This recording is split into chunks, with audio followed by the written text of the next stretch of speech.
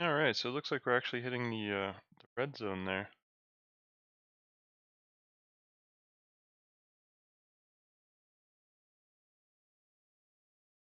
The channel that we used yesterday as well. But just to go over quickly yesterday, um, the patterns and kind of do a recap.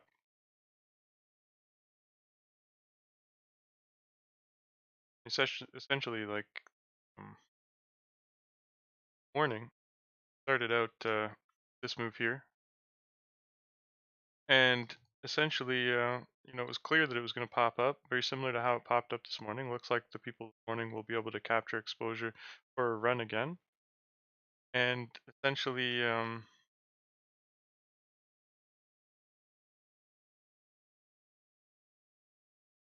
we rallied up to this high. Instead of taking some off, we may see a test of the green. If you're in from any previous days, you're also still in. And then when we got up to that very, very, very, very high point, um, I was looking at 956, which was literally the very, very, very, very top at 956 yesterday. Right here. Looking for a 10-point hedge is okay. Anything more must be made safe. I had to run to the washroom, so I put my profit target as 10 points and then let the rest rip. And as soon as we did that, I was like, hey, beautiful hedge. If you took it, had to run to the washroom. Consider taking some off the hedge and keeping the rest of the short. So keeping the rest of the short. That's the first time I mentioned that. And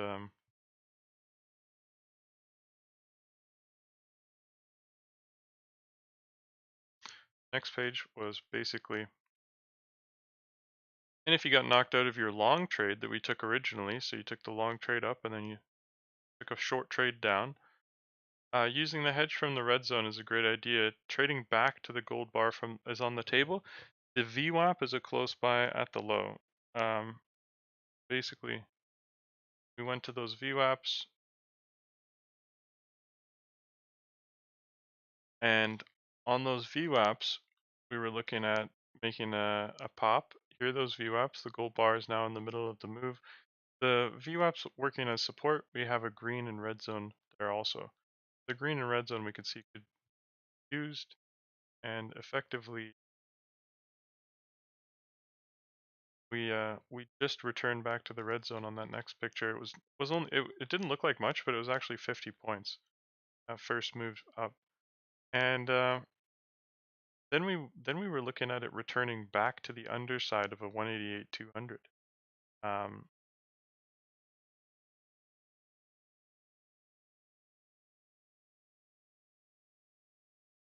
and the VWAP offered around 50 points for anyone that took it or bought the VWAP.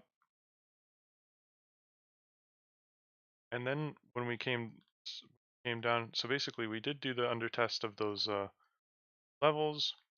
We tested the underside of the 188. Now, essentially, about looking for an underside test of the 261 in blue line, which was just that little bit of there. So basically, keeping that hedge and hedging against it with those long trades, just to those specific small targets was the way to go. You can see I even reminded everyone. I was like, keeping that short trade was a good idea. This is at 11 o'clock. Now hedging against it if you lost the long trade, using more than you originally had is okay.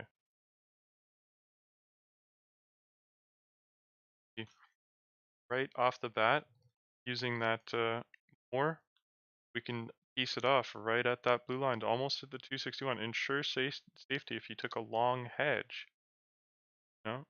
Likely see the 261 anyway. And essentially, then it was about this. I would like to see a volume shift to the POC at the high.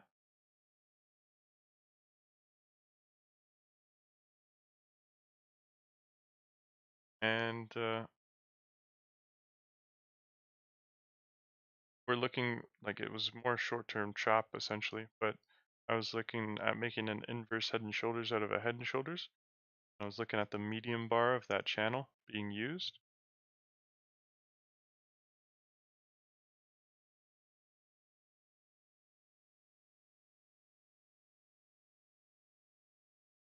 And then what was interesting is it managed to come down to an equal low. Remember that head and shoulders of last week was uneven? We may see the same thing here in reverse. The right shoulder in between the left and the head, as it was last week. So far, that is the case. And then I mentioned here, no, grabbing all the contracts at the lows. When you do, ensure the stop is placed at a safe profit.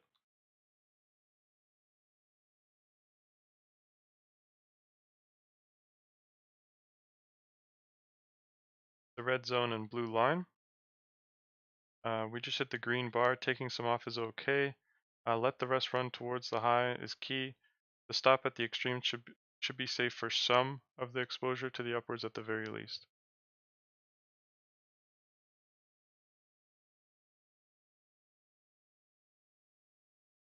And everything has been bought back up to the old 261 again. I marked it with a gold dash line and I'm going to fade it now. The other dash line above is the 61.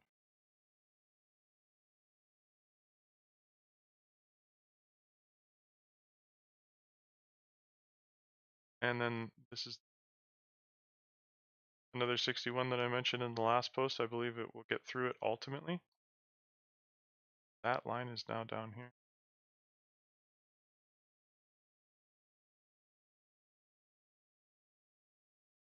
And then we were looking at that node. Remember I was talking about how I wanted to see a volume shift from the lower node up into the higher node.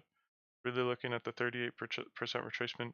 EOD, Randy pointed out, we have made 38% retracements since we left the bottom, and we're here at the 61% I marked earlier. And then I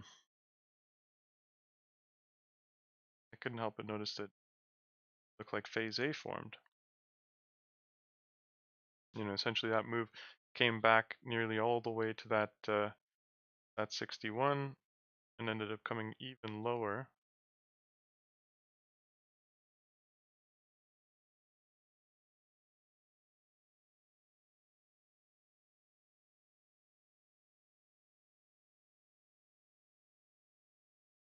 And basically,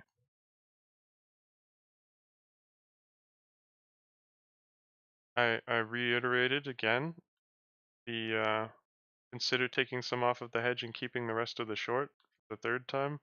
Uh, and just a test of the underside of the 188 is all it made on the trend break. Keeping that short running is the way to go. The interest is in finding another long hedge against it.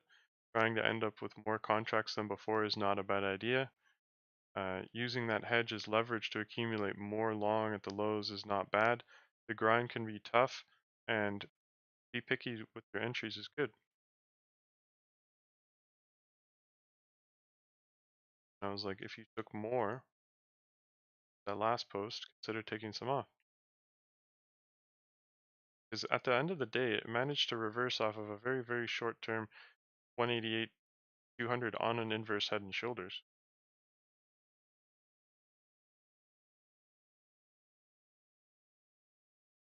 And then it was like this. The red yellow lines are positioned accordingly, watching for the change of the hour to increase volatility and suggesting that reversing on a W could be the play.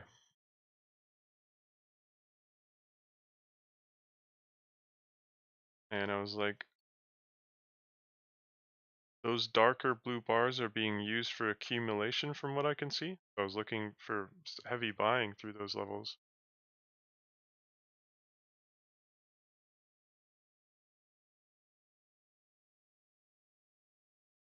We're breaking all of the levels for the imbalance. I was like, we're breaking the red yellow line for the imbalance.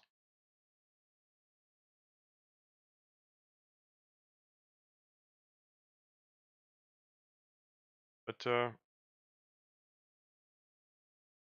The W I mentioned earlier on the first test of the red-yellow line, which hasn't really formed yet either. I expect this point to be the B point in the future, zoomed out. And basically for it to look like a W like this.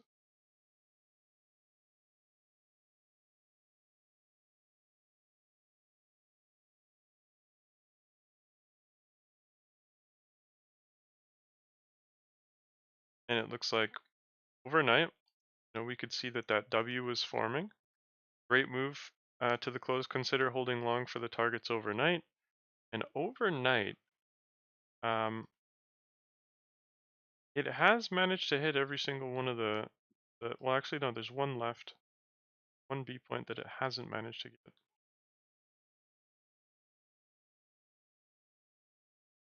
But the W that formed at the close was not the play out to those. Essentially, at no point yesterday did I say to give up the short, though. And that's one of the hardest things for a lot of people is that they give up the short and start trying to fight against it. I'm like, why don't you start trying to fight against it? Well, you keep the short.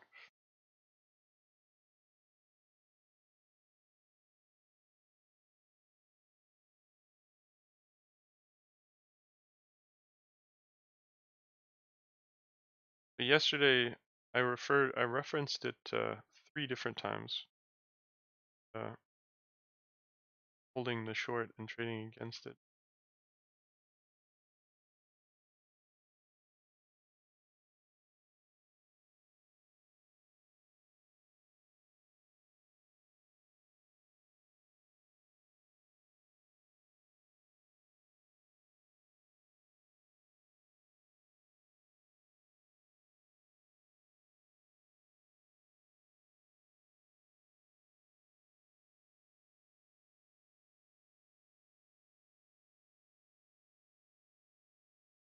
And every target that I set to hit on the short term, like the under test of the 188-200, the under test of any blue line, the under test of any other pattern or W, they all played out.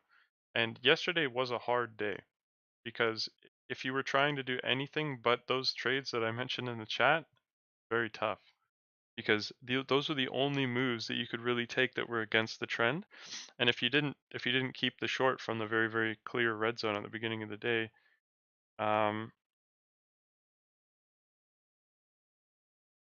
that it just leaves such small windows for other strategies to really become successful when it's a matter of such precision.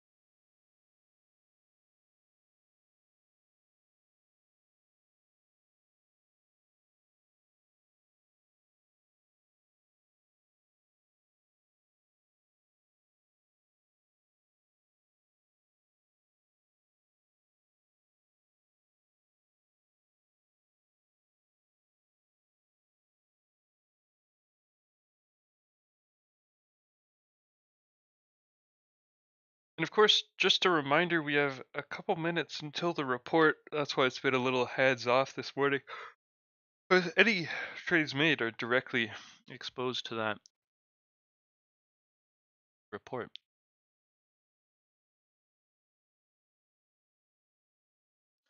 It's probably not a high impact report, but still.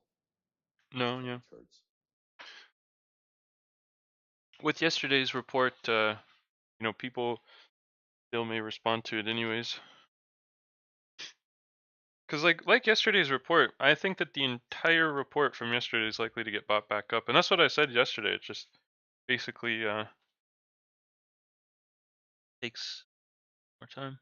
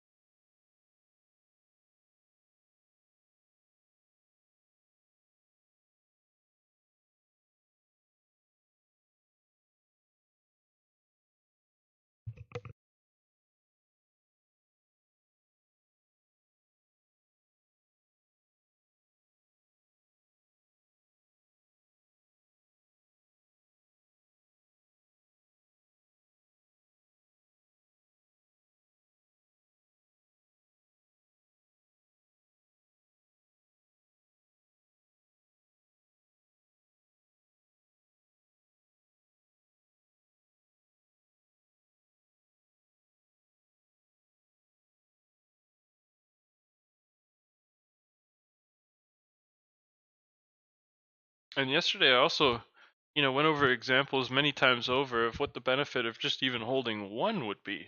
Just being in with just one, and and why it's worth continuing to hold it, trade against it instead. But it is a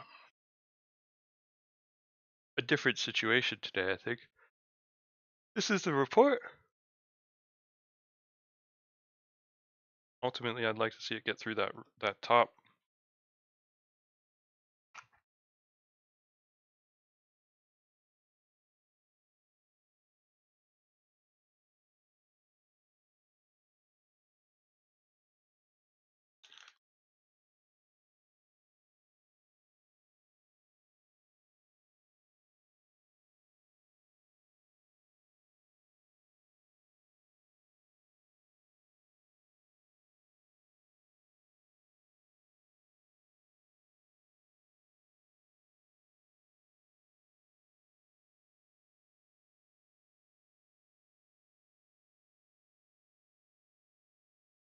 That's the B point there.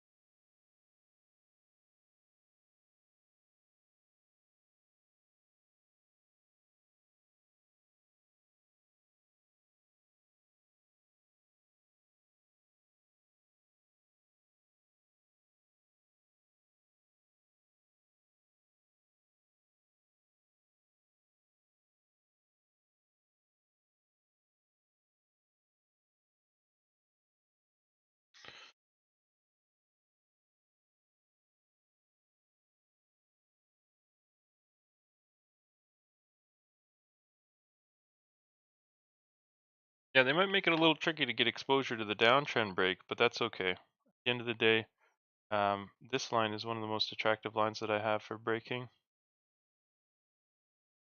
After all, it is the downtrend, and getting that out of the way could mean some pretty serious moves.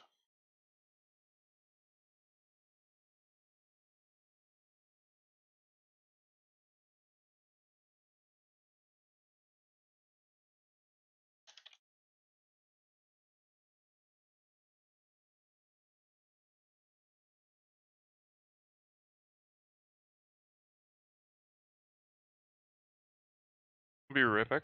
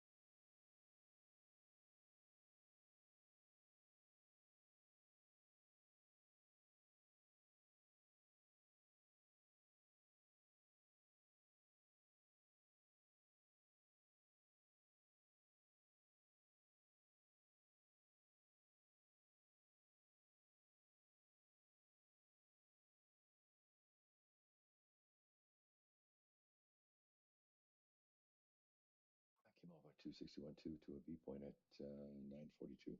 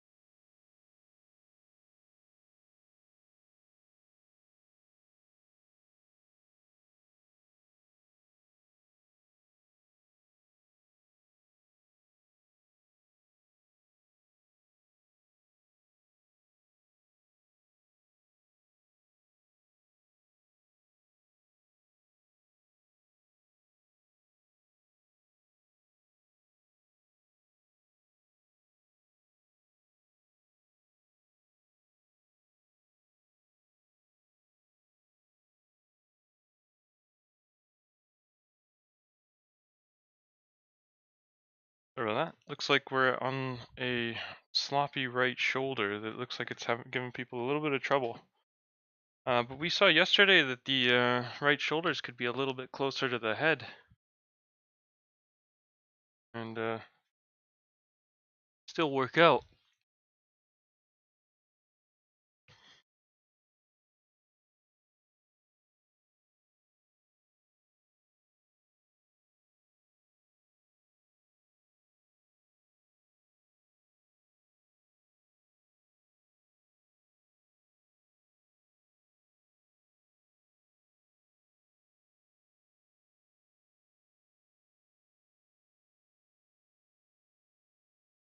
And it's coming off the 61 of this short-term move, eh? yeah, the very short term, yeah.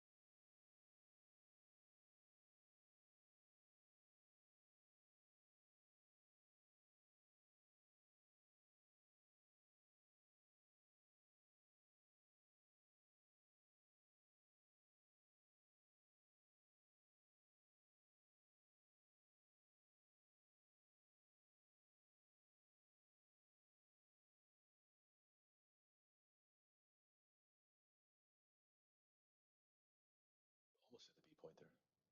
Because it came down to 261, eh? From that B point at 942. Mm-hmm.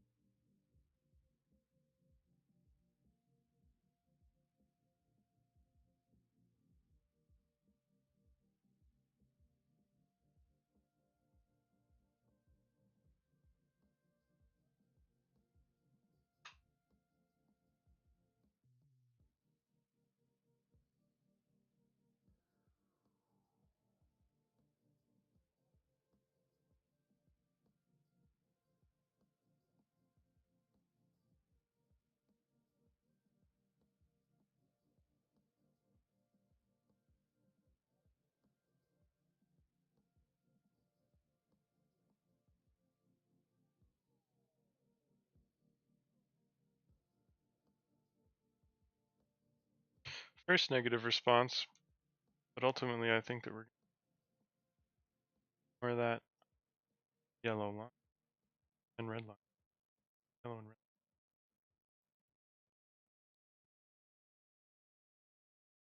That's the support of the channel. I think we've already done this one.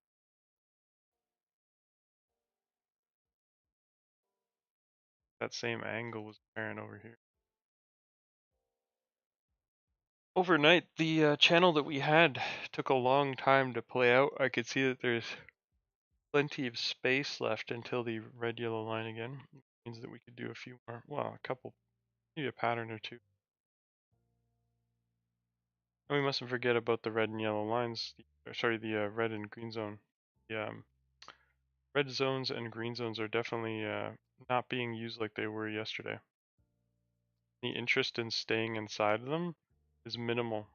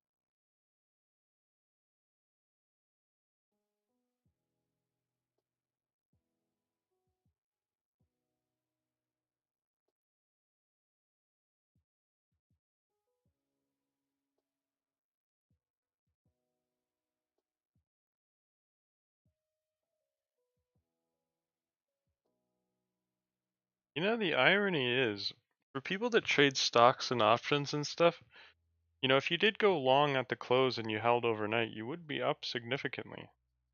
It's kind of intriguing. Just because they made it difficult overnight for those that trade short term does not mean that the play was not to hold long. Because the people that found value in it moved the market like this. And that wasn't for the people. You know, the people were offered this entry and it came down nearly twice the amount to get to that point. And then when it did, when it came down that twice the amount to get to that point, it then rallied at a time where no US securities are available to trade. So it's like if they couldn't get rid of them by the end of the day yesterday, and they couldn't get rid of them overnight, they found this was the area that they found was the most attractive to move it. And it was an area where everybody was out of the way. I can't help but notice. Not like they could be part of it. Options traders weren't part of it. Stock traders weren't part of it. Ordinary people weren't part of it. Mutual funds weren't part of it. The bank wasn't part of it. They were closed.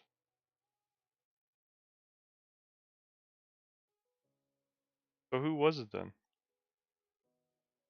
Not any ordinary people. But the people that have the ability to move the market like this.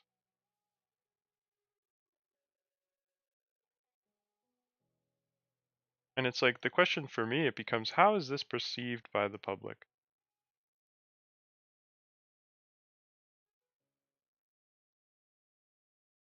And what is it meant to make them think?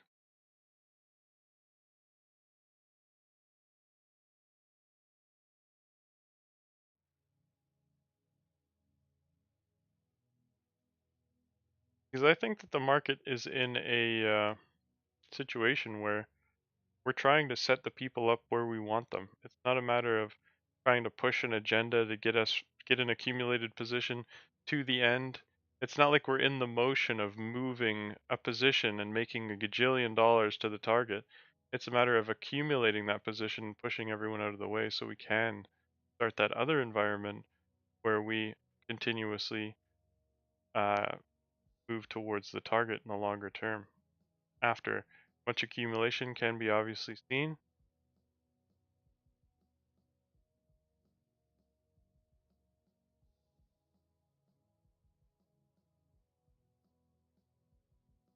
and like yesterday, using the short, even if it is just one contract from yesterday's high, it means that you can actually develop a position a lot easier than if you didn't have it. The name of the game is to finish the day with a long position that's either bigger than the short position or that's a long position that's taken over the short position.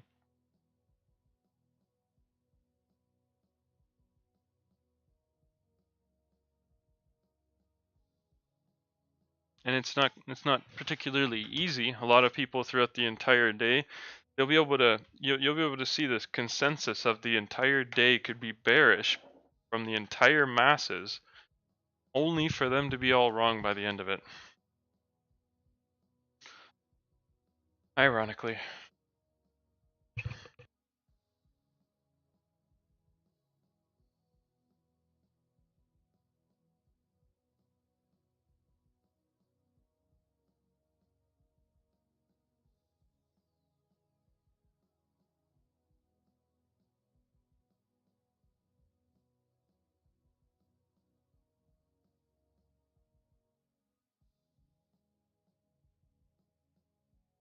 And the report ultimately didn't have much impact today. I don't think it was related to the same thing as yesterday, obviously. Just one of those stinking surveys. Yeah, Yeah. like call the mannequins. Yeah. Some sort of manufacturing thing or something like that, but didn't play a factor at all. I don't know why they have them as high impact, because that's the way it is on the charts, but it's really no impact. Really no impact. Yeah, that's hilarious. Yeah, the idea that yeah, it'd be better without it. Yeah, for sure. The idea that we used to move on them is one thing. Like I remember there was a day where it was a University of Michigan report. And I mean like it moved hundreds of points on a market. It moved like a couple hundred points in a range where 100 points would have been a huge move. And I was like, well, that kind of stood out to me, and I watched it for years. Never ever did it ever do the same thing again. I was like, well, here we go, here we go, here we go, and I'm like, I just eventually stopped watching it altogether. And it makes me think when you see those random events like that, it's like it makes me think that because there's a news event, all of the people will eat up the news, and you know that. So if you put your large orders alongside the news and you basically take control of that news event, even if it is just like a small high impact thing, and if you know as an institution that it really doesn't matter, you can use that to your advantage to say, hey, oh, it was because of the report that it moved up. It wasn't us moving our positions up already, that we've accumulated, and we're boosting it based off of this report. But I think that that's more common now because the reports, they're not as high impact on the whole as they used to be. And I think that these reports that are high impact, I think that they actually present an incredible risk to the institutions, because there's a chance on every one of those reports that everyone bands together and becomes either a buyer or a seller at the same time, and that's really bad for the institutions, because for that moment they lose control unless they want to try and match the volume of the public, which is scary to them, because if they screw that up they lose a lot of money. And I think they've done that a couple times and actually screwed up a couple times, and they're kind of hesitant on that now, and would make a lot of sense. So they try to keep the people in the pen, is the way that I see it, and keep them under control at all times, and try to make sure that they don't have unanimous agreements at any given time. And these reports really do, it is my opinion, but it does kind of shine a light on it. The reports, all the people flock together. They all, if you look at how the individuals look at the report, they're like, everybody look at the report, and I'm like, well, that's the that's what you can see outside. Like, everybody's always interested in the reports, even the professional traders. They're always interested in that. So what's funny is, like, every time I see the report, you know, 20 minutes after, look at the chart, and it's exactly the same as it was 20 minutes before. Working off of technical analysis.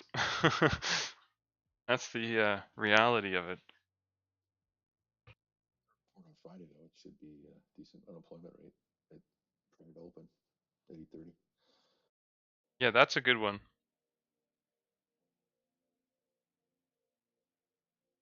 And this move is working out phenomenally. This is a good spot to trim some off.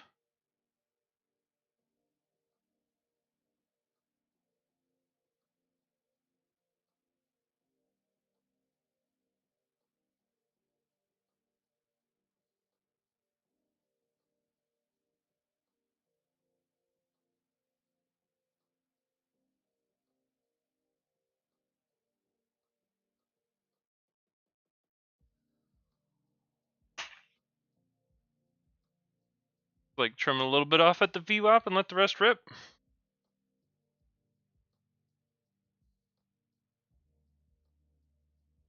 But it's like, if you know the name of the game is to ultimately end up with exposure to the break of the red yellow line, sometimes it's tougher than other times. But if you know that there's a very long-term possibility that we're going to have a profit that could lead to, even a multi-day hold, it's just worth trying to find that exposure to it and keep that. And especially when you've taken off one or two at the VWAP like that, I mean, what is it to continue holding? The next move is find a hedge. And if you're already in from yesterday's highs, you don't even have to. You don't have to worry about where it's going to come down from until you break yesterday's high. Now that's a really good position to be in. I Yeah. purchased on the MACD2 and the RSI for this move. It's good? Yeah, it's good. Nice. Yeah. I'm gonna check it in a second. I'll be 2 seconds.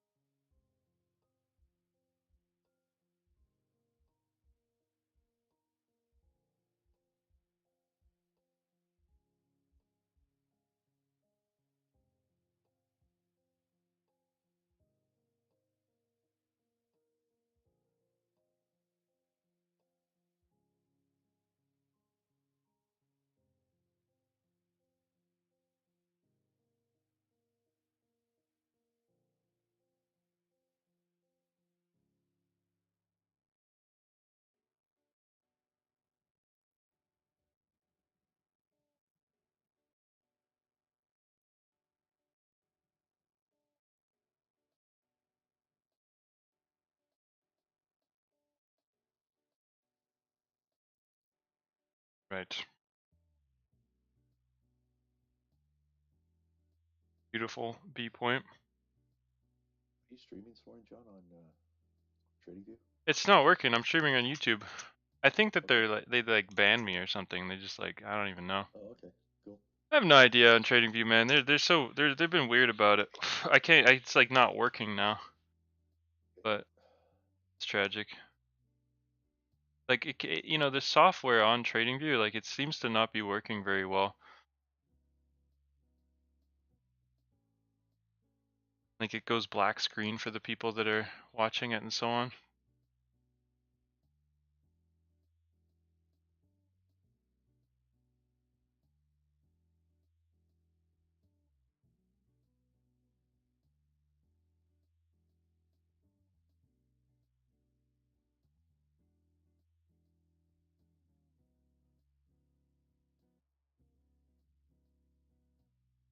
Yeah, I just hit the 188 200 to the B point there on the W. Mm-hmm. Oh yeah, you got it up. Yeah. I like the idea of getting on top of the 188.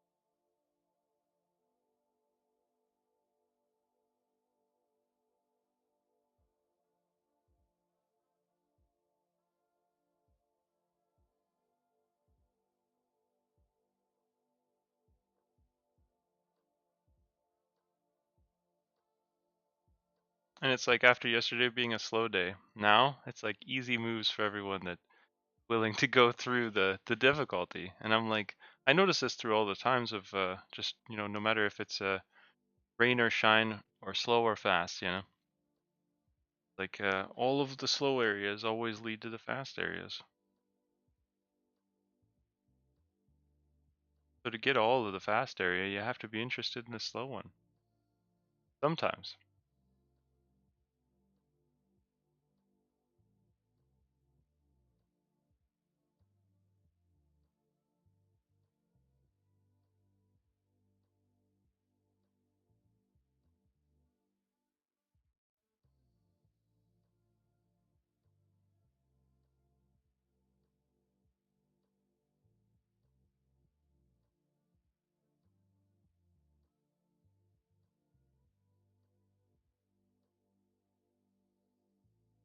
I sent them a ticket though, because you know I do believe that there's one guy on TradingView that's like a moderator, and he's been like he constantly flags me. Like he literally um he banned me for one day for telling people to DM me because I didn't want to fill the chat up with you know information on you know whatever it was, just some basic crap. I was like I didn't want to just like you know fill in all this stuff, so I was like DM me, and he's like, oh, it doesn't like that as well. Like I can't do that. And you know it's funny too because in my description, like it literally said you know you can DM me and it was fine. And it was like the fifth day in, it became a problem. You know, it wasn't a problem for the first day, but it was almost like they were trying to find problems. Maybe that's why you don't see many people on there. Yeah, it's supposed to be a social platform, and it's like not once was I ever even I didn't even mention the group at all or anything. You know, so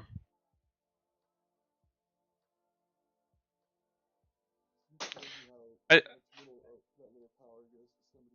I think I should you know appeal this guy or some sort of like you know I should send them a message about that mod maybe because I can tell that that mod is like you know he does his own educational stuff and it's very like simple and You know, like he has like an idea on TradingView where basically you know, he talks about the different trading animals and stuff like that, about how there's a bear and a shark and stuff like that, and he's got little colorful pictures for each one of them and stuff, and I'm like, well, I just it's not it's just it's it might be fun in games to him, but it's not to me, you know. And it's like just interesting. I gotta take off and run some errands, but I'll be back. Mhm. Mhm. So I was reading about the volatility index and people are going crazy about it. Does that mean anything? Yeah, the VIX, it's the fear index, basically the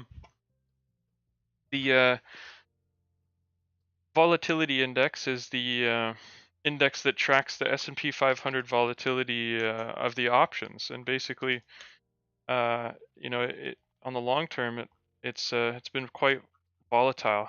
You know, it basically spikes every time the market goes down. You see, in 2008, you know, it really spiked up hard there, and essentially, Yeah, I was reading how that number was derived. It is definitely a bunch of different factors go in to make it. So I was just reading about it and was wondering if you had any thoughts. well, most of the securities that are used to trade this index decay like very quickly, because it would seem like, oh, why doesn't everyone just buy the bottom baseline and wait for it to spike? Well, because most of the securities that you buy on the volatility index decay over time. Like if you look at the ETF VXX, this is the effect of ETF decay on the same index. This is supposed to be tracking the same index, you know. This was the 2020, and like this is how essentially it's trading into an oblivion. This is the exact same chart as what we were just looking at here,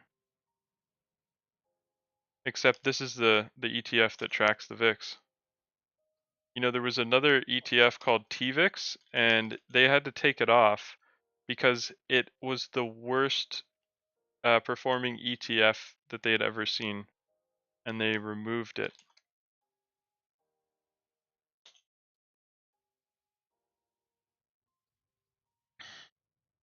And I used to trade it a lot.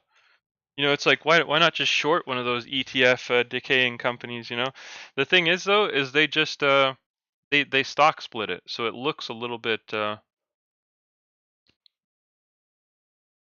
skewed. It was never at like 5 million or nothing. But you know, and then you've got a lot of options traders that trade the VIX, and you know they have to be careful because they buy options that expire.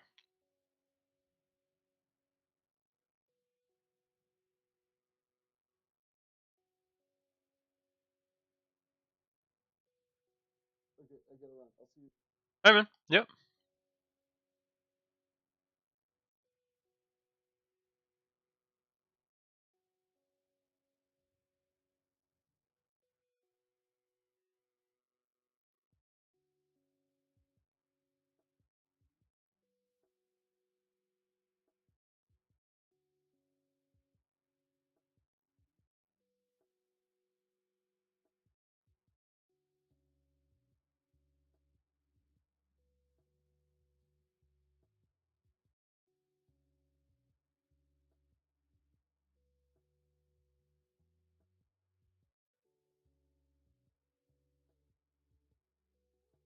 Just had a 61 there, and just past that, and close to my PLC. My PLC is lower than yours, I think. Yeah. Interesting. Yeah, because you got this volume here. It's basically like the W just played out.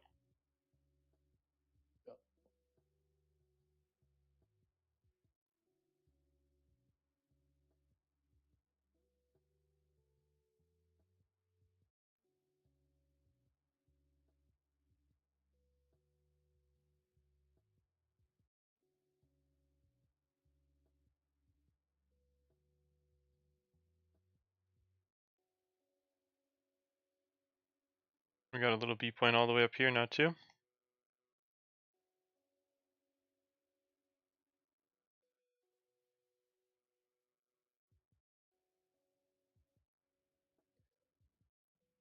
Look at the MACD too here, John, at around 1037.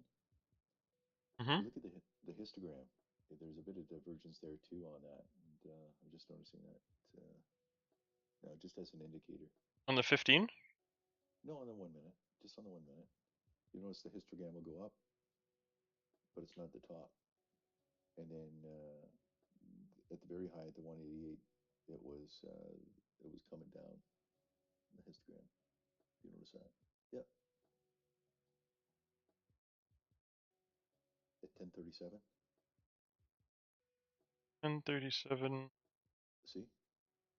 And then if you Yeah. look at it over, Well, I mean, that it's was the bouncing up and 188 down. 200 right Yeah, there yeah, too. Yeah. yeah. It was just added confluence, right? Okay. Yeah. And it also on the other side hit the red line on the top there. So, Mm-hmm. Mm-hmm. There's a few things at that point. Yeah. yeah.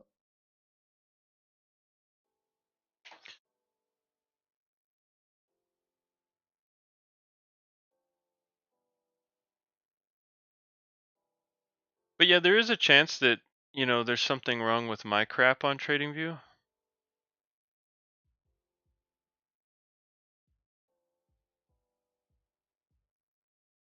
Oh yeah, yeah, yeah. I think I Swaying and stuff, or what? no, no. I think it's broken because my settings are off actually. Now that the guy just sent me a thing and he's like, check your set. Okay. Because they haven't banned me or nothing. It's not like you're saying, stupid shit or whatever. No, I'm like, what the hell, man? Or ripping people off or whatever. No, exactly. I'm like, Bullshit. I'm just trying to show the world exactly how great it is. I'm not asking anything from anybody, and I'm like, this. It's crazy. I'm like, it's hard for most people. It's daunting for a lot of people, but I'm like, if you really want to know, if you really want to understand, I'm confident I can teach like most people. I mean, I can't teach everyone. I've tried. Some people I cannot teach. I've determined. None of them are here. I mean, I wouldn't waste your time. At the end of the day, that's like I'm not gonna sit here with somebody that I can't teach and try and teach them if I know I can't. Like people that refuse to to not trade NQ in their first week. Like I'll never forget. There was one guy that came in and he's traded before. He said, and he traded NQ and he got mad when he lost money. And I was like, dude, I didn't know what to tell you. I was like, I told you a million times not to trade NQ, but because he traded before, he knew. And I don't even think he trades anymore because of that. And I'm like, I can't stand that when people make a move and then it affects their ability to and their inclination to trade for the rest of their life because they made one mistake. And it's like it hurts when I've told them not to do the mistake. And I'm like, oh man, that's just brutal when I've like been like, hey, if you touch the fire, you're gonna burn your hand, and they're like, oh, I'll do it anyways. I'm like, it's tough. Just burned so many people. Yeah, size for sure. And the only reason why anybody wants size is because of quickly. They want it. They want the money quickly. And it's just like, after you've been through enough crap, you just want the money, period. And it becomes more like that. It's not about like quickly at all. It's just like you want to make sure that you have it by the end of it, and that's the number one You thing. just want to live to trade another day. Exactly. You don't want to burn up your accounts or whatever the deal is. And until you get enough experience and confidence to do that NQ and you know exactly what's going to happen, then you're 99% sure and it always works for you, then go for it. Yeah, and it's like I don't even trade NQ all the time. Like I like to trade MNQ to build up cushions frequently, like in the morning. Like usually, like in the after hours session, I'll be trading MNQ. And what's weird is like yesterday, it irks me into today. I was looking at it right down there, and I was gonna buy it, and I didn't. I was too tired, and I was like, I didn't want to sit there and monitor it. I would be like a zombie for the day. Yeah, yeah, Ouch. Yeah. yeah, I and. wasn't. I was so close to posting a picture of it as well, and I'm like, well, It's between me and God. He knows I was looking. I was gonna do it, and I was like, oh yeah, well, it's okay. There's just so many opportunities out during the day. I mean, Yeah, exactly. Yep, just show patience and wait for extremes and go that route. yep. And understand all the indicators and just adds confluence and go low size and take your time. Yeah, exactly. And it's like in this industry, it's all like it's good to make sure that you can prove to yourself that you know what you're doing, and doing that on MNQ and being like, how many days have I been profitable doing it now? And it's like, okay, next time I get that inclination that I'm going to be on a really good move, maybe I can try a little bit more size. And it doesn't have to be straight from MNQ to NQ, but it could be just taking more MNQ originally until you get to the point where it's like, well, hold on, I'm taking so much MNQ now that I'm like overwhelmed with the size of contracts I'm using. Now it makes sense to go to NQ, and it's because you found a like an actual use for the contract, and it makes sense. But it doesn't mean it's going to make sense to use it all the time. It's like it reminds me of like something like to do with something so simple like gardening. Like, you can use an axe to cut down a tree, but they have little snippers for the small plants, and you don't take an axe to the small plants. But you could, but I'm like and it's like that's what I see people do it. I'm like, yeah, I want to use the axe for the small plant, obliterate everything. I'm like, geez, it's not meant to be done that way. I'm like, okay. I just very strange one.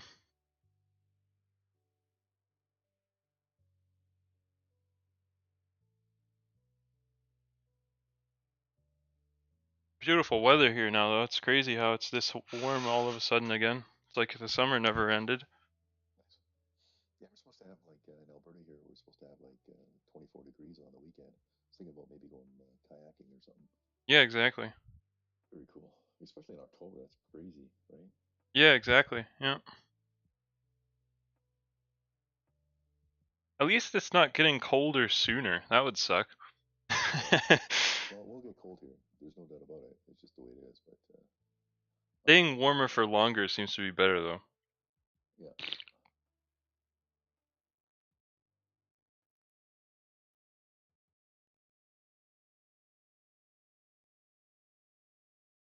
Yeah, I think there will become a point where the summers will become like unlivable. In the wintertime, it will be like normal. The ecosystem's gonna really, go haywire when that starts to happen, because it's just not supposed to happen. It's like the dinosaurs got all 4 seasons, and we're fucking with that now. That's not very good.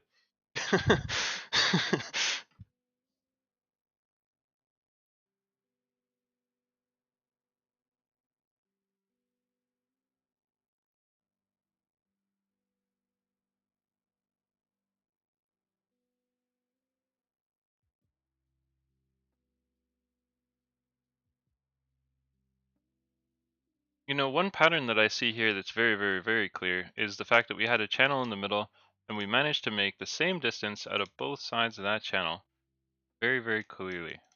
oh wow, okay, Yeah. yeah, nice. And it's really interesting when I see that too, because I believe it's a variant of how close it is to doing this. It's just like one little part off. Like the spike on the bottom and the spike on the top still exist there, except its consolidation is just a little bit different. But the components seem to be all the same.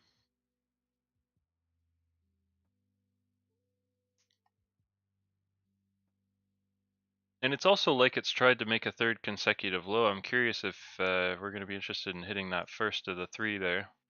It's just a small move.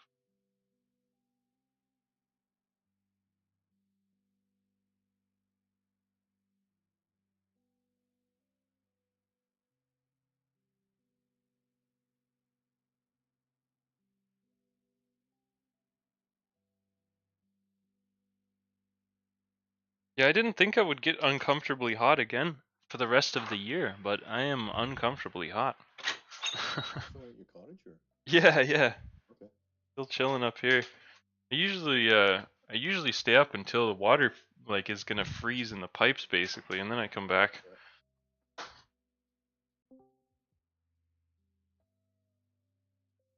But like this year, it hasn't been difficult. Like I haven't chopped any logs. I haven't even had any fires or nothing. It's been warm considerably. I haven't even worn a sweater or anything. Hey, morning, guys. Hey, what up? Oh, I slept in by accident. Well, I I'm looked at the clock. It was like 6:45. Closed my eyes, opened them up. It's 8 o'clock. I'm like, fuck. yeah, you've been busy doing stuff lately, have you? Or what? I haven't seen you in a long time. We haven't gamed in a long time. Yeah. Just been pretty busy since last week or two. It's just been like around like 16 to 20 degrees. So just been trying to get out a lot before Yeah. it, because Vancouver starts to rain pretty soon, and then it won't stop until like freaking April. Wow. Yeah, I like the rain personally. I think it's cozy. Yeah, I love rain too, but Vancouver rain after about a couple weeks, you're just like, where's the sun? Yeah, what I don't like is the mud that comes with the rain. Oh, there's no mud here. Oh yeah, it's all just pavement where you are, isn't Yeah. it? And when it gets down to like -1 freezing temperature, all the Flush? roads here are made to make the water run off, and so Yeah. the concrete is actually more solid than like in Alberta and Ontario. Oh, it doesn't have the cracks and everything like we have. Right. So like, because the water will freeze and See, expand. why don't they just make roads the same way everywhere? If there's a better way to do it, I'm like, come on. Well, because the roads in Alberta will freeze and then unthaw, and then it'll. So they make the concrete more porous, so it'll absorb the water. Mhm. But then in Vancouver, they make the concrete very solid, and so the water will run across it and then go to the sewer systems. And so when it starts to freeze, there's a nice clean sheet over the concrete because the water doesn't go anywhere. The concrete's not very porous.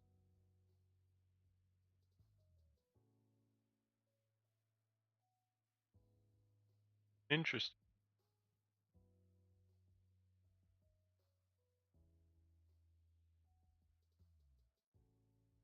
And there's another Lulu sale on. I just saw. Oh, you can use Legatus code if you Ooh, yes. want it. What is the deal? 80% off a 150 bundle. How many in the bundle? I think 3? 5. Yeah, Or 5 5. usually they do now on the Really? on the bundles. Wow. Yeah, it's so much easier. Cool. Yeah. You have so many chances to screw up. Yeah, so many chances to succeed. Completely blow up That's 4 funny. accounts within minutes. Yeah, Yeah. that's funny. Talking about NQ earlier. Right, right. You know. Yeah, it's funny. Like, there's only one comment on the Lulu Facebook picture that they put up for the 85% off. I click on the comment. Dude's like, nah, I'm waiting for the 92% off. That's funny. Yeah, if you read some of the Lulu comments and they come out with those LE bundles, uh, Oh, they will have everybody hilarious rips them. comments, I bet. Yeah, everyone rips them. They're like, what the hell is this bullshit? 85% off LE? Who the fuck uses LE? That's funny. Oh, everyone rips Lulu on those comments, man. It's so funny. But that deal that they have there, I just looked at it myself. That's actually a good deal.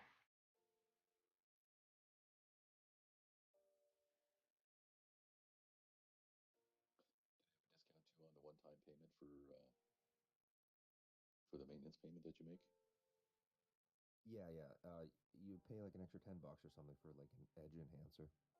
Okay. Yeah, Like no, so the edge edge enhancer enhancers, boost. you can have like okay, so every 15 days you can get a payout. You can get extra money for how much they're willing to pay you out, or you can have a one-time PA fee. What else is there? I don't know, but it's cool. I like that they do that. It's just like pick it yourself, make your own freaking deal, and use, you know, that's what they should do. You know, build your bundle. Is like, you know, basically. Once you get those PA accounts, you just can't sit on them. Like I had 4, and I was only really trading on 2, and they emailed me and said you had to trade minimum 12 days a month. So I should tell I'm Luke all, that. yeah, because if you don't, they're gonna email you. Like I just paid the one-time fee for lifetime, and um, I was just using 2, and then they just emailed me said, yeah, 12. It's in the contract or whatever that it's 12, and I said, well, I'm kind of away right now. Not near a computer, but I'll be near a computer next Tuesday. So I said, yeah, no problem. We'll let it go for now, and then you're good to go. And I said, okay, cool. Yeah, when you find out something like that, you should post it in exclusive. That's kind of huge. Sorry, I'm just doing it right now. I'm just looking at my Yeah, you're phone. fine. You're fine. You're fine. Yeah, no. See, I don't leave any untraded like that, so I like to Before, move around. and I thought I'd use them, but I kind of only used 2. So, one Hmm. going up, one coming down. I mean, and you can only hold 3 MNQ overnight. So, Apparently, they say you're not allowed to hedge one account with another. But I mean, I do it, and they don't say anything. But yeah, we I don't mean, say nothing. I think they can. I mean, I hope they don't. But Yeah. I found out the Bull Knox or whatever, they're doing 90% off, but they don't allow you to hedge at all. I'm like, Really? well, that sucks. That's a huge disadvantage. Exactly. Yeah, I just use one account for going long and another Well, account going they, short. And they allow you to hedge, just not on the same security. Like you can't hedge MNQ and NQ. You can hedge with SPY though, and I mean, like that's completely different trade according to them, and it is because it doesn't have to be moving the same way. well, I'm trading on MNQ on both Yeah, it's fine. on different accounts, but same thing. One going long, one going short. You know, they didn't tell me that. Somebody told me that too, so I'm not 100% Okay. sure if that's even accurate. And I don't even remember who told me.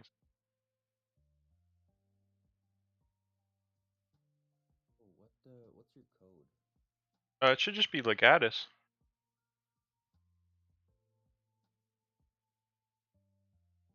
Maybe try capital letters.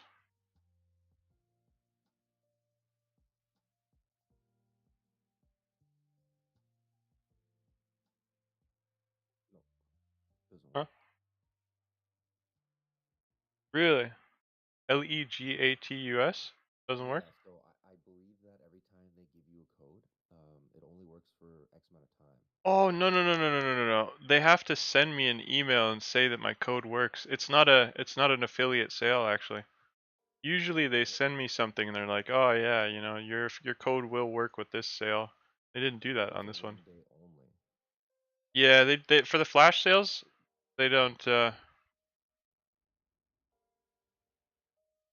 it says limited time sale. So yeah. Where do you want me to put that, John? About the 12 days? Oh, you can put it in the Christmas? exclusive actually. Okay. That would make a lot of sense. I know that Luke hasn't been trading on his accounts for like months, and I'm like, dude, what? Yeah. Well, if he has a legal account, he has to, 12 days. Maybe he got email, or I don't know what he's doing.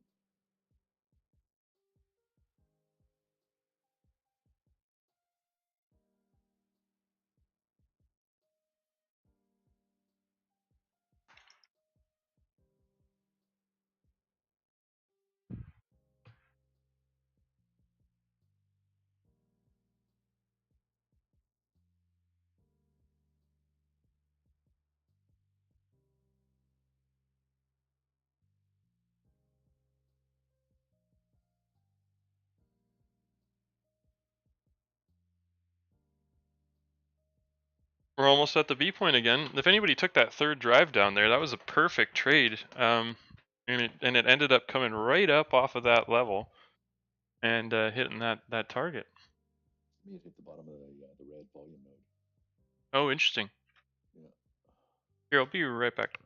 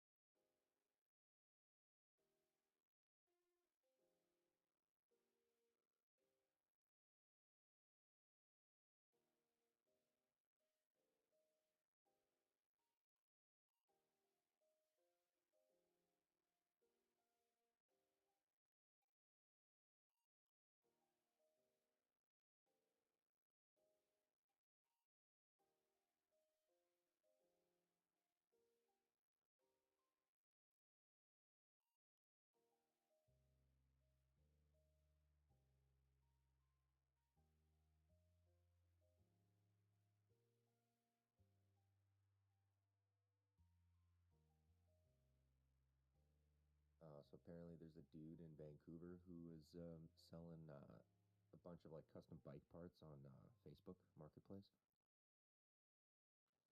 And at the very end, he went to go like he listed his prices for everything individually, and at the very end, he's like, um, everything individual, or if you want everything, $600. But his phone auto corrected to everyone instead of everything, and I guess someone called the cops on him saying he was human trafficking.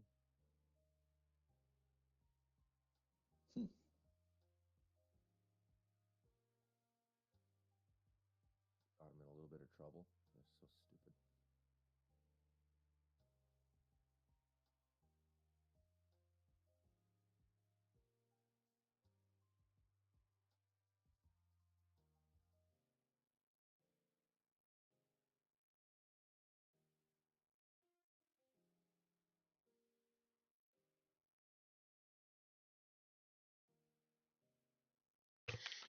Alrighty.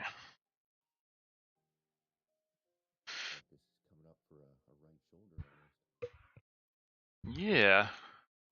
But then again, we're kind of high for a big head and shoulder, aren't we? And every other day this week or last week, we've been kind of making these weird head and shoulders. Oh, bro, you know it, man. You know it. They've been terrible. In This looks terms like of a their. head and shoulders.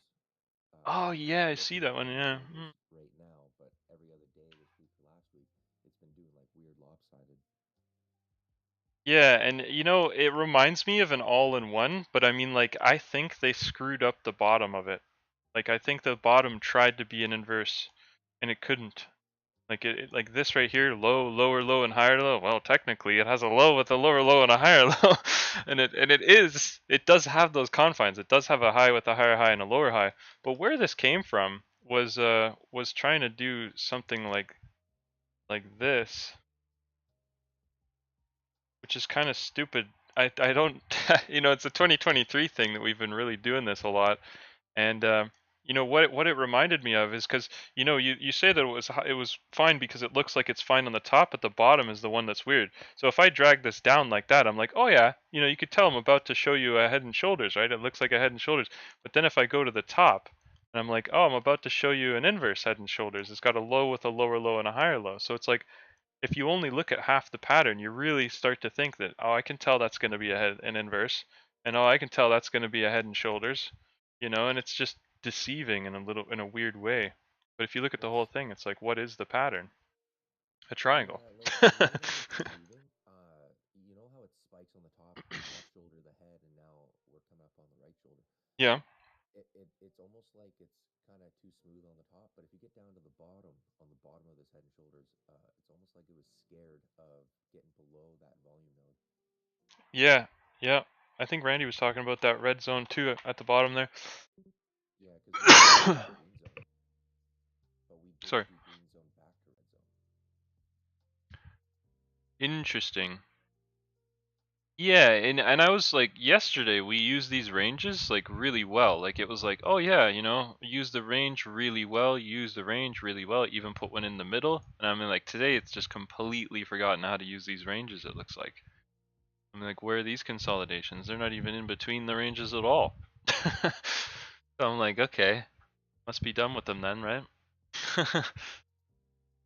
I think we are, honestly. I think it's just trying to get everything that they possibly can, and we could blast right through the top.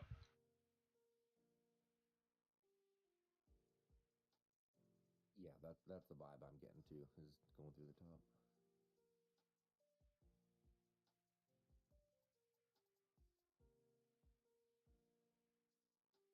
It just looks too smooth on the top of this head and shoulders, and it looks too scared at the bottom.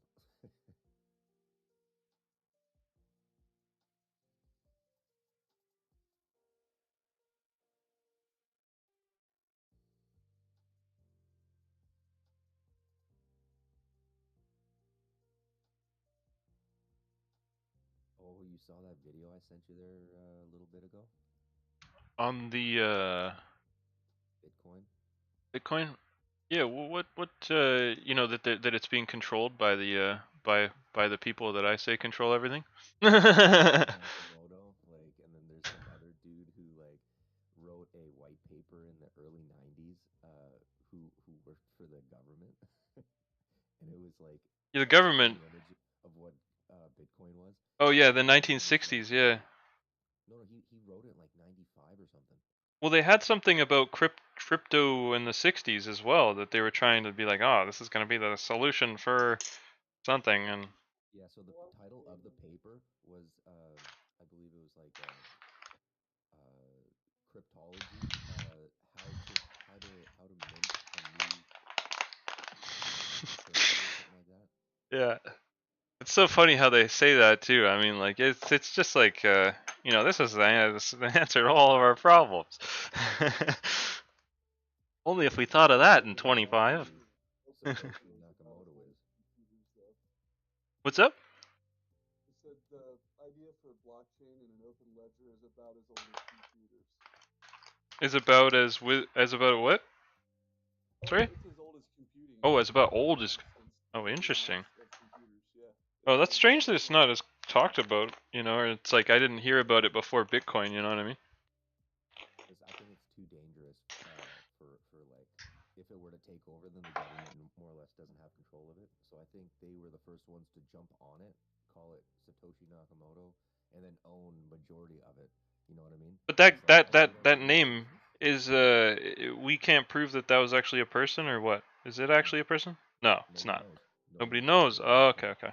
That's see why is it like that the most controversial things we're just, you know, oblivious to. Where do we come from, you know? Who killed Hitler? You know, it's like where is he? I mean, like why what these are all crucial things you would think we would have it down. I'm like, but Argentina. no. Like, geez. Yeah, yeah, right. Argentina. Yeah, it's funny. But no. I'm just talking about like why would it be so unclear? You know, it's kind of stupid that it's unclear. You know what I mean? It's like we should know those things. You would think. It's almost like we did know and they were hidden from us. But Oh, there's a funny Hitler joke about marriage or something like that. It's like Hitler wasn't married the entire time he was running Nazi Germany, and then when he got married to Ava Braun, he shot himself in the head the next day. I see, I see. But they were married for Yeah, for years. like less than no, for less than a day. They got married in the bunker as Oh, did they? the Allies were coming. Yeah, yeah. So everyone's like, "Oh, he gave up because he got married." Like, Interesting. Hmm. but no, I mean, obviously not. No, no, he gave up because he lost and he was a psycho. But apparently they found his remains burned. Um, Oh. but his fingerprints didn't match Hitler's.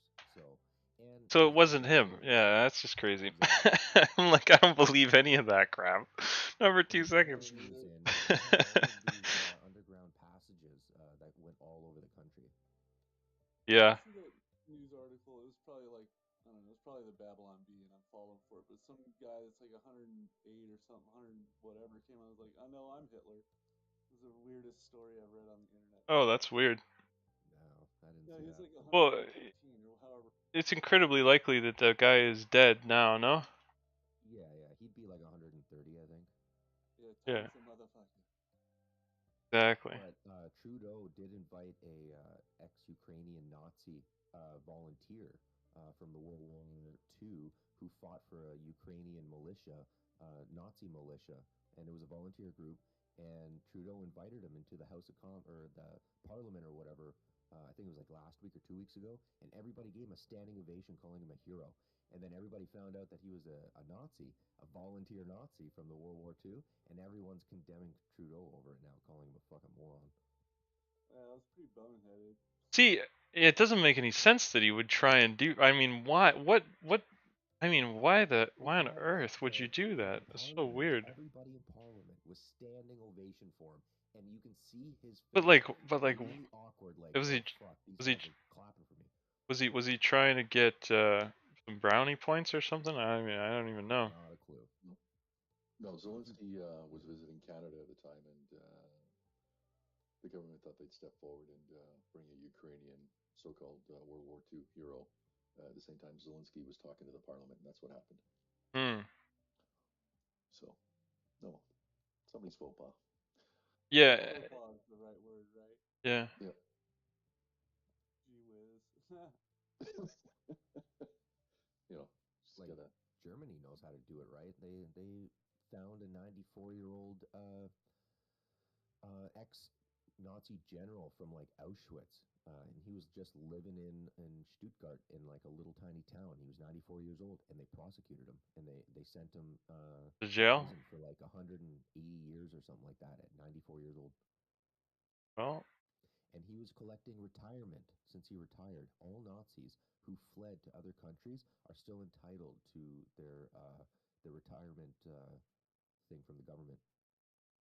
So Germany actually pays Nazis um, severance or their fucking retirement, whatever, no matter what country they're from or whatever country they live in. true.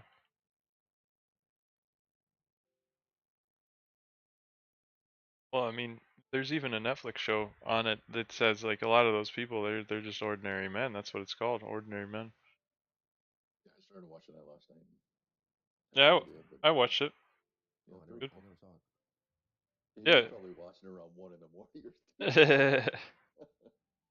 Yeah, no, I watched it a few days ago. It was or a few weeks or maybe like a week. It was a good interesting thing. But it's like what it basically is I think we're gonna find the same thing with China in the future and so on. Like they're ordinary men put in a position like the Nazis. They could do evil things. I think when the war breaks out. I feel But like a lot of countries are like that, though. yeah, yeah, all countries are like that. I think that all of the ordinary people can become tough. But it's like it's like if we had to pick a spot, so far in human history, like this little nook between, like right after World War II, it's been the best that it's ever been. So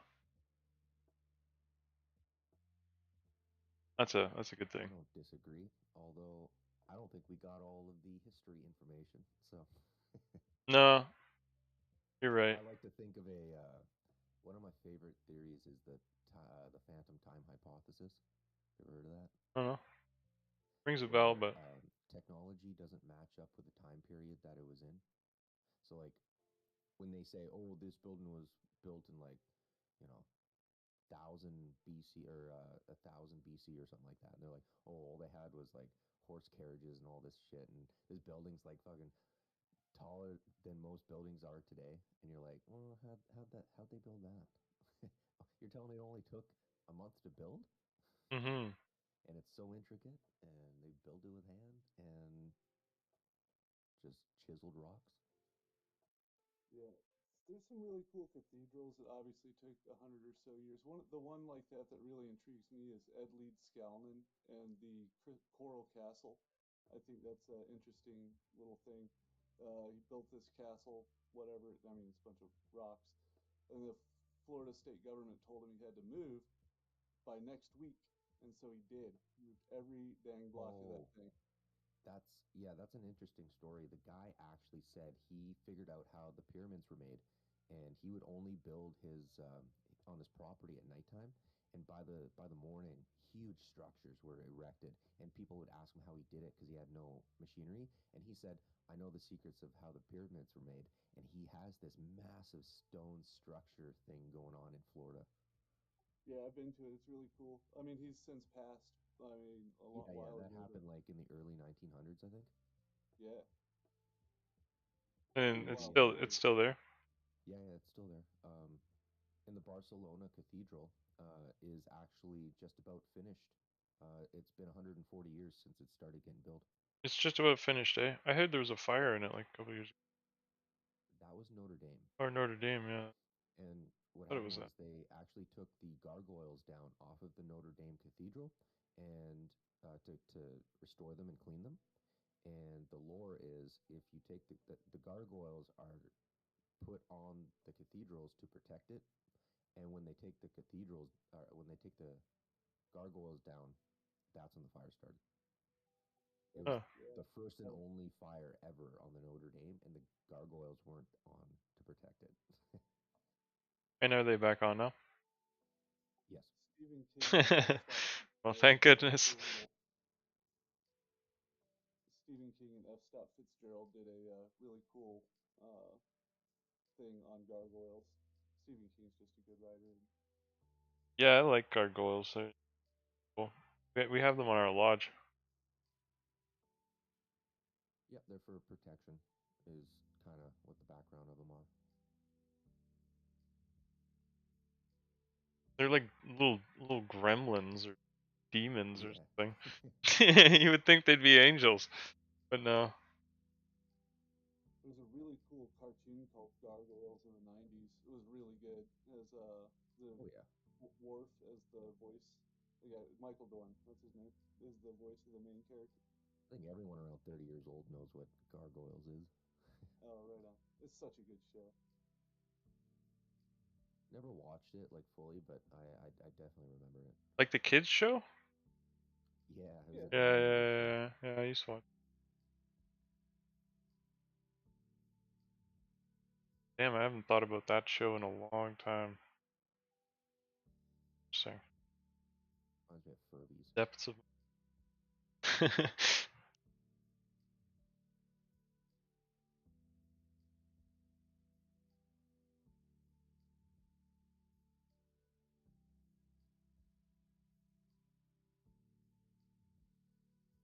Can't help but think how we make it through green zones, but by putting nodes on them. Right now, it seems to be so defined into that area.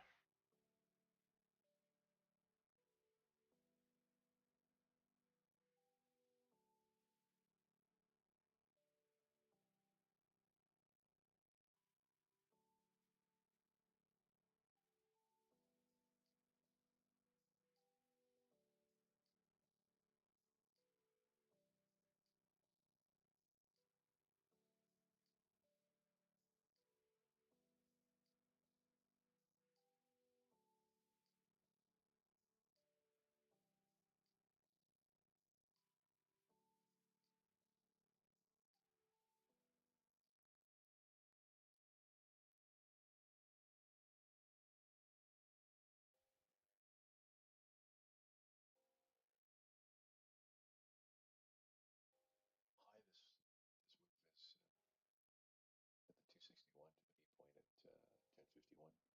It is a third drive as And well. 41, you mean? Or 51? Yeah, that That big one one. right there. Yeah, yeah. And sorry, what did you say, Ryan? Third drive. Third drive. Yeah, yeah, yeah. Yeah, I've been noticing that kind of like expanding wedge. Like I've noticed that the expanding wedges lately, they've been loving to go from 1, 2, and then this is weird how it made the 3 and then decided to finish at the high. Usually what they like to do is just go like that. And it makes 3 on the bottom and 3 on the top, but I distinctly see the expansion that we're getting here. Well, it's very, very similar what we did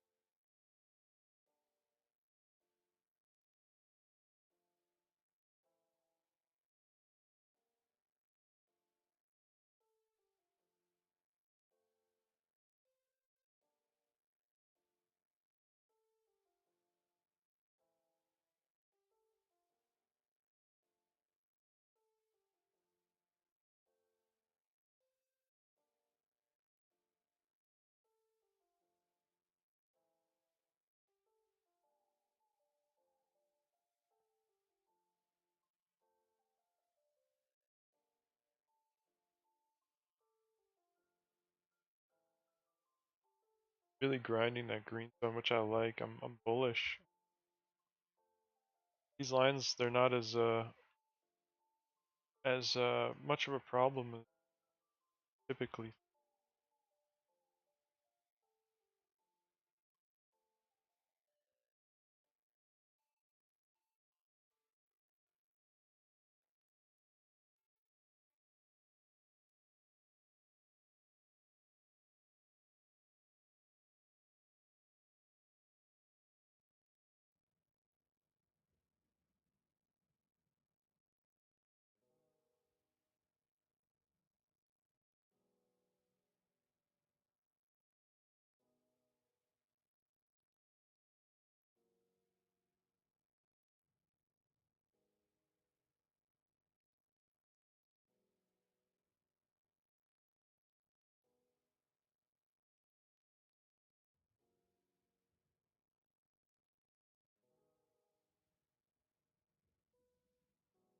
Nice, nice, nice.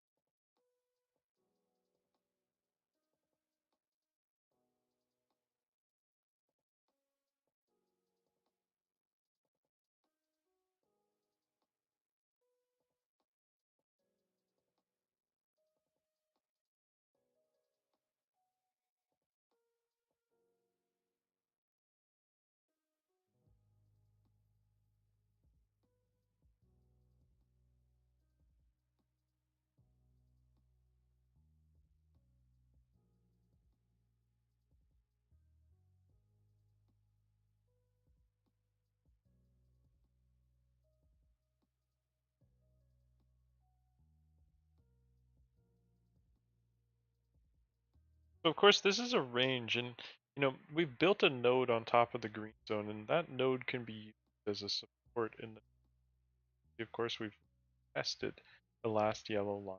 It really has shifted different spot. Now, what's ironic about this is it's a line still. However, it's just a different type of line. Have a yellow one here.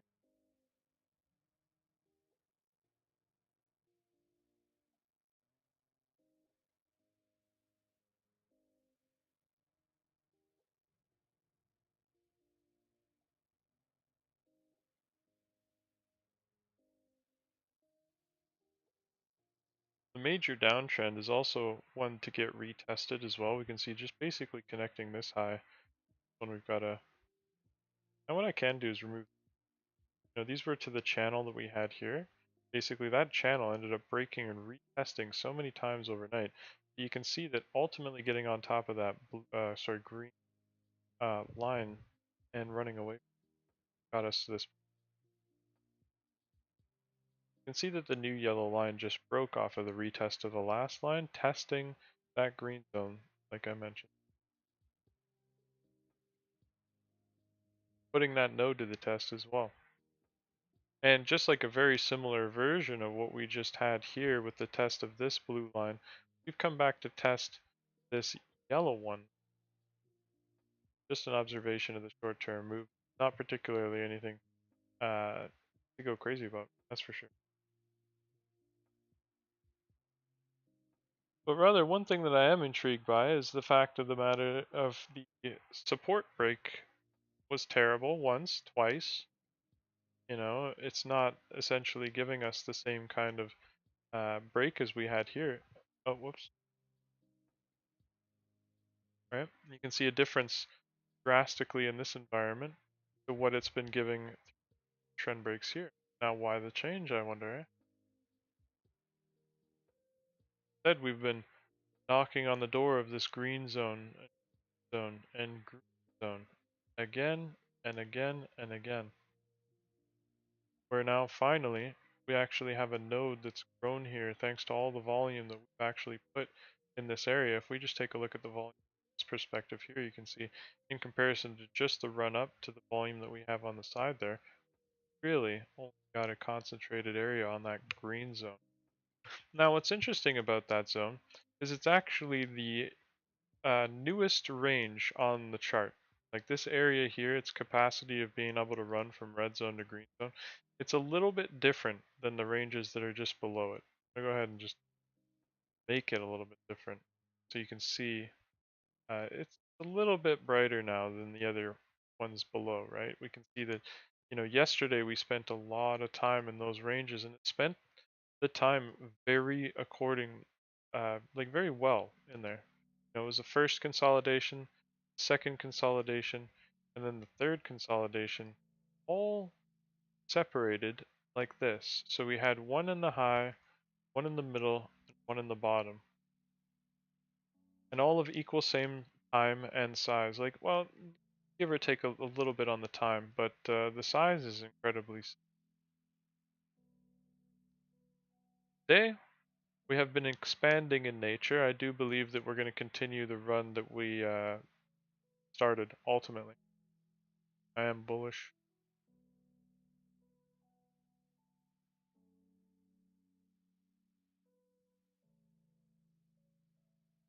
The irony is as well is those that tried to capture any movement to the upside yesterday since the big dump ended, from the point at which it started consolidating, any exposure from yesterday is now at a profit. And it's been that way for a prolonged period of time. It's ironic that such a difficult area for people to go long ends up being the right area to have bought, because anybody that sold in that area when it was so bearish is now a loser or a buyer. That's the reality of it, which is kind of crazy. So it's like the irony of getting eaten up and chewed out in an area that would have made you money any point that you had have bought and held overnight.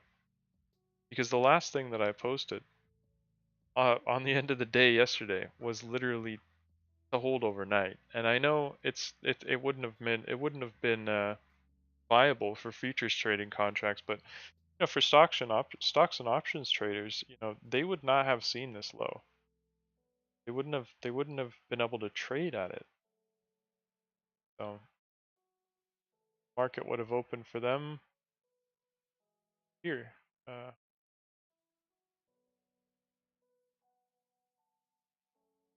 and that's above everywhere that was quote unquote difficult for long traders yesterday. And now it's like, why would the market want that to be the case? Where, you know, we can see that, hey, we can break a trend and it treats it like this. I mean, the day ended here. I distinctly remember. You know, anybody that tried to catch that W or that D leg for the end of the day was able to make it out with a profit above the B point. And that was the B point that I wanted to see turn into a B point. You know, and I distinctly remember it because I was like, oh, I want to see a W. And a lot of people would be thinking, no, no, no, no, no, this W? You know, no. I was thinking of this one. That's why I drew a big old arrow on this high right here, because I was specifically looking for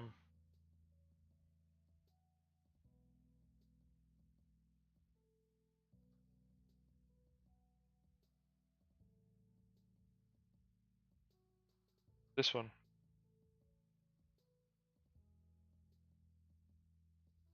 You can see that smaller W is in there and underdeveloped still, which hasn't really formed yet either. I expect the 1451, which was here 1451 or 1452, whatever. Uh, wanted to be the B point. Zoomed out. See that it's already made a W there. So I was just saying, hey, don't undercut yourself on that move. And you know, that move was already 58 points there. And it carried on to being 84 at the end of the day.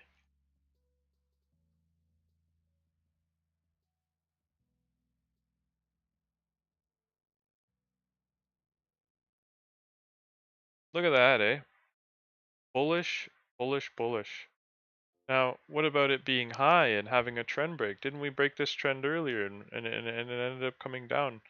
And, you know, it showed us earlier. It was like, oh yeah, this trend, we've broken this trend before many times, and every time this trend is broken over there. Testing the blue line from the upper side is absolutely okay. I don't believe that any stops above it are likely to get hit. Okay, so we have to be very careful with that.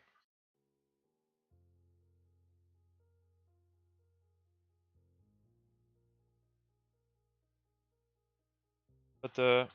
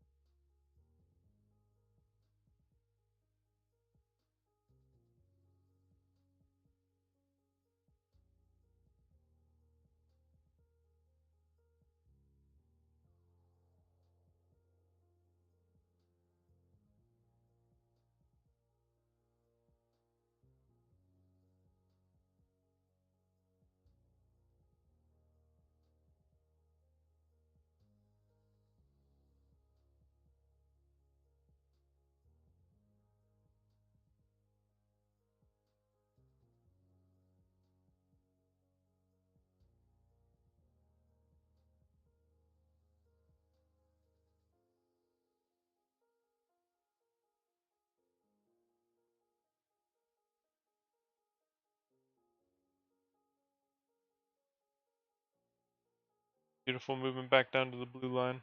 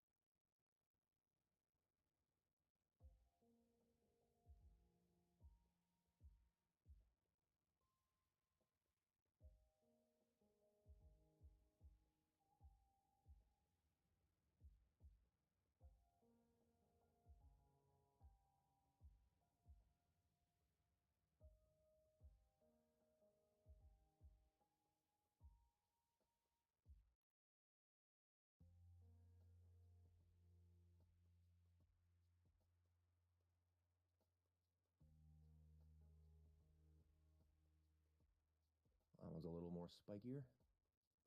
Yep.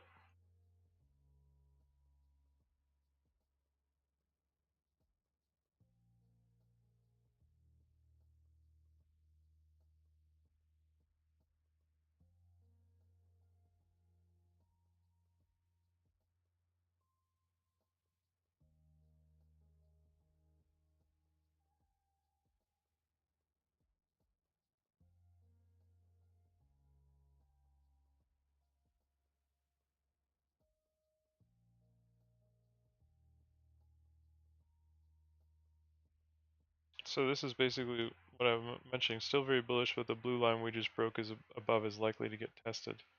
The blue line. So any hedges could be made profitable. It's not a bad move ultimately. The ATR is not bad. It's like 30 points. You know, these candles are actually pretty large, considering the time of day.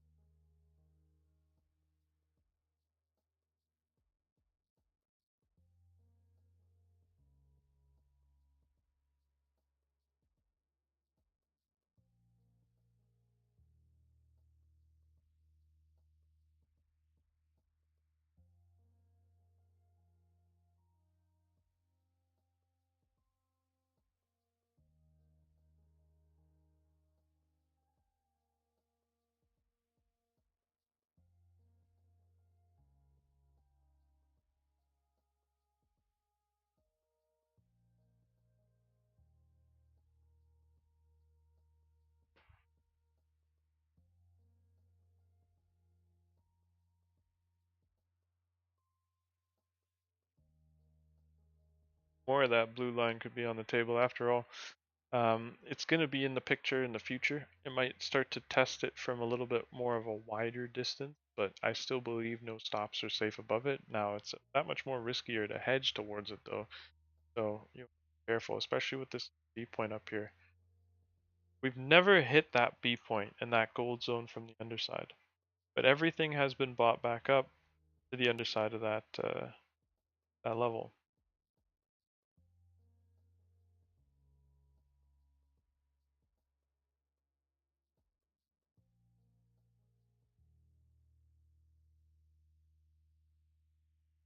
Also, deja vu with the rising wedge coming out the top like that. That's kind of interesting to me. Reminds me of the environments that we had.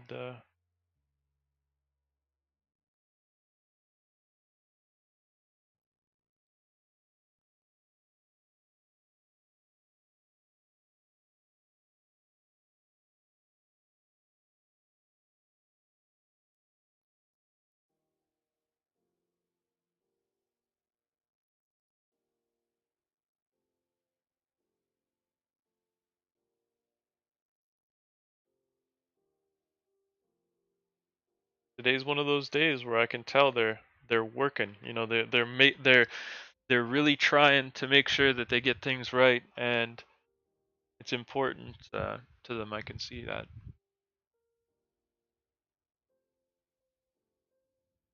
I think that they found a small window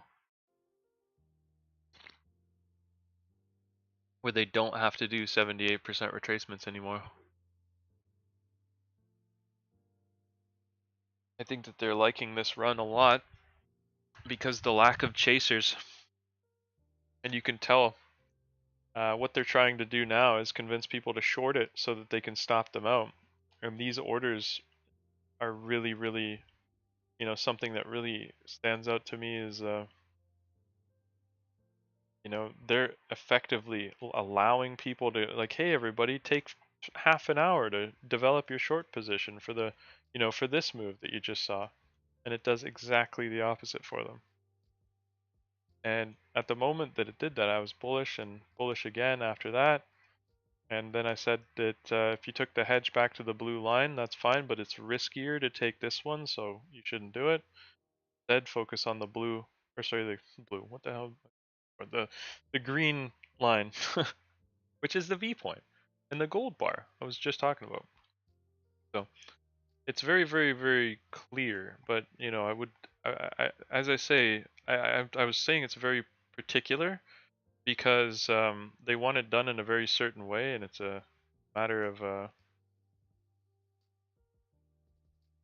being in line with the market today. I think we might see some changes. You know, we might see some new things that we haven't seen spammed at us over the course of the past few ranges. We might be getting finished, or we might be done with the kind of environment that we were in here. You know, everything that we saw, all of the characteristics that there were, and all of the uncertainty that there was, to me, is coming to an end. Like, not the uncertainty, in my case, but just the certainty of like lack of direction, kind of like a stale environment. And ironically, with the reports out of the way, you can find that everything that happened off of that report is now being bought back up. And that's what we were talking about yesterday.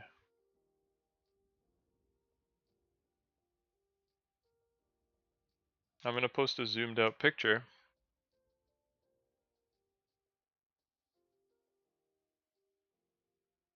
Every B point from yesterday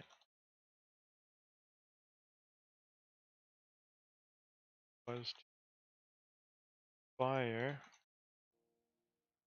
hard.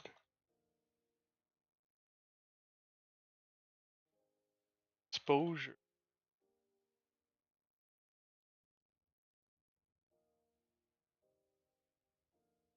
Options and stuff. Bought that at close.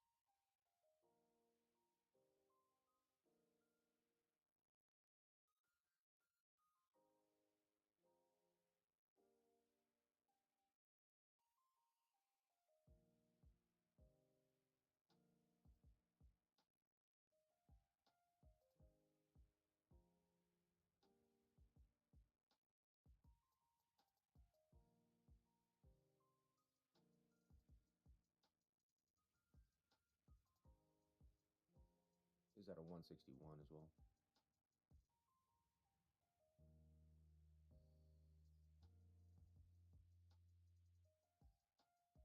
$161 here, eh? The big B point? Yeah. That's here. Off the first drive, yeah. Oh.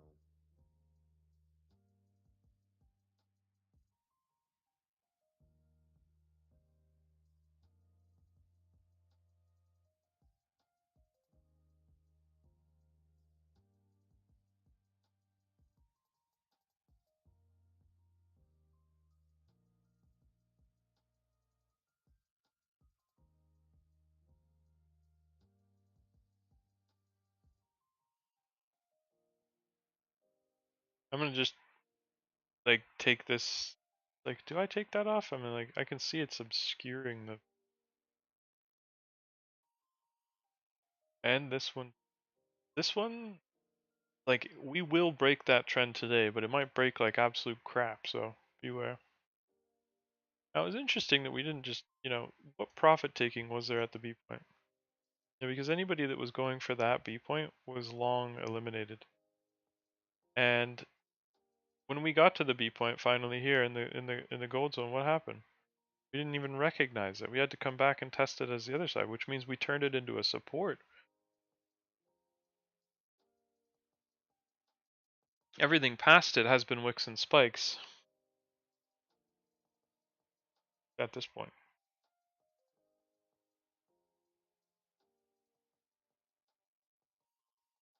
But I think that this is the slow burn squeeze they're trying to do here. Essentially where they make it plateau at a level that otherwise worked in the previous days. They make it go sideways, allowing many people to trade at it, and a lot of people that just simply are, trading for the sake of it, and they just land in that sideways movement. And I mean, when it's at the high of day, people don't think buy low, sell high, and end up buying at the high of day usually, so they'll short it and they'll get stopped out with each upwards movement. And it's very common. I think this is happening on the mass scale right now, where like a lot of people are victim to getting stopped out because they're fighting against a move that they should be in. Instead of long, they're short. And it's not working. That's the irony. And yesterday's short still is in play. However, majority of it has been taken back. In fact, all of the part that was the controversial part has been taken back. And that's why I was saying, like, when we started the day out here and it was all about going long to get this move up, that was yesterday's beginning of the day. And when it hit that point, there was a clear hedge that we could, and it's been a common one. Like, think about this for a second, how we started off at a grind on a green zone and we shot up and hit the red zone with absolute precision and dumped through it. Okay, just remember that one thing real quick, and we're going to look over here. So we grinded this green zone. Here, I mean, there's a green zone and red zone here. We grinded that green zone. We shot up and we hit the red zone, right? And then dumped through everything, and it caused a relatively large dump. Caused a relatively large downtrend for a prolonged period of time. It was the largest move on there from that consolidation. And then we go back again. Let's find something else. Here, tell me this one. This one was the one that stood out to me the most. What did we do in the green zone? We grinded it again, no? We shot up and we hit that red zone. And what happened? We came all the way down, did we not? Big time? So it's like we do that. Each high seems to have done it. The predominant ones, at least.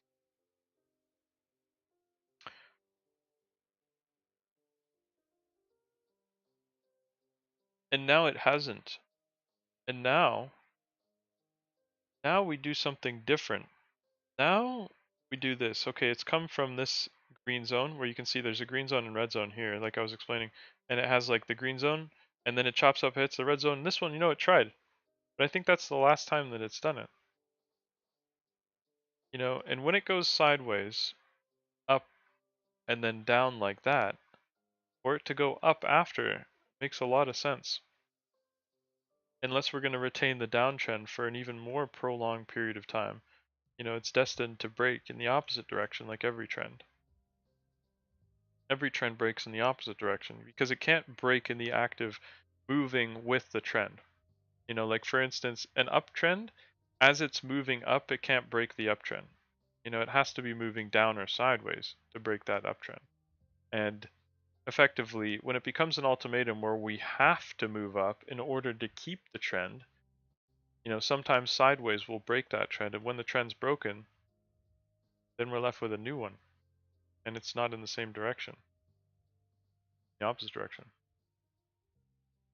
And it's always smaller than the last trend to begin with. It doesn't have to end that way though, but it is a fact that if we're going to break this down, if we're going to break this trend, it's going to be on this one. It comes from this high. Or else it holds. And I mean, well, now it's come to a point where there's minimal time. Now, when we break a trend, it doesn't have to essentially make any kind of movement. Like, look at this one. When we broke the trend last, it did anything but what it did before. It did not do this. It broke and it went sideways and then up off of that sideways. Where do we see that? What kind of environment do we see that? Because you know what we just did? We came from a chop at the bottom and we came all the way up and retraced a significant amount before continuing. And then as we continued, do you not find it interesting that it chose to go up and then sideways to up again? What about the movement that we've been seeing lately, where essentially it takes this movement and goes like that so many times over, and we continue riding up on this kind of movement. But you know what happens in the history where we actually end up getting into a more bullish environment? We do less of this and more of this and more of this. And you want to know what's funny? Is this area here can be built up off of these kind of movements. So it's like, oh, really, really, really choppy. in this area here, it ends up coming back so much, coming back on me so much, and then it goes to a high point where people aren't in the way as much, and it ends up going sideways and up then sideways, and it gets easier. And because all the public isn't buying low and selling high anymore. Instead, what they're doing, instead of trying to catch the lows, they're trying to short against it. And it's already started to begin. They give a little bit of a dip every now and again just to be like, hey, you're missing it. Just trying to keep you on the hook. You know what I mean? And they're not giving them crap. And I can tell because look at the people's volume. They're already weakening them significantly. There was a lot of sellers in there. And what do you think happened to those sellers when they boom right through? It was like, oh my goodness. And then, all of them are stopped out. Now, significantly less people are trying. This will continue to happen until and they'll throw in bearish patterns like a head and shoulders like this too. And they'll even try and play it out a tiny bit just to think people are missing it. And a lot of people end up with the worst price this way. Because you want to know what's funny? Is it creates that trend I was talking about. This one right here. At the end of the day, good luck holding that trend. Because it's a break in two, just like the one we're sitting on. And it's very much like a triangle at this point. Which one's going to break first? You don't want to play that game in this area because you end up becoming part of this node. And that's what they want right now. At the end of the day, I think it's incredibly unsafe to be part of this game that they're trying to do. I think that maintaining exposure ultimately is the way to go. And if you've traded it back to test the blue line, that's fine. But other than that, you want to be really careful. We can see that the triangle's coming to an end and it's interested in testing the tip. The people of the right shoulder are at direct risk of the short-term trend breaking. I call this an audacity line because I'm like, it's worked so hard to build this big bad uptrend and everything like that. And then it literally creates this tiny little crappy line and it cares about it more than it does the downtrend. Doesn't look like it yet, but it's not supposed to. It's supposed to give all the people all the time in the world to get the worst position for them. And when you think about it, how much time it spends at the best prices, very, very minimal time usually. And if people are hovering around the way, they make the best price even lower and lower and lower and lower until they're confident the people have given up. And then they move it freely, like with ease. And it's clear when they've gotten rid of the people. Every day it has been at least. I'm thinking about making a video about the end of the day every day, because like there's been like, oh, we're gonna see some huge volume like yesterday, or we're gonna see some, a big move to a specific point at the end of the day, and it just goes like without a red candle, just immediately right there. I'm like, that's suspicious, ain't it? Almost like it's listening. But much patience is required to even be able to get to that point of the day.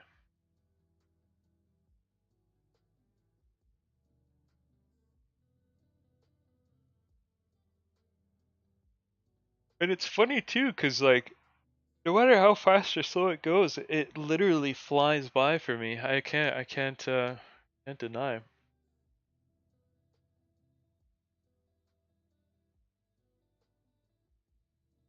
1209. Already flying by. That's crazy. The audacity line's breaking.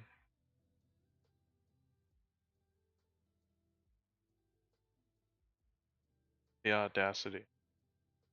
To make a head and shoulders. Okay. It's got more audacity than I even thought. Like think about it for a second. This is a bearish pattern, right? It's supposed to go down. This line right here breaking. Oh, that's gonna raise some eyebrows for sure, eh? I mean, Google doesn't say it's supposed to do this. And on any single head and shoulders pattern that you find on the internet, why is it that nobody feels the need to connect that high to that high? And it's like that line breaks often than you think. Now everybody that's associated with the head and shoulders pattern and expectation that it's supposed to go down, anybody that's shorted here has been blown out of their position slightly. Because this left shoulder, head, and then the right shoulder, And then the second right shoulder, well, that means the people of the first right shoulder are losing money. It means the people of the left shoulder are losing money. And, what we're left with is the people at the head. And I can't help but notice that this little crappy pattern just happened to recognize a very important level, which is my gold bar. And I think it's way more important than the pattern itself. And the market wants to show everyone that this pattern is not actually what the market cares about. It's the gold bar. And we'll notice that because it's going to test the crap out of it. And people that are trying to get the shoulder are going to be like, well, why isn't it bonding the way that it's. And I want to talk about this trend too. I'm like, how many times have I complained about the crappy trend breaks today already? This terrible. I mean, first of all, we were expecting the other one to break anyways, but like look at that trend break. The people that are associated with it, it's supposed to be a big head and shoulders. I mean, this trend is bigger than this trend was. It's higher, it's farther away, and it breaks worse. Why? Isn't it supposed to be easier to come down when it's higher, And the bearish patterns should be more effective when it is higher? Second try. I think more chop is to come at that gold bar ultimately though. We did retest the most recent yellow line and I think we've got a new one, ironically. Because it is the case that that is the downtrend until it breaks. And this one, it is broken and it is just merely retesting.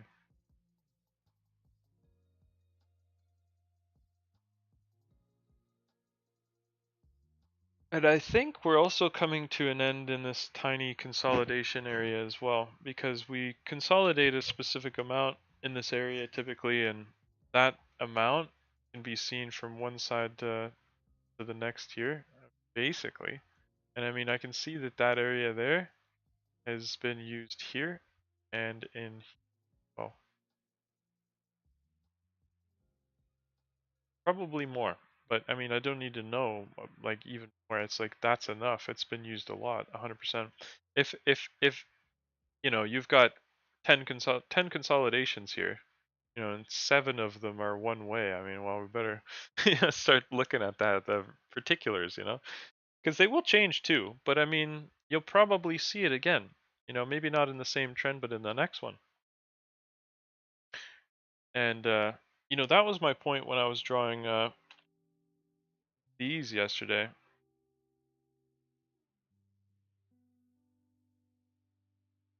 These movements.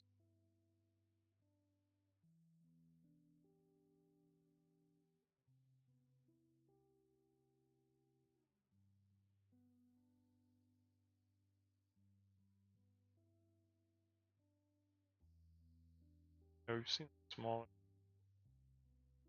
ways there, but this movement, it has been used again and again and again over the course of our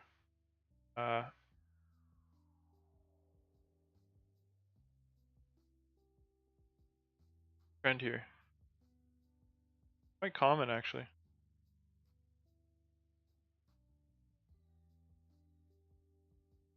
Basically, the trend is now more identified than ever before. The right shoulder playing out a little bit. There are all of the target levels from yesterday and everything has been hit. So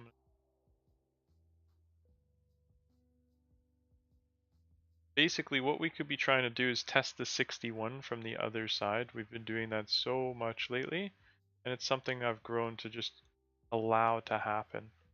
See that that's exactly what I can just tell that it's.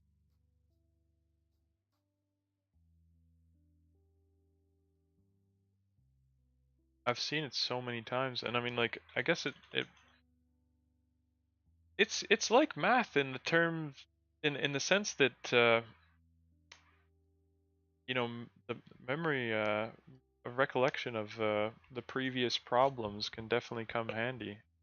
That's the idea. The distances, the necessities, I guess you could say. Because if you can see that it's done something so many times in a certain area, you could say that that is the way of that environment, right? And that environment can change, and those necessities also can. But to anticipate the need to make that necessity can be done. It's not about having it do it and then you follow along, but what does the market require in this situation and how can it be provided?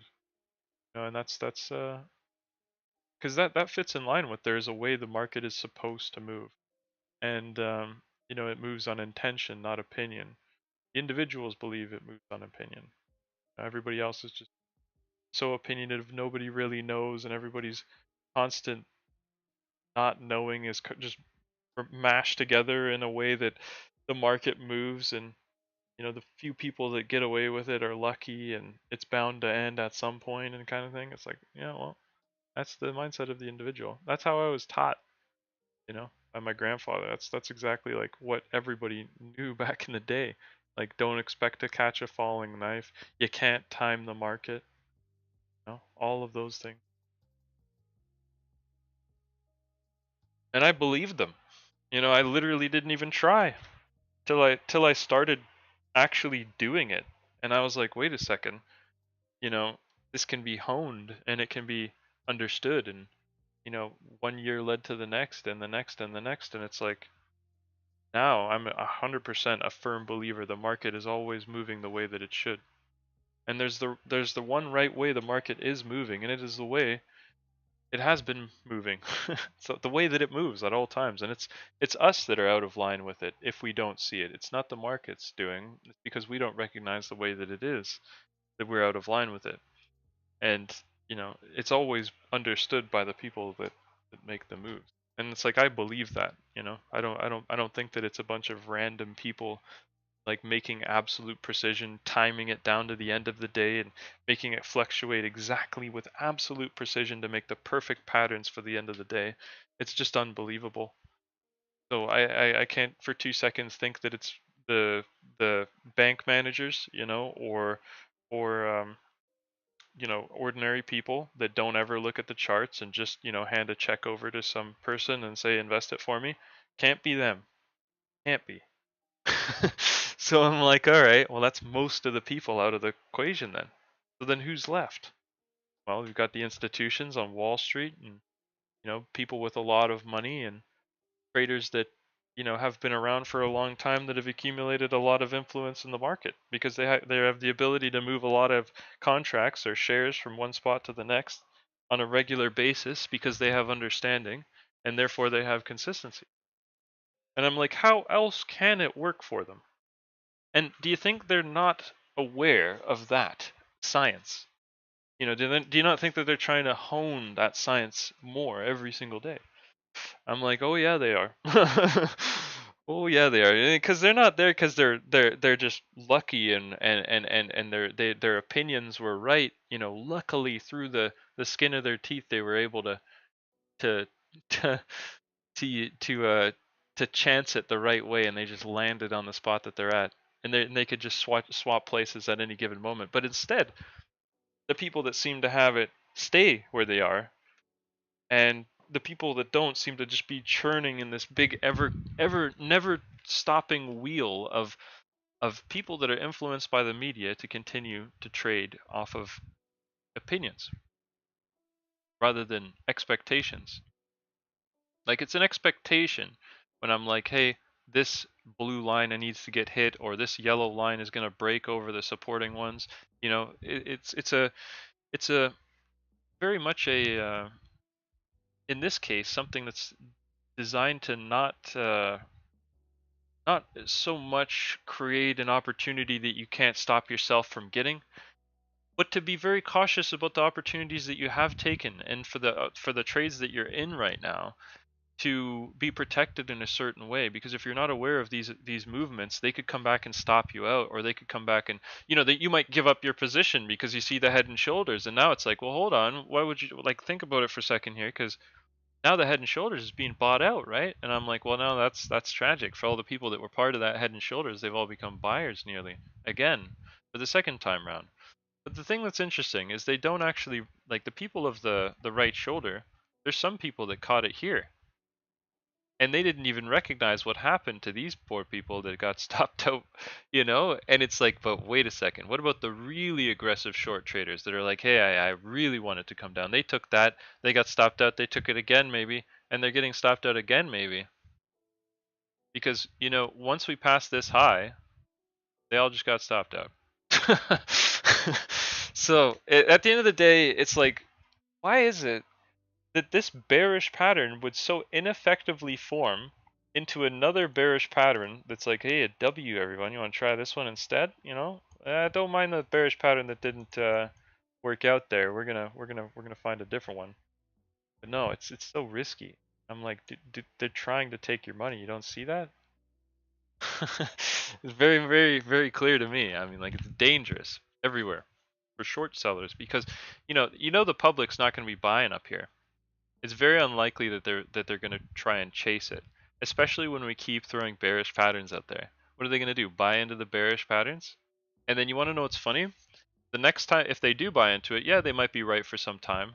But next time it actually does retrace, they're so likely to be part of that retracement because they're not in from an extreme. So it cleans them out in a very easy to get way, just like it does down here. All the people that were in from the overnight session, they didn't need cleaning out because they weren't the American public, ironically. And when the American public came around, we start moving like this. It's like making it tough. Hey, everybody that caught the consolidation, we're going to come back, back, back, back on you again. And then if you caught that run and you chased any bit of it, if you didn't find absolute value when it was at its low, we're coming back on every single one of you. And by that point today, after a day like yesterday, and everybody that was trying to buy and everything in this previous range, and a lot of people can only go long. And so they're not even thinking about where to take it down from unless they're buying an inverse ETF or something like that. But the majority of accounts that are out there, they're not even margin accounts. They're accounts that allow you to, they're like cash accounts. And that's tough. It just seems that way in America. Like, you go to Europe, everyone's trading CFDs. Everyone's got, like, an X4X broker that allows you to trade, every single country in the world, and very interesting.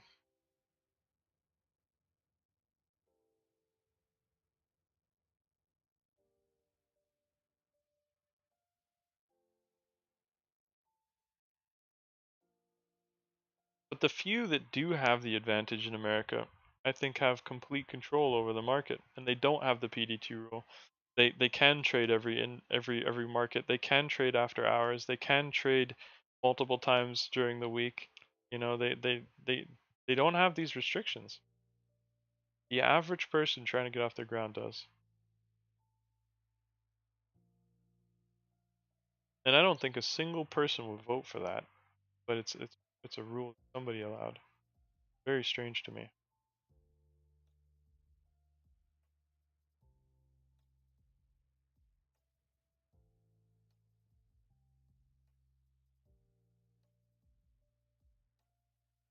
And you want to know what the twist is when you look up the PDT rule, it was because that a lot of people lost money when it wasn't in place, and they're saying it's for your protection. Well, instead of taking the tools away that are used by the professionals, they could provide the information, but instead they're not interested in telling anybody anything. And the information that they do release is typically, not doing wonders for people because everyone has it. And if it was doing wonders, then we would know about it. But instead, it puts everyone in an emotional situation where it's tough to actually make decisions. That's uh, that's what I see when I see the. It makes people fear, or it makes them excited. Things that can lead to rational decisions, and it's usually based off of something that you can't put your finger on. It's like, oh, maybe this means this. Maybe this news event has this impact. I think this will have this impact. And when it doesn't, you don't know any technical levels to buy off of or what's going on, and it's just basically happening to you. Where do you put your stop? Do you even know? Do you even have one? Many people don't. So it's like that is interesting because, you know, like when you start to play a video game or something like that, you know, you have like a tutorial and they show you exactly how to, you know, protect yourself if there's like a way to do that, to block or something. They're not just going to tell you not to do that. That's not fun, you know. So funny that they don't tell you to do anything on the platforms here. They don't suggest that you have to have a stop. They don't. No platforms are like, yeah, you know, we're not going to let you trade on us unless you use a stop. You know, it's like, but instead they don't care. Interesting.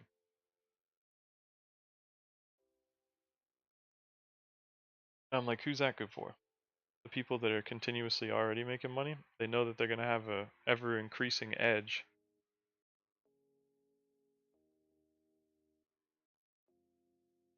I say this now because we're in an environment where it's directly the public against the people that understand what's going on. And it's trying to put them right where they want them. Right in here.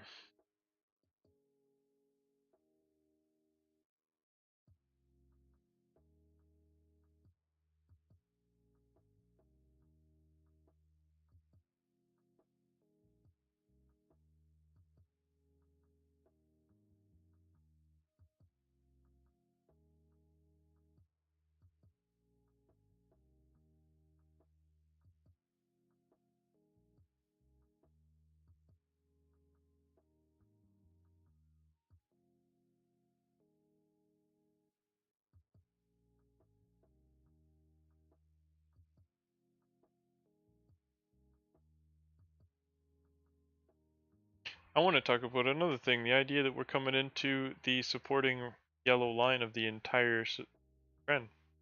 You know, like this entire pattern technically is like a rising wedge that has been staked out of the top. I just want to double check this line here though.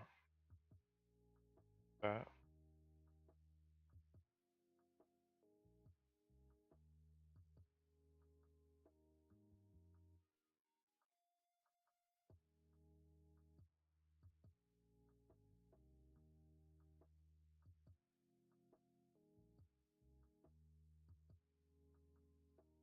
you know, that would be something actually. I didn't think of that. Maybe it hasn't become parallel because we haven't hit the high yet, and it will be in the future. This area here, I am actually, oh, it's unbelievable, but I'm looking at it at this area. Unbelievable. Eh? Like, what are you? It's like you better go there quick, eh? And the longer it takes, the farther it's got to go up to get to it, and I'm not complaining.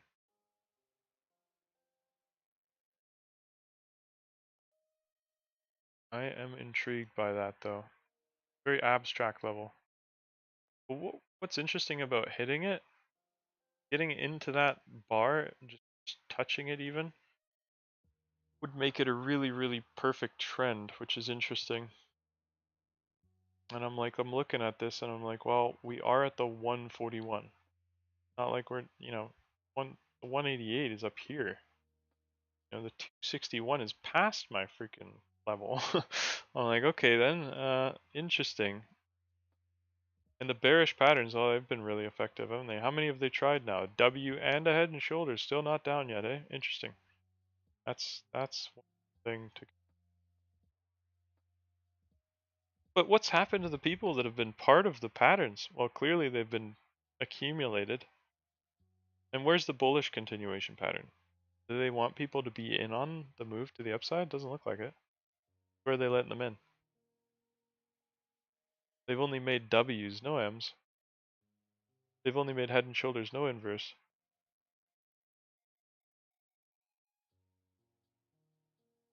It's like another head and shoulders. That's cheeky in my opinion. It's like, oh, what about this one? Maybe if you missed the last one, we'll try this one. Yeah, you know what it's good for? The blue line. That's about it.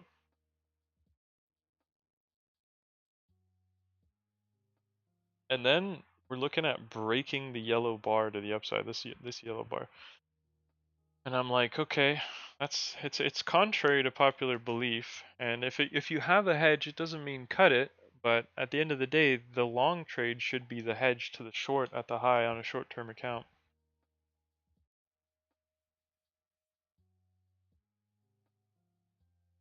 You know, that gold bar, it's not particularly bullish when we get to it either. Like, that could be a point where if we snap to that level in a harsh move, it comes down to hit whatever B point it just had. It comes down to hit the 188 200 from the other side. And I mean, this could take, I don't want it to, but it could take some time to do. You could the space here that way. That a long time to use the space. Not really, but it could be an hour and a half. Cool with that though. Because the thing is the points are actually quite large. It's 100 points to get up to the 7, get up to the red zone, 120. And I'm like, well, okay, this movement right here, you want to know what would be cheeky? Is if they started to do an N wave and it actually went, oh yeah, you know, I'm gonna make a Wyckoff and do like a whole thing here on this green zone, and then fail, go up, and that would just really put a freaking, you know, it would be really cheeky in my opinion, because think about it. First off, they try the head and shoulders. Next, they try the W. Now they try another head and shoulders. And everybody associated with it is just absolutely like they're victim of not understanding exactly what it's supposed to be doing. Well, hopefully they have the blue line, right? I'm like, geez, man, you know, if you don't know exactly where you're supposed to be taking profit, you're getting absolutely railed at this point if you took that right shoulder. Why again? Well, you didn't see the last one. And I'm like, well, literally, a lot of people don't. And I'm like, I'm very analytical. If you didn't notice, I like to notice a lot of things. I like to pick at everything. You know, I like to look at it from both perspectives. I'm not just bullish or bearish. You know, like I look at all of the little moves against the big ones. You know, the big one I'm looking at up. The small ones, every single time it could go down, I'm interested in it. You know, and how much it can go down, and whether or not it can be captured as a profit in the short term. Of course, this range, you know, it's not the best in the world, but you've taken a trade in it, no harm done.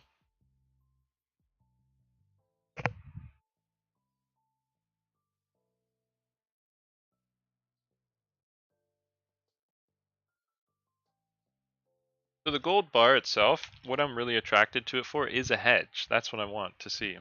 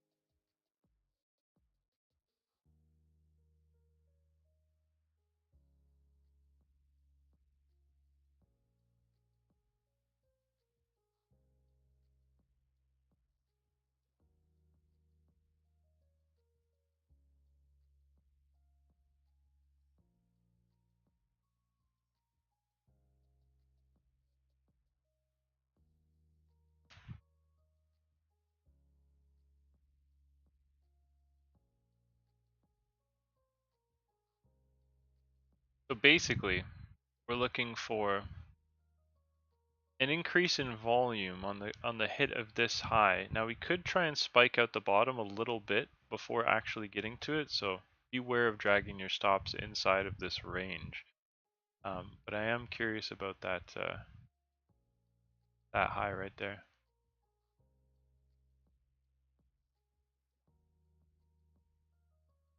This dippage is more like, you know, the people that got stopped out on the right shoulder. You know, how do they feel right now? You know, they got stopped out on the last little right shoulder. They see a big red candle. They see it coming down.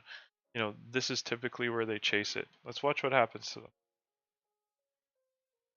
Because it's not good. Typically we range the node. We come back immediately for the biggest chunk of stops. And there's going to be a big chunk of stops really close by.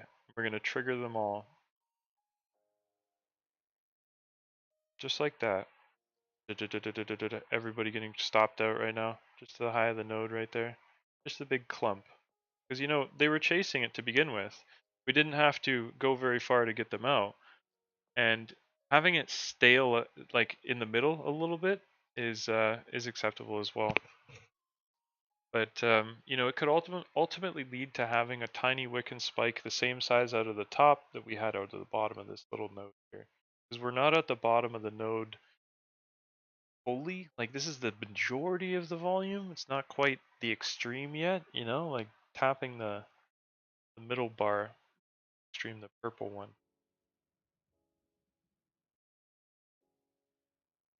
And it's like, if it's not necessary, because we've wiped them all out anyways, we want them all to put a stop at the high of the range.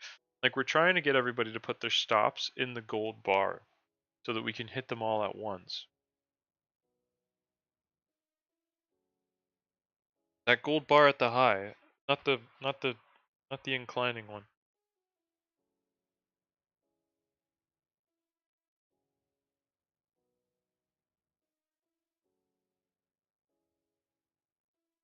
Pour some more coffee. Up. Getting a little sugary.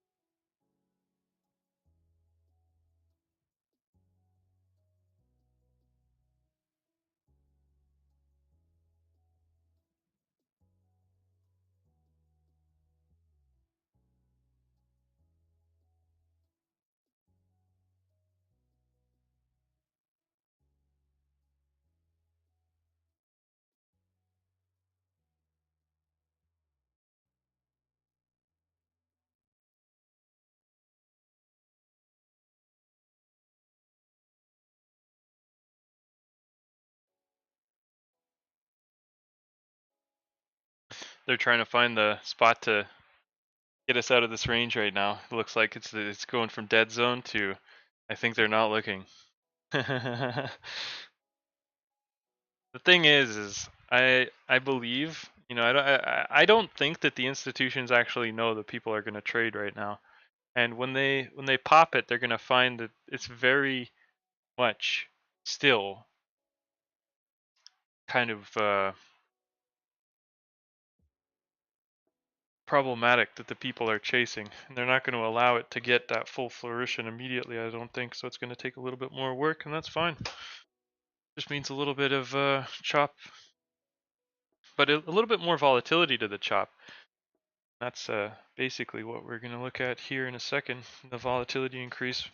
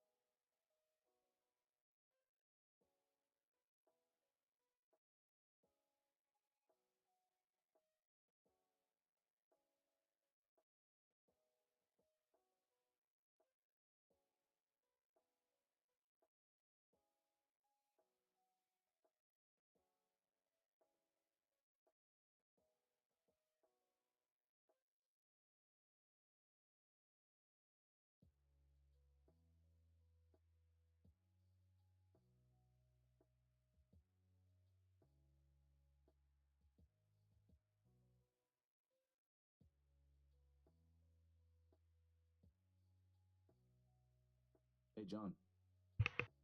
Yo yo, Hey, how's it can going? I get your eye on the higher time frame momentum and RSI? Mm-hmm. Can I get your analysis on it? Yeah, for sure. Let's take a look.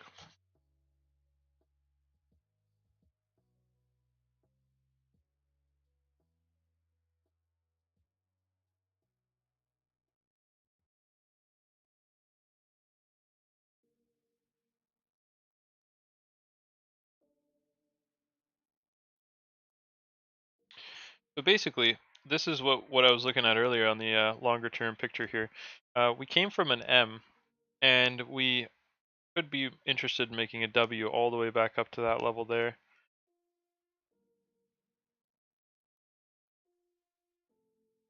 Basically, getting to this point right here is what I'd like to see.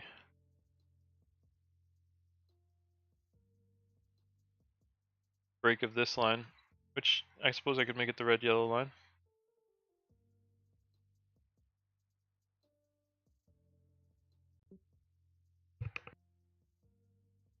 And when we get to that line, some trouble can be made. Like we can come through there and then actually try and do a retest if we wanted to. Could be drastic, and then end up coming up.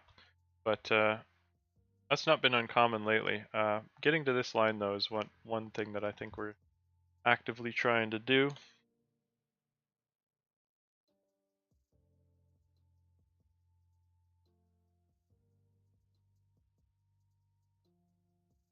Oh, sorry. I was talking about the MACD and the RSI on the Oh yeah, the lower MACD. RPI. Okay, okay. Let's take a look. The It MACD. seems like we still have some room to run. Yeah, yeah, no, it's pro reversal to the upside also. Like if I look at just the daily here too, as well, the daily here as well, it made a lower low and it looks like it's trying to recover that on the histogram there as well. It's looking like it's recovering quite well, and it looking like it's interested in creating that change as we break the trend like we did last time over here. Basically the same kind of controversial crossover and early histogram divergence can be seen as it is here. And basically, they even had that same move back to the blue line that's there. There's no blue line on this chart, but if I go to the hourly again, that's the same channel where initially when they broke that first line, what did it do? It came up and it hit the bar and came down. And I'm basically saying it's going to do the exact same thing. I think it could break up and have some sort of brutal retest because that's basically what it did there, and then come back up, and go even higher. Like actually, we could do this exact same move again. The whole thing could be exactly the same. Perhaps. Well, it might be a little bit smaller, which is fine. But you want to know what's interesting about that is after we've done that sequence, there's a better chance that we go on to the break of this line than there was here. Because now we have a channel, and I'm a big fan of that.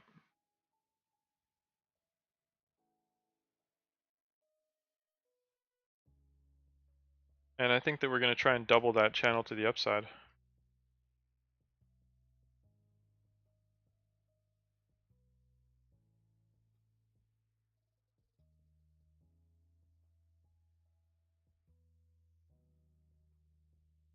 And basically that would fit into it being a Wyckoff as well. I'm not sure if I have that on here. But it would still fit into it being a Wyckoff. And what that would be is I'll post it up there just to look at it here so we can.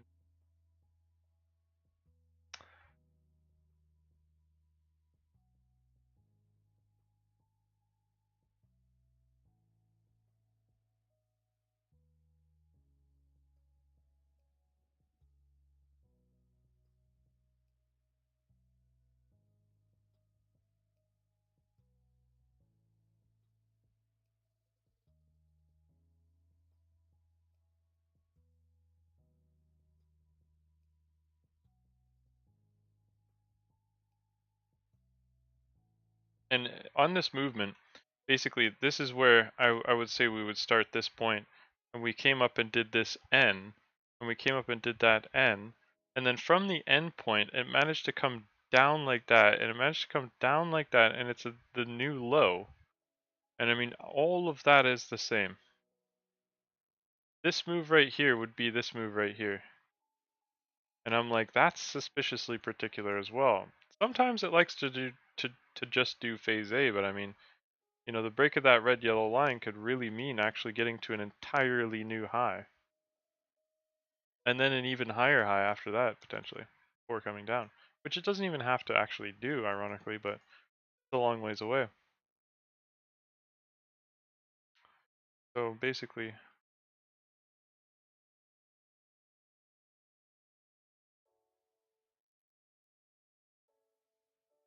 that in there.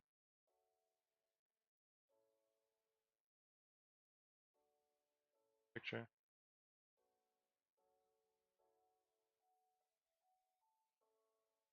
And I'll put points. Why not?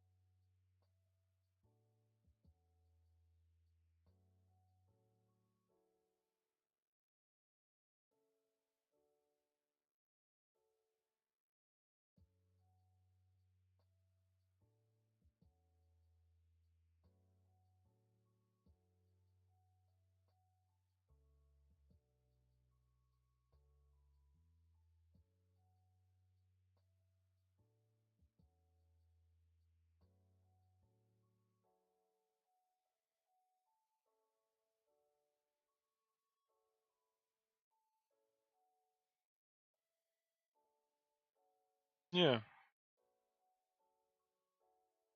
I was gonna, you know what I'll do? I'll make that an idea. I'll do it on the other chart though, or on the other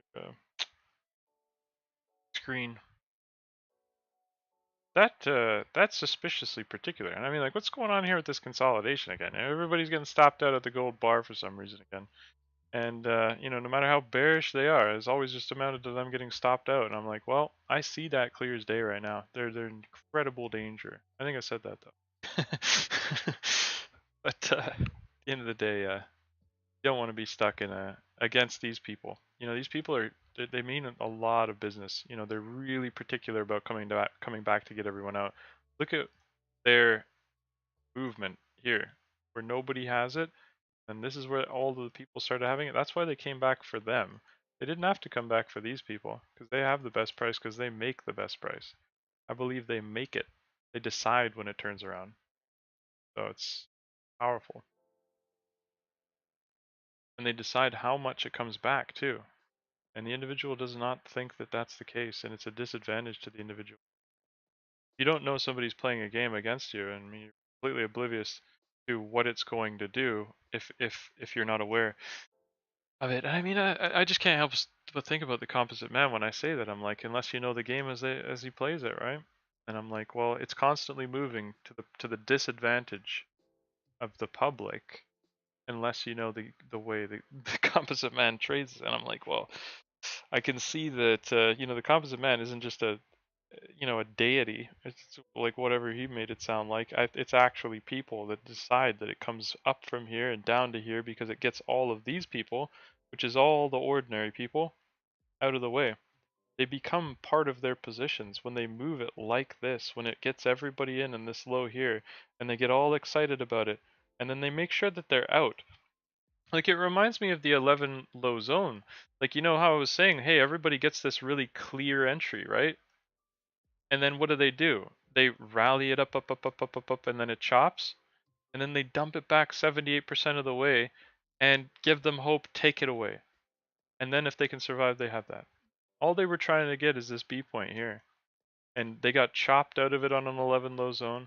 This was a clear trade. There's been no better price than that level. And they all get convinced, herded it up to buy this pattern that's so clear and it works for everyone. And the thing is they end up selling for barely any of that profit. They give that position up to somebody that's buying this, buying this, buying this, buying this, buying this, buying this, and buying this, and keeping all of it. And the people are in the mix of it all, but they hold all of it. And it's a matter of, this isn't enough to develop a position. We need to get this much too. We need to have all of these people trade at this level to give the volume required so that they can then move it away, so they actually have, you know, something to piece off when it gets higher. You know, and they need people to sit in the consolidation and actually trade in there so that they can actually piece off the volume. But they make sure that they do it without the people. That's why it takes so long, because it's for the people. And it's them that can't take it, right? The institution has to trade all day. No, they will. No move will be unturned. They will be able to recall any kind of situation or movement. And in this area where the attention of the public is at its minimal form, this is the heightened point of interest for the institutions. As I was mentioning, when it was in its dead zone, what were they doing? They were gearing up to make sure that they could stop everyone out at the gold bar again. And they're just seeing if anybody else will bite, because if they can, they're like, oh man, you know, we need more human beings to trade in this market so that we can develop bigger positions. You know, that's what they need. But if they spend all day eliminating them, it's kind of hard to have that. A double-edged sword. They got to give them something. So what do? They release news, gives them hope. People don't even need actual money. It gives they just need the idea, and that's all they seem to that is required to create that volatility. So they release these reports, and they make big moves on those reports. And then when all the people flock in, what do? They make it go really sideways. And I mean, like, all of the people that just visualized all this amazing movement, those people that want part of it, they get treated really badly. I don't know why that is. It's because they're late, I think.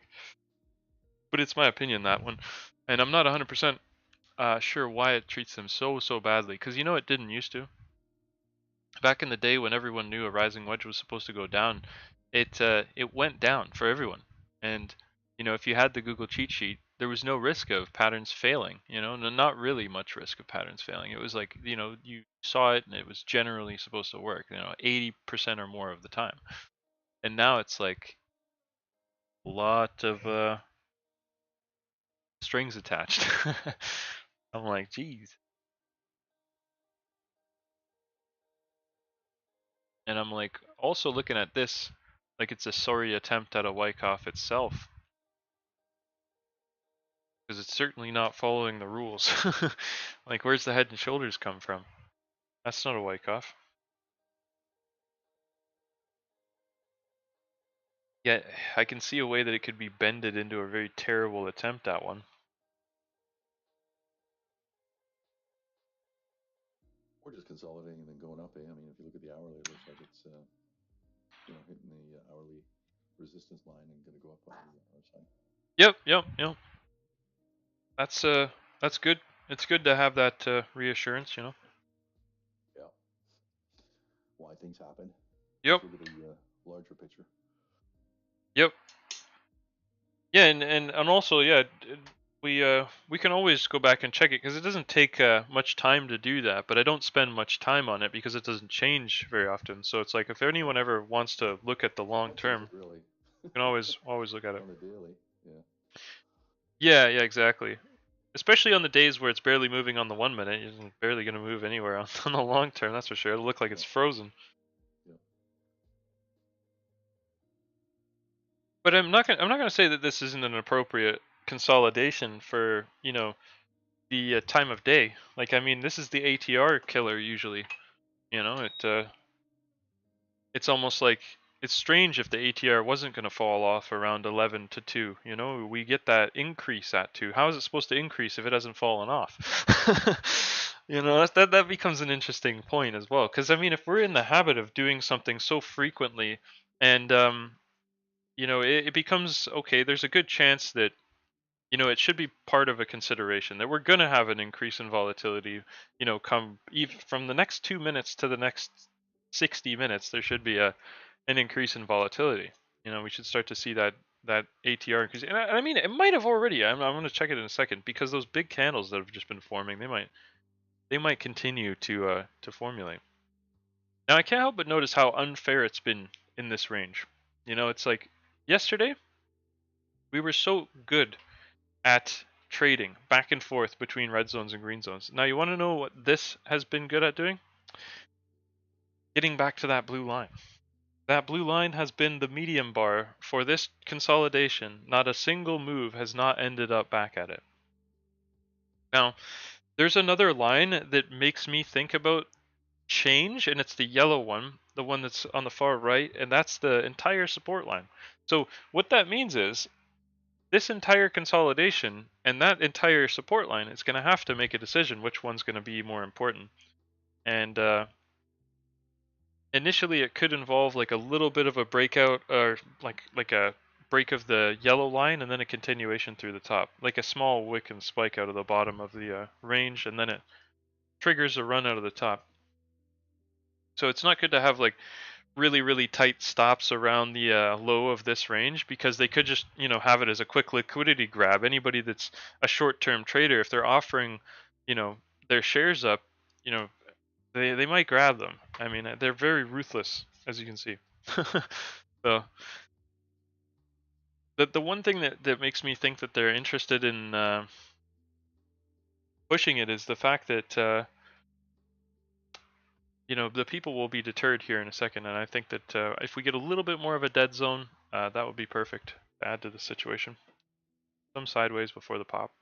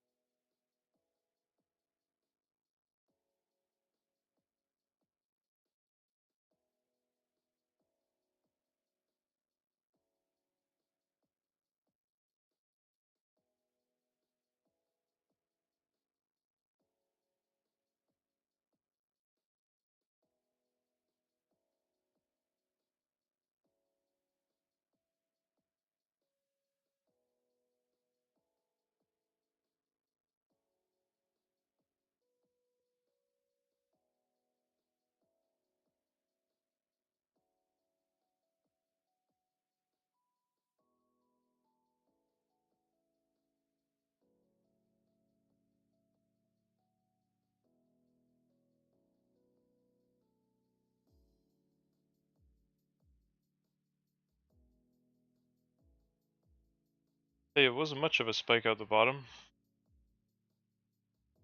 But the thing that made me think about it most was this kind of pattern here. You know, that pattern is actually a bullish pattern. And it could end the consolidation, but the biggest part of that pattern is a downwards move. Just like many other bullish patterns. But we go up to make the triangle. Up to make the triangle. Then we have the consolidation and then separated by another move. To do this, basically, this is the biggest move. Yet we end in an uptrend.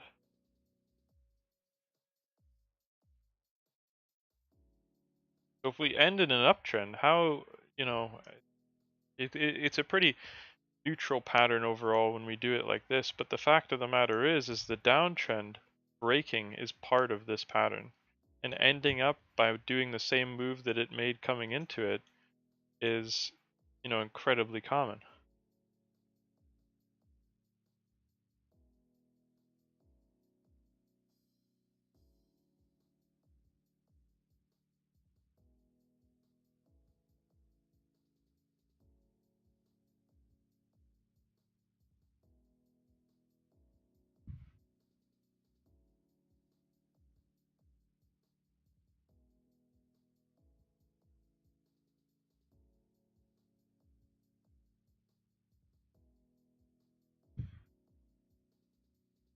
Pick up some of these old lines as well. Oh, technically we can move this to here.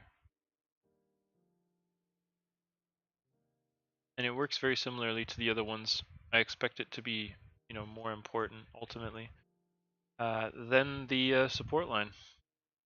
Impact and breaking could be greater, and it may not initially seem like that.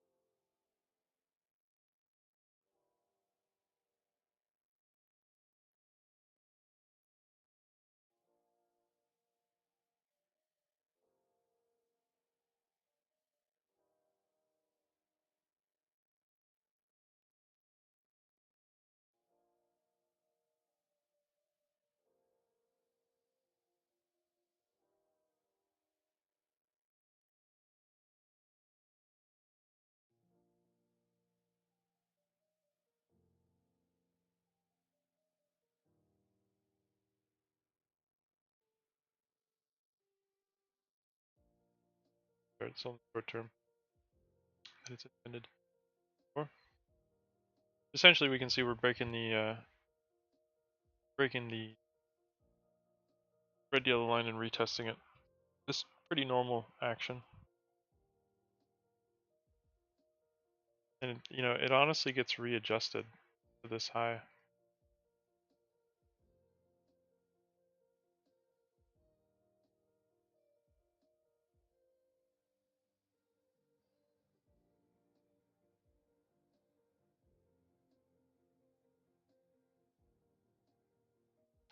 But so far we've managed to do this, which kind of is intriguing. Now it's managing to do this. We have a new trend though.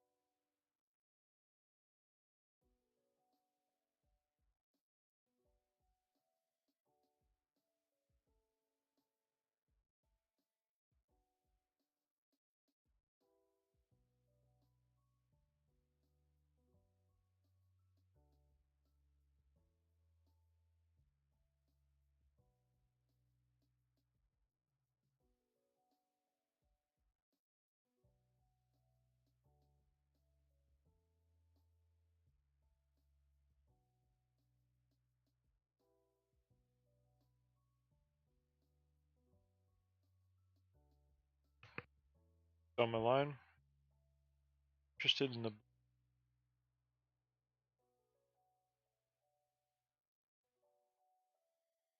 watch out for any retests of the line on.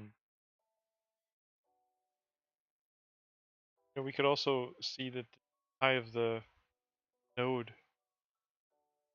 has been getting on top of it and using support.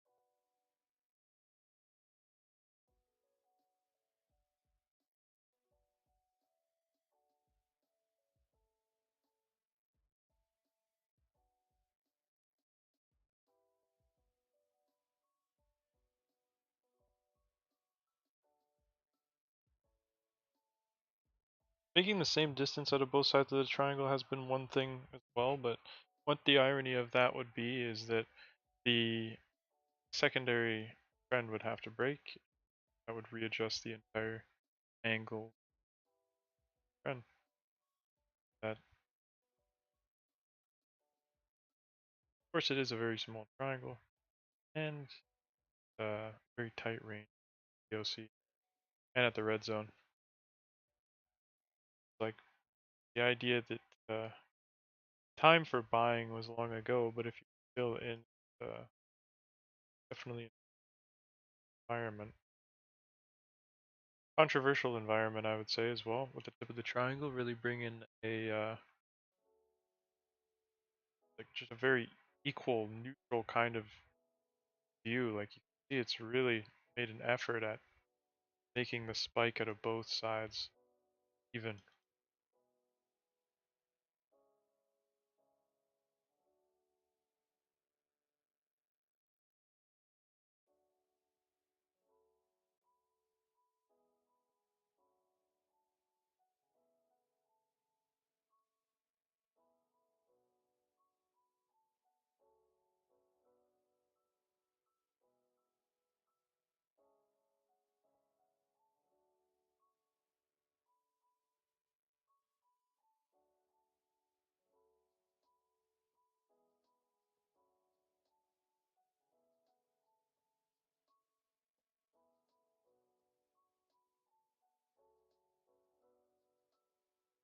A third consecutive low, barely trying to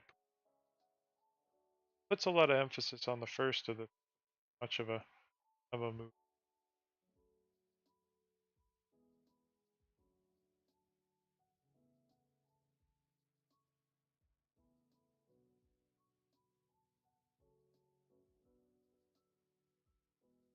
So it's basically brought it back not only just to the wick, but to the actual bulk of the first of the three normal. Testing almost the red zone in the node itself. Can't help but notice that the consolidation area could be the concentrated node, and the head at the top wasn't quite equal had here, and it very well could be intriguing to see extreme tested in the node here. Not quite even sides though. Noticing, and it's rather flat on one side, which is interesting to me because many people will look at that as a bearish pattern. And I remember the last one that we looked at, and it was not bearish ultimately. Like it had a little bit of a move out of the bottom. It was ultimately bought back up, and far greater than the move that it made out of the bottom.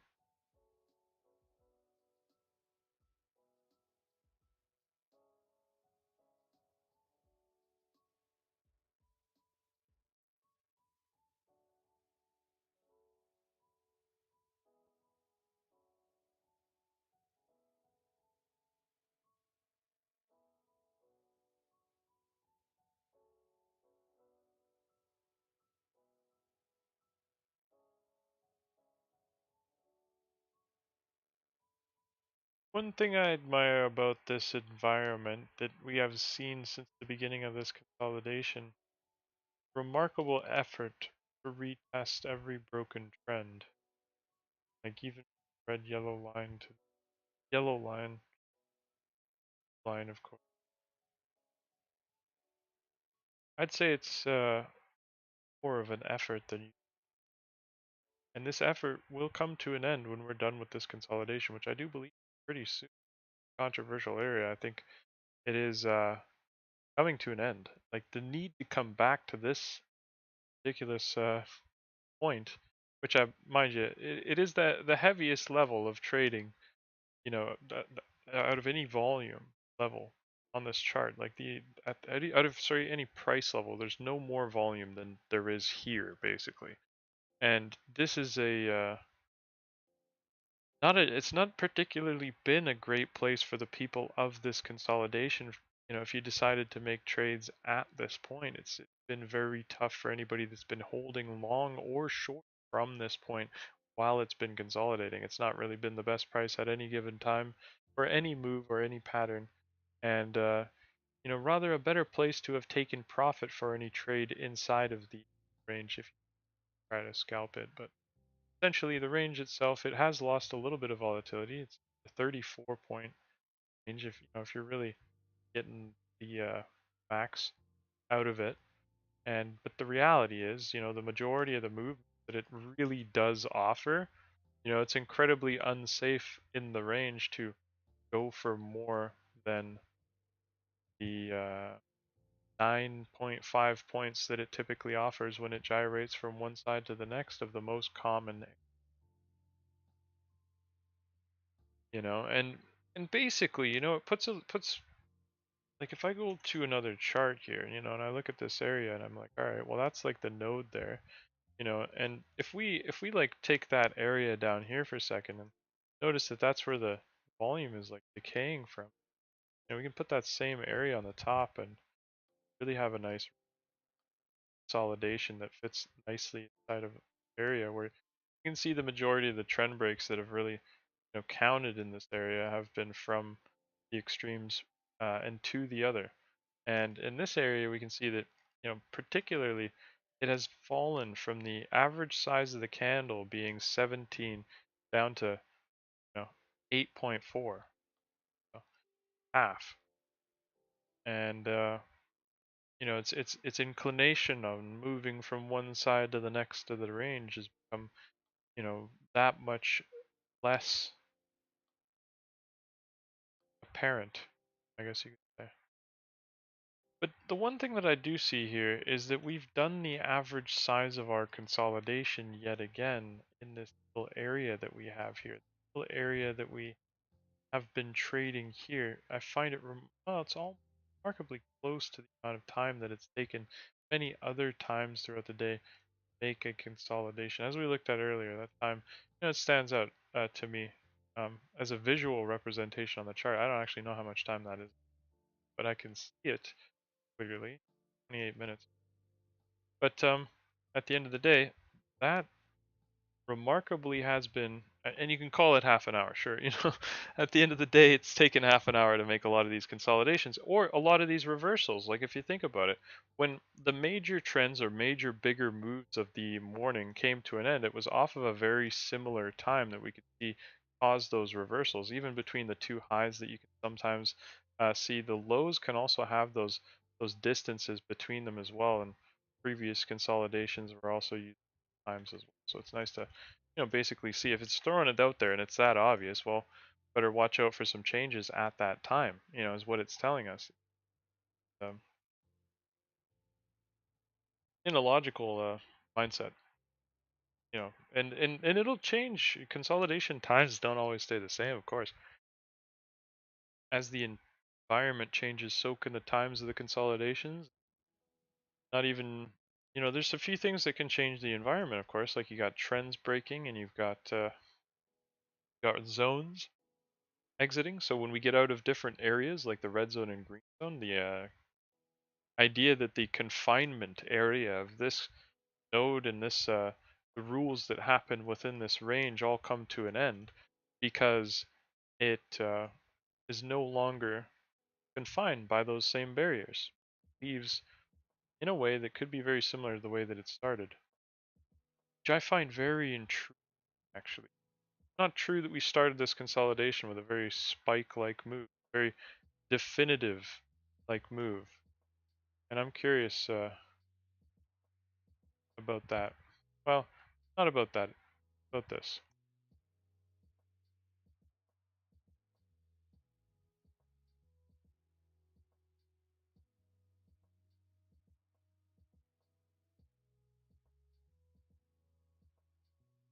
At the end of the day, the same kind of movement that we've seen, we haven't really seen it again, but it could be off of a point like the center point here. Trying to grab that same kind of high that it was at there before. I'm kind of curious about that, especially when, we could see so clearly that the spike out of the top of the range is almost that distance as well. So I am curious about that.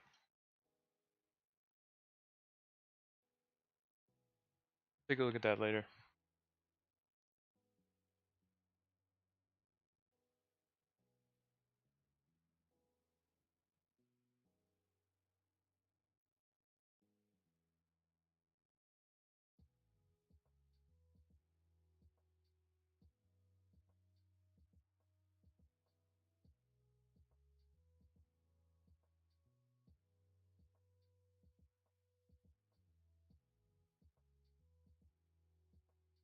Take a look at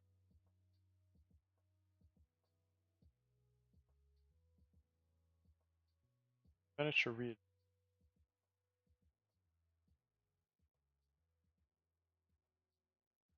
a more definitive.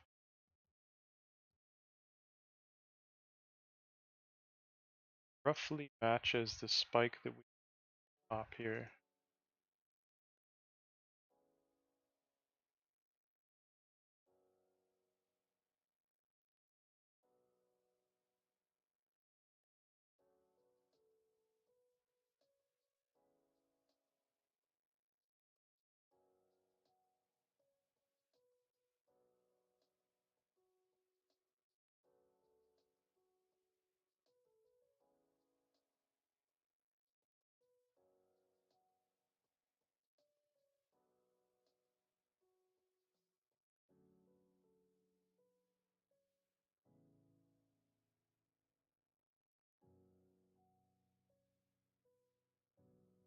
The the strange thing is the equality is nice and everything like that, but the distance that really would matter would be, you know, using the green zone as the platform that it was built for.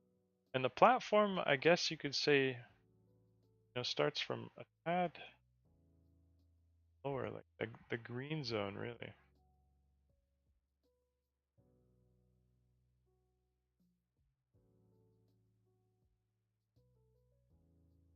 What's ironic is we do have points that have never been tested. Typically we would have some sort of fluctuation that would test them in the short term. It doesn't look like it's actually made all the way.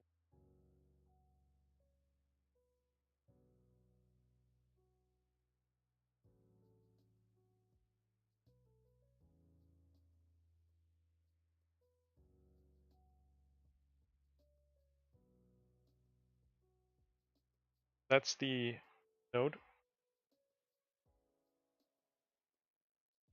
And we can of course put some B points or some fibs on here. See that we're actually at the 88 past it. 100.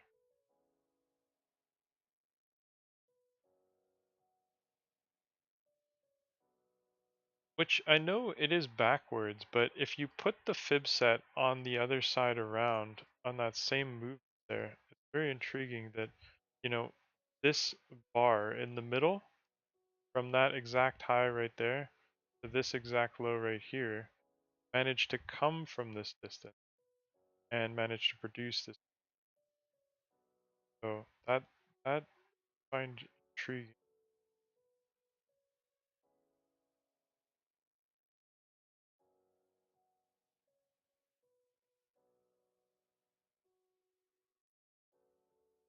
This line it had a little bit of a test on the way through.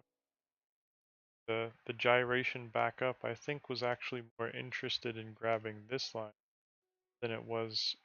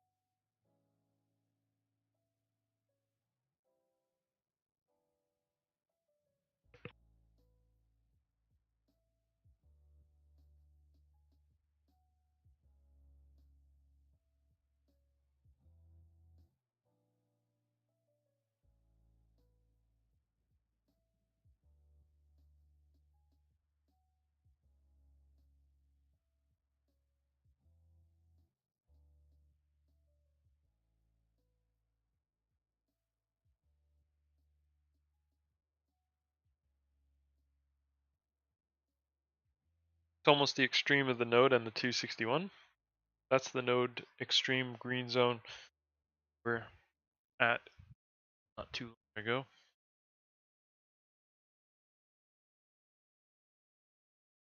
The consolidation that chopped the crap out of the green zone's basically being put to the test. Any stops that were dragged below that stop are being picked up.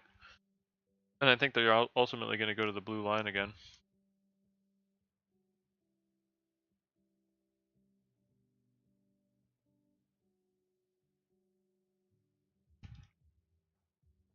And it could have a secondary low as well, so you have to watch out for like double testing of the 261 from the upper side. Like we could go ahead and test at 188 and then come all the way back to the 261 before coming up, like kind of like what we did here. This movement though, it's not uncommon at that level, so like doing that is not a problem.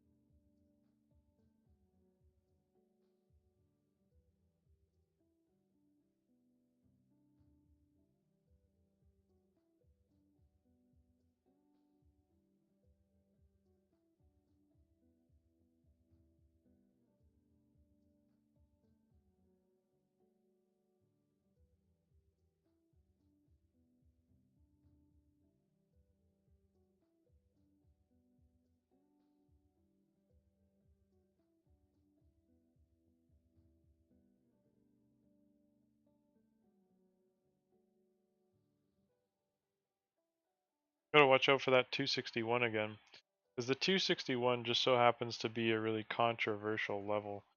That level right there in the last consolidation, pretty significant one. So I think seeing it again is pretty.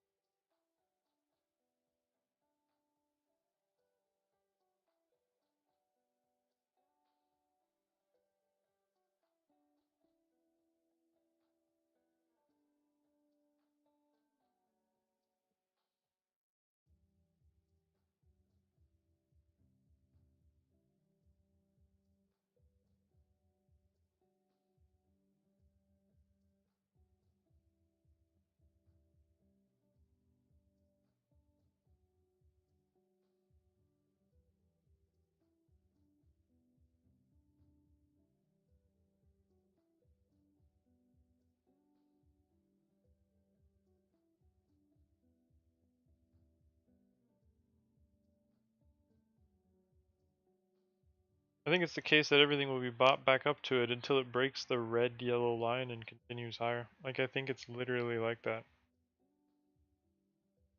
But the idea is they want to buy it back up and accumulate everything they can there. And by basically making this level the low of the range and making it a 261, you know, it gets a lot of volume. A lot of people offering volume at that case. Because it was a step that was relatively unthreatened for a long period of time. And basically, could end up making a. Oh, at the break of that.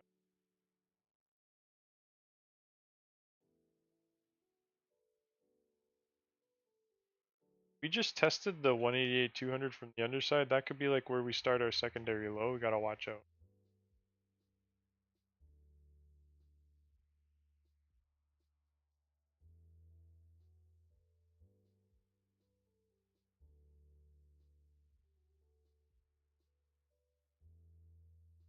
Tested 188 from the unders.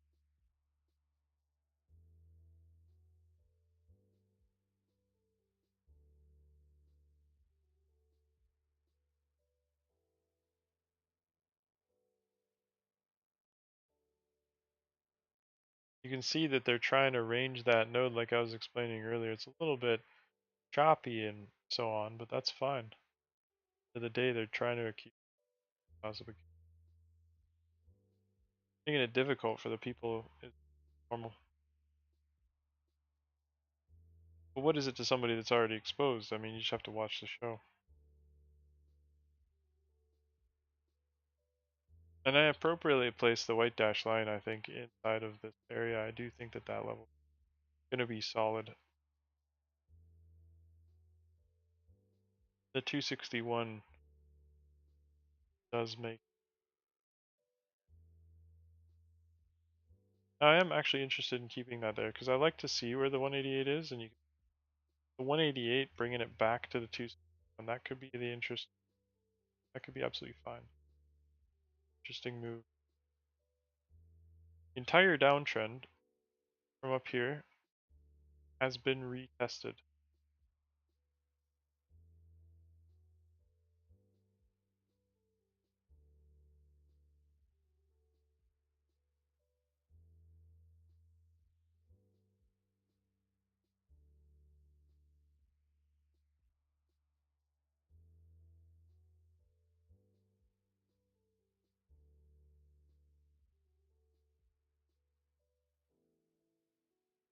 And this level becomes a white level of interest back to very.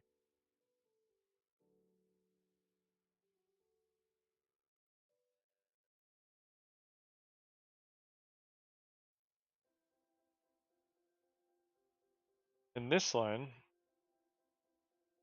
I can also turn down a tad. I want to point out as well that this level is the B point to this major fib set that only got to the 161. Now, funny enough, the 161 has been common over the past 2 weeks. It's been shortening the distance, shortening their potential. And the 188s have been responding like this a lot more, where we test it from the underside like that.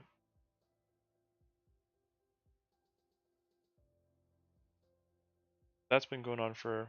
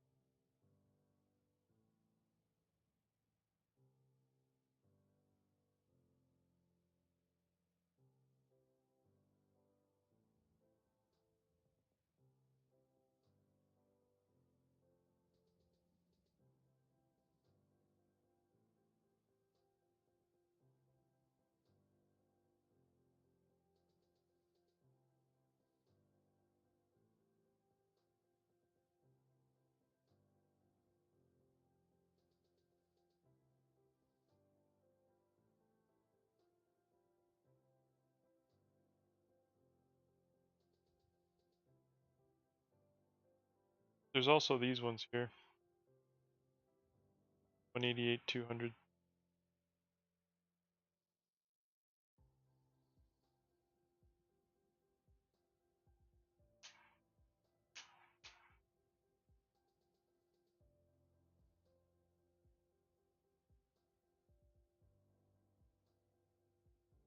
It's so weird how, it essentially treated this one like that, but then in the process of responding to this one really well.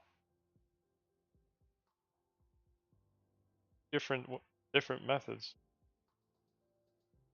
But it fits into a situation where we've essentially made this same spike on the green zone as we did before.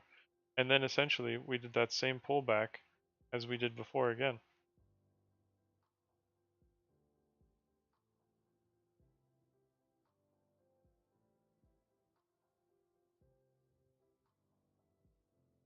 I think it's just to grab everyone's shares.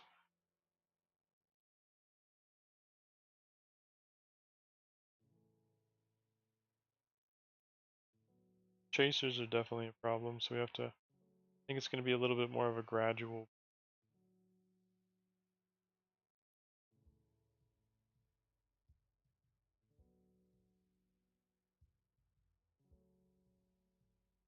And I wonder if it will become the case that we will have to break the red-yellow line in order to get to the blue and white one.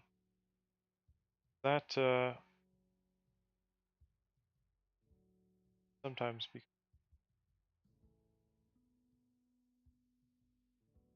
the white line gets tested from the side. We've only ever bought everything back up to it once. This is the second time.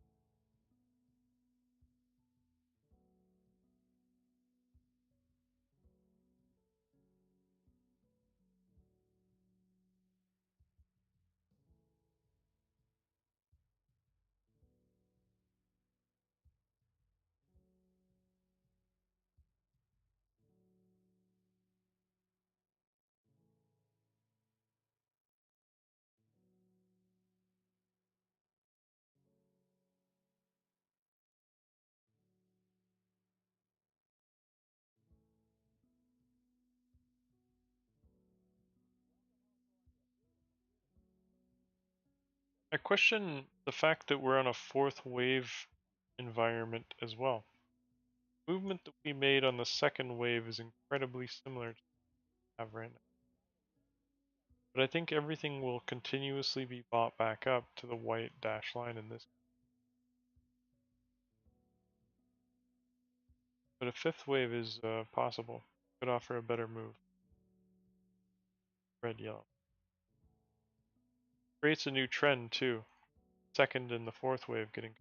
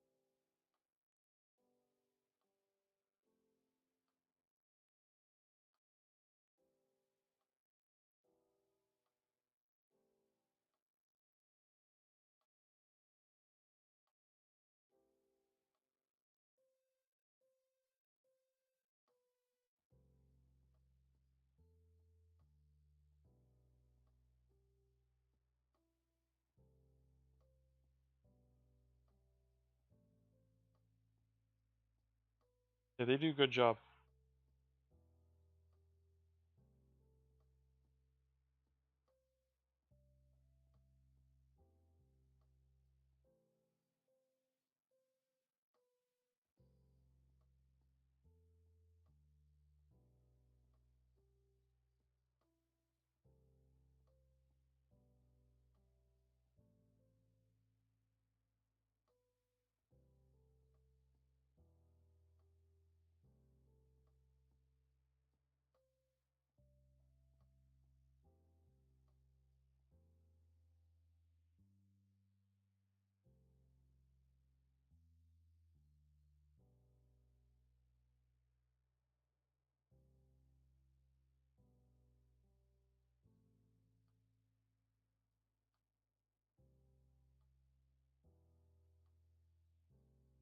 we've done a good job at creating that secondary low, ranging the node zone, buying everything back to the white dash line. Buying above the white dash line, not as attractive.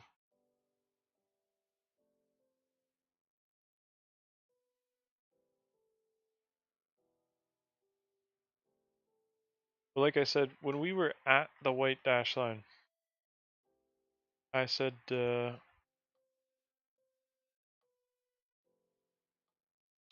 think it's getting ready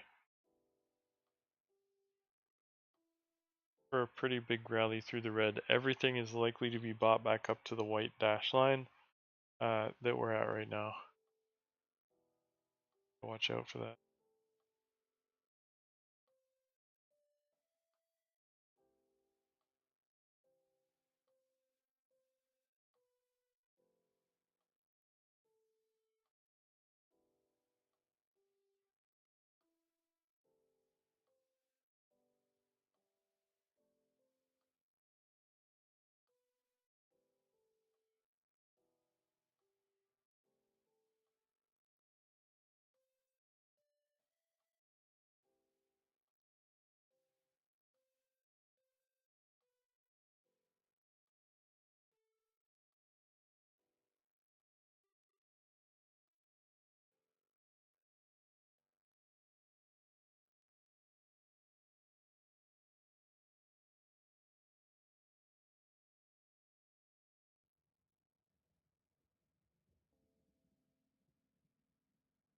It may not be the last time there's an opportunity to buy back up to the white dash line.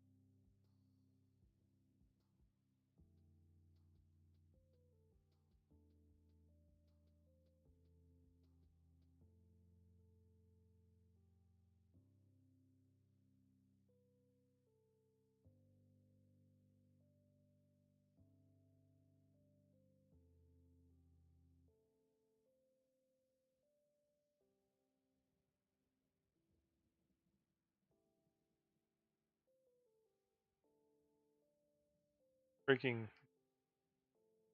188, testing it from above is fine. Basically stepping on top of it.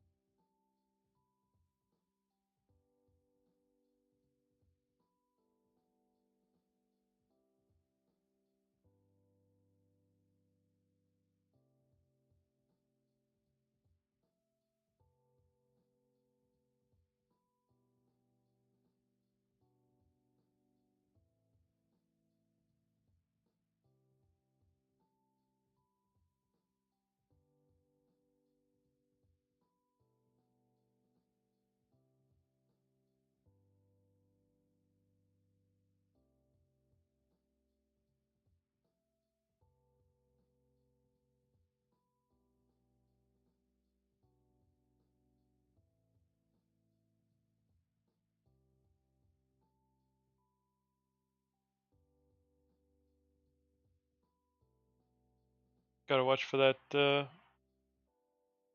white dash line again.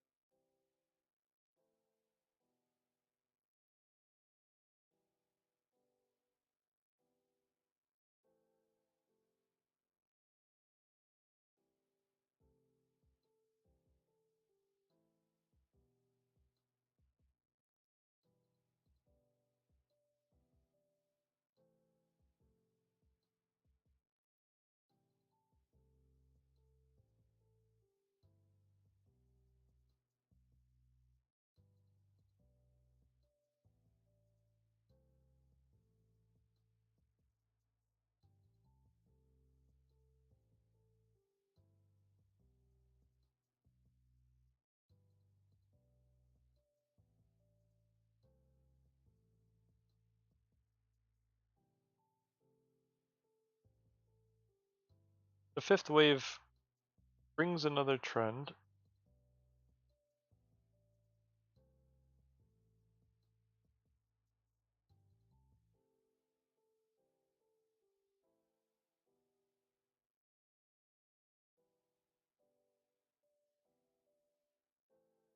Wraps are here as well.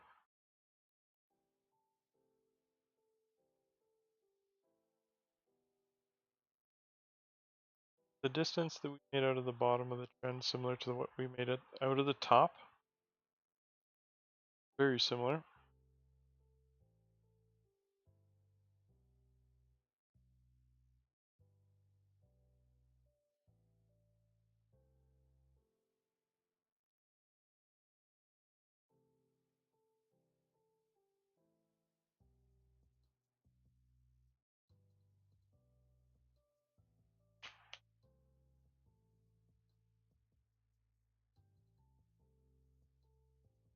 Oh yeah. My orders are all filled. You bought back up to that white dash line. You're part of the business buying back to the white dash line. And I think somebody else is in the business of buying back to the white dash line as well.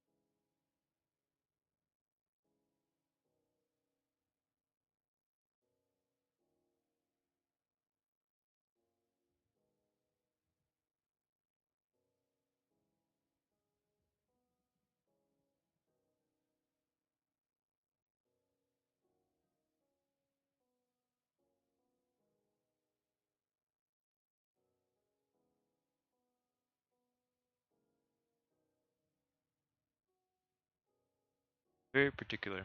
Why so particular, I wonder? Why did they stop buying at the white dash line? Because they're trying to avoid market manipulation charges, because they're trying to break the law right now, trying to get every single bit of contracts that they can without moving the market themselves. They just buy back to the same level. You can't get caught for pushing it past the level that you're in from.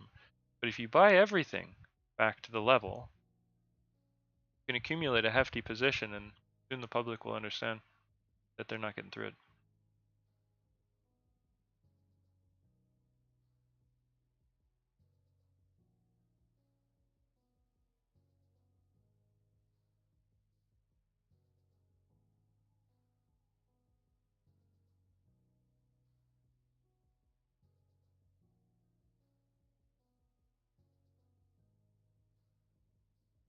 That's on the 1 minute RSI there, John. That the 1 minute, the 15 minutes holding it down. Interesting. Yeah. Yeah, I said on that last move there from the 188. Yep, when we get on top of the white dash line, it will be breaking through the 15. You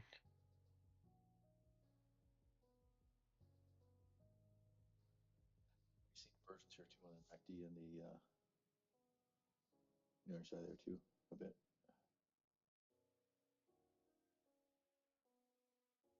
Kind of similar to yesterday's close, actually. I just remember seeing the same thing yesterday. Yeah. Yeah, we're about to get the change of the hour.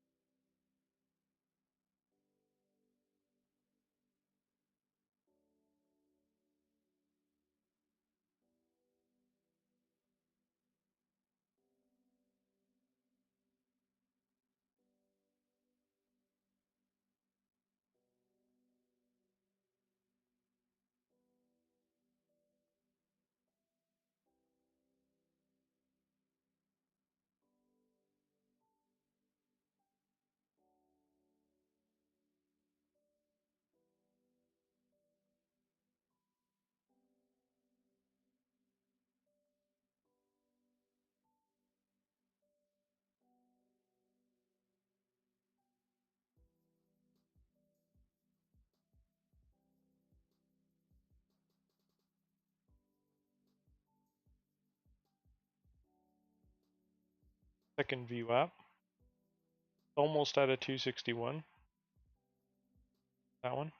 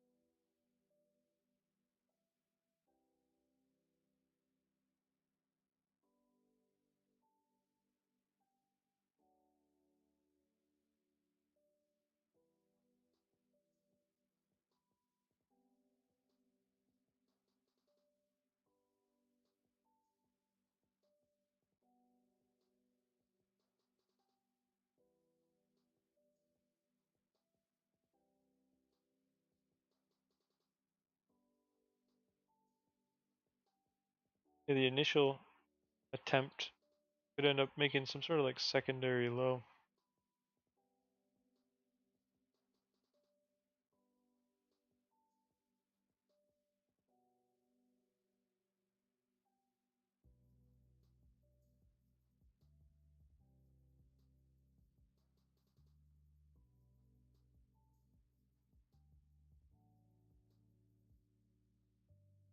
Like maybe like a right shoulder kind of thing could form. So it's basically not safe to drag stops up into the move, especially when they're above the one, but a lot of 241s lately.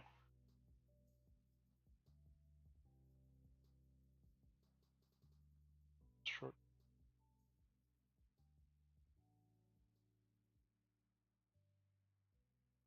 At the low.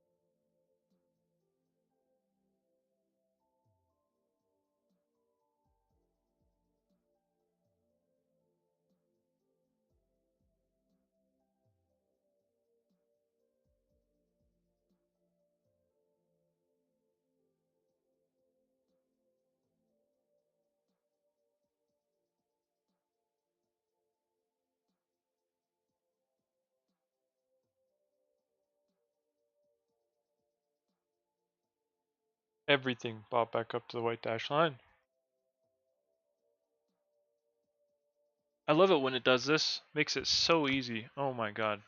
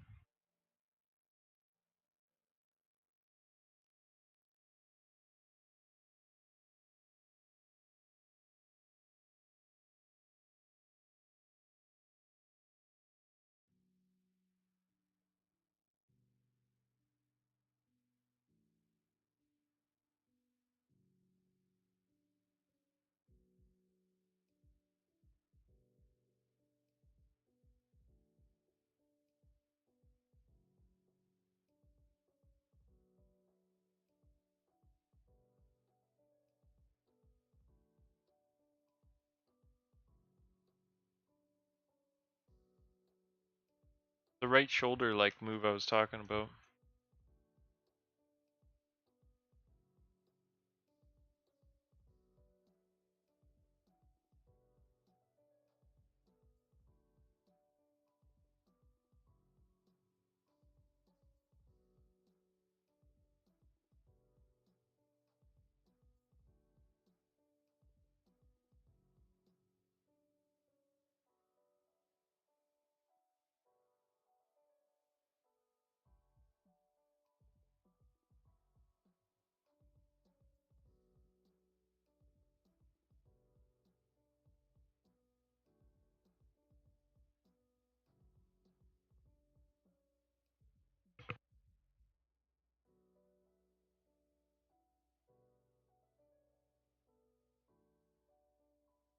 Many right shoulders have been turning into third drives or getting close to it. Gotta watch out for that.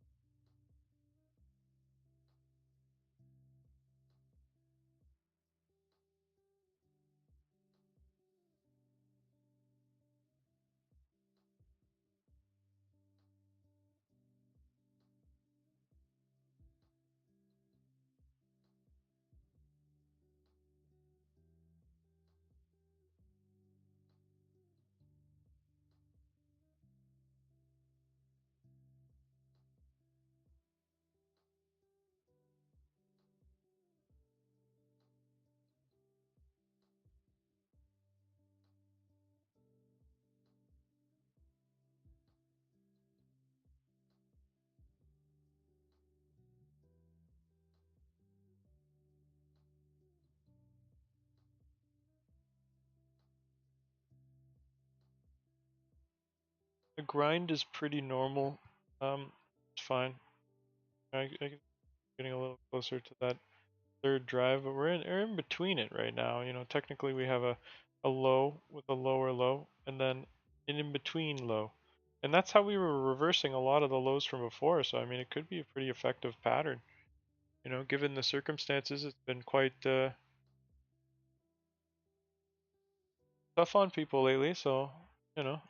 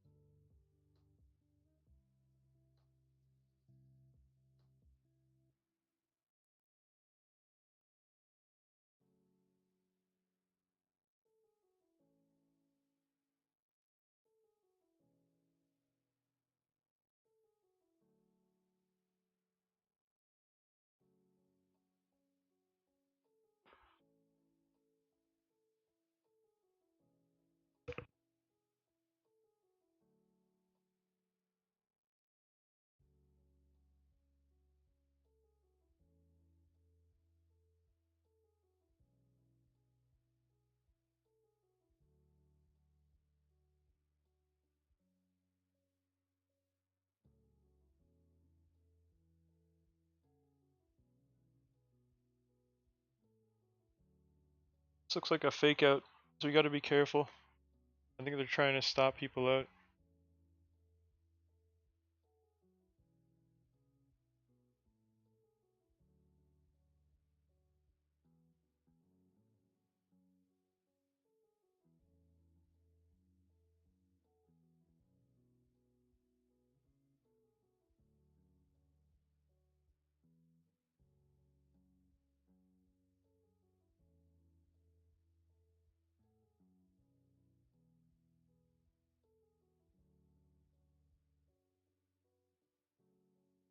So basically, I wouldn't check your stop near it. Keeping it at the extreme.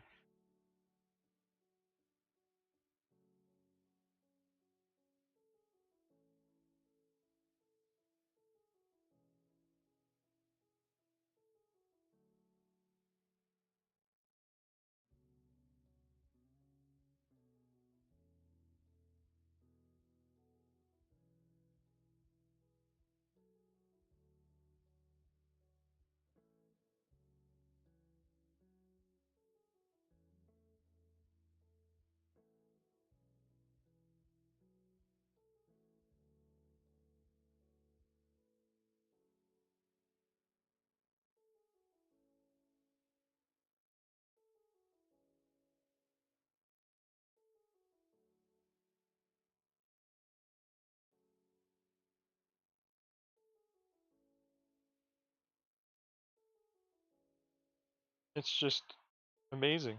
I can't believe it. Like gyrating with such a huge amount of points back to the like they're like 20-point candles to get going. Really nice.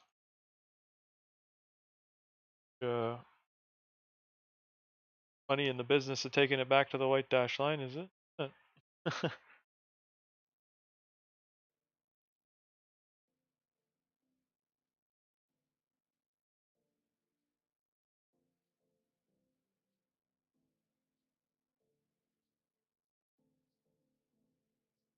And the blue and white line is very attractive.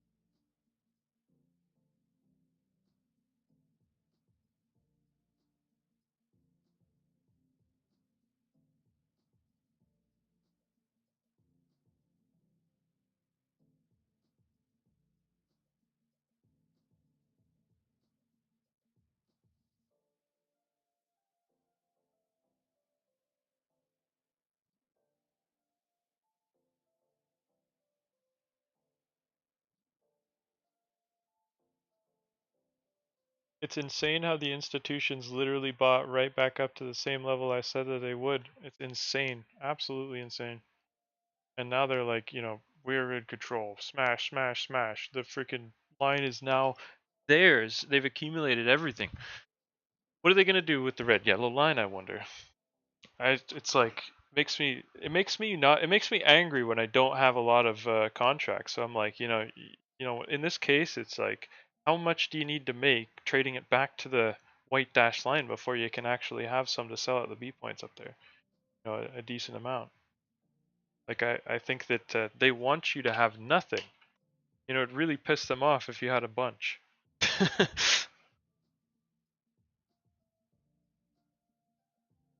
Because it means that whatever they're doing to make money isn't working and it's making you money instead. I mean, not very many people are allowed to be in line with what they're doing, clearly. They want them right out of the way. And a very select few that understand exactly their their motivations. And it's not just because of a one size fits all white dash line that you can get there. It's because of like serious thought and incredible technical confluence at a particular level that I could see the need for buying back up to that level before it happened. Because it wasn't because it was buying back up to the white dash line that it was supposed to do it. It was because I expected it to do it and then it did it. And it continued to do it. And then enforced that that was the move that they intended on doing as well. Which, I mean, that's that's phenomenal in my opinion.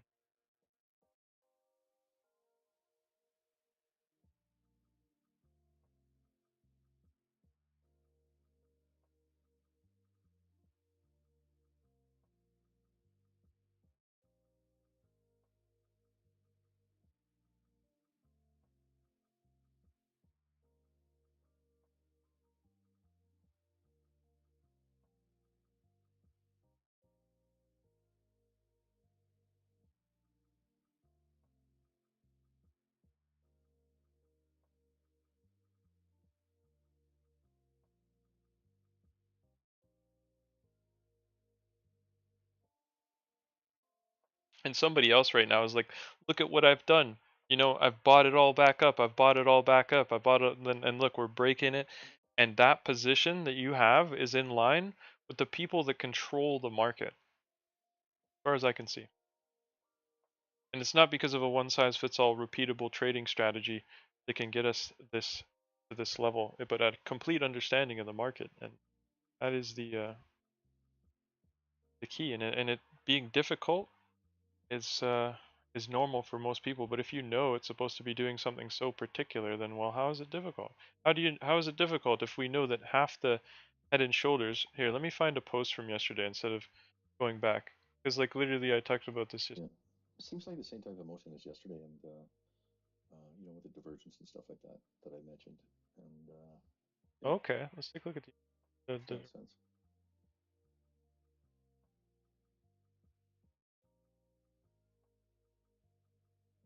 we were looking at this last week as well.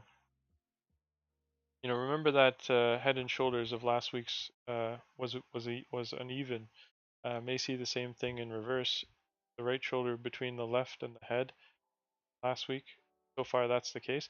And look at that one. That one's like just like what on earth is it doing here? It's got an even low. Today, yep, You know, like it's like even. And I'm like, well, we just did that again. Weird way.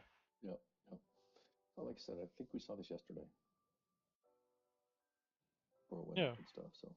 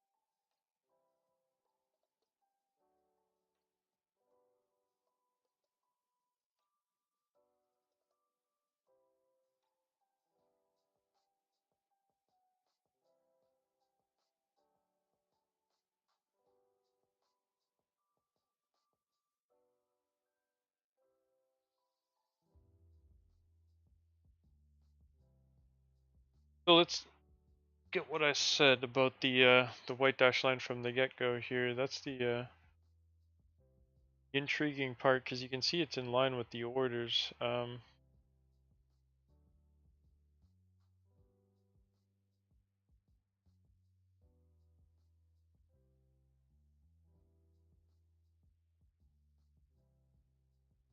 Okay, this is amazing. Oh my goodness, look what I said about it. Absolutely.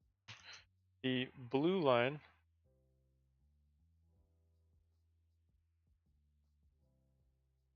So, like, while we were coming down, the blue line is something of a short-term consideration. I think we're grabbing all the liquidity out of that consolidation on the green zone, just below the 261, to come back to it again. Basically, the white dash line, again, is something of interest. I think that it's the case that everything will be bought back up to it until it breaks the red-yellow line and continues higher. Literally.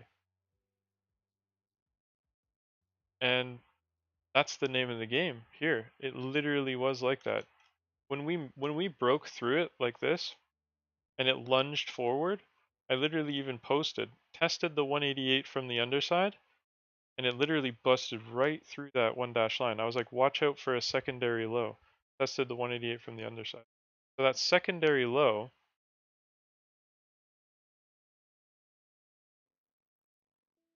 I literally said this.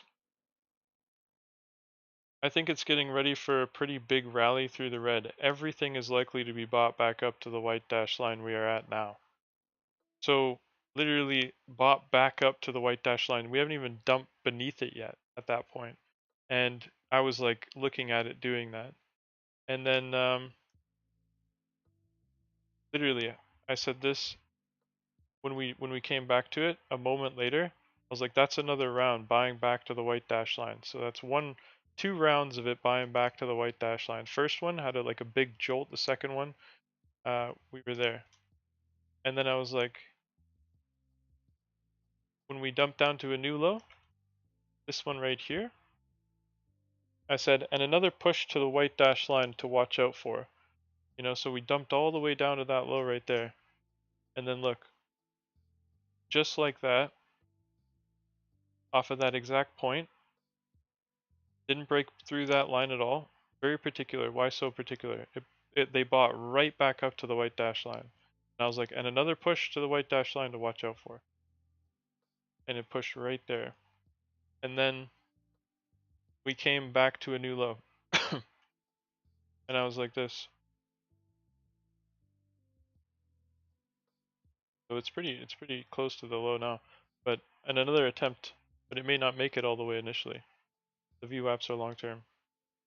So basically another attempt.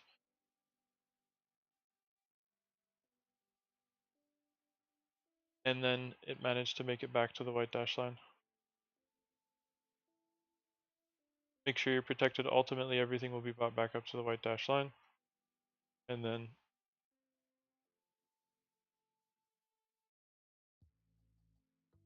back to the VWAPs, the sloppy right shoulder. We're looking for the white dash line again, but perhaps taking a bit longer. And then without making a new low, again, the white dash line. Then we basically, the red line's fake break. Anybody that's put a stop inside of the range has been stopped out.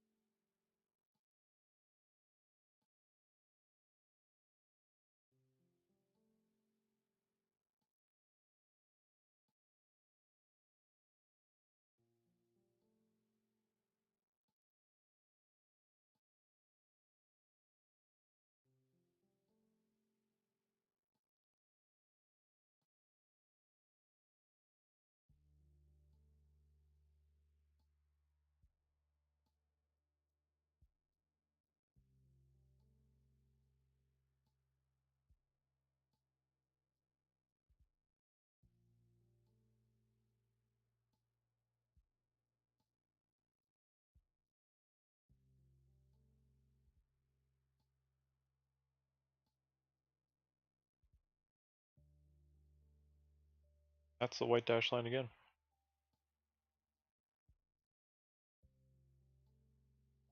White dash line is sure feeding a lot of families. Oh, I think it's taken the. I think it's taken the. I think it's doing the quite opposite actually. I think it's unfavorably moving for the public and taking it back off of them. And each one of these levels, lines that we hit, there's less people involved with it and more institution. Well, I'm sure having fun with it. Yeah, right.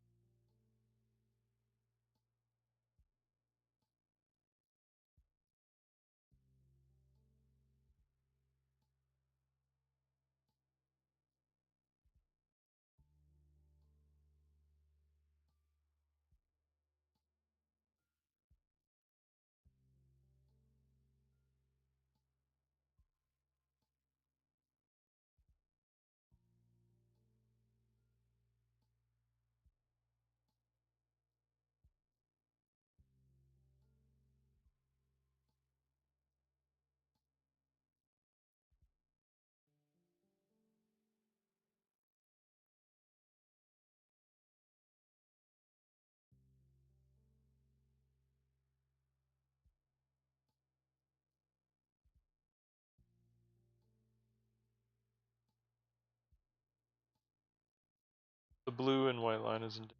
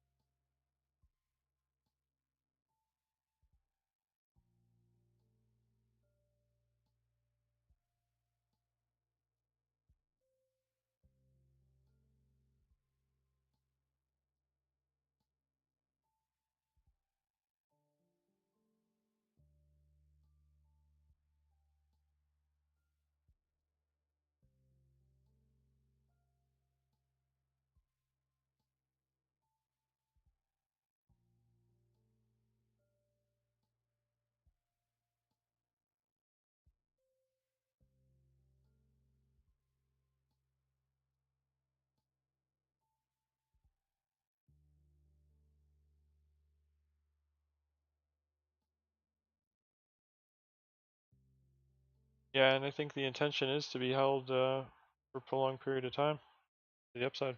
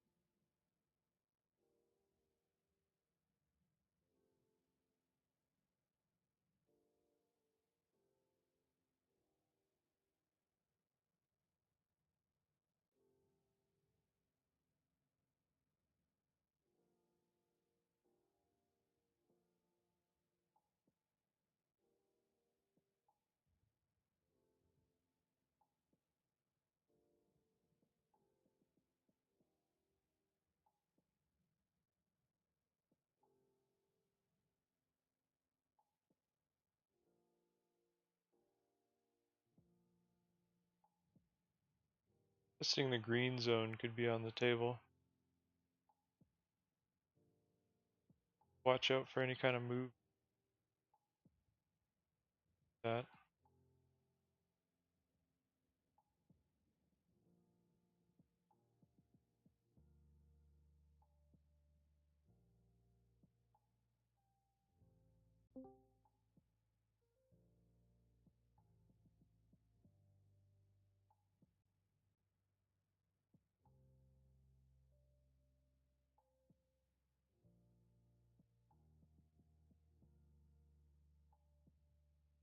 He stops dragged above the green bar up top.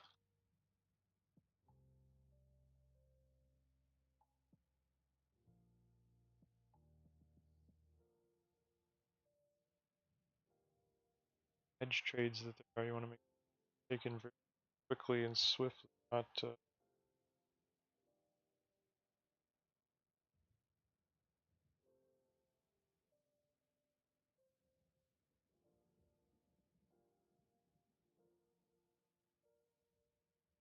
profit.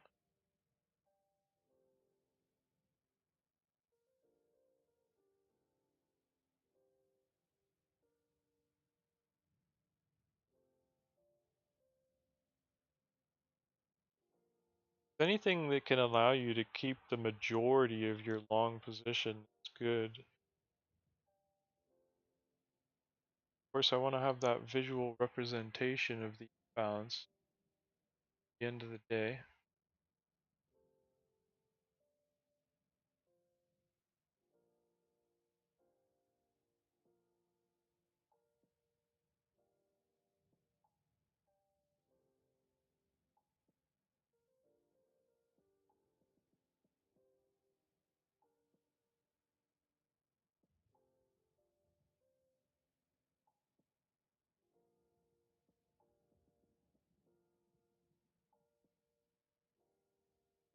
Now any hedges are more than profitable at this point. Stop in profit as well. Hedges. One off the, for the test of the bar and all.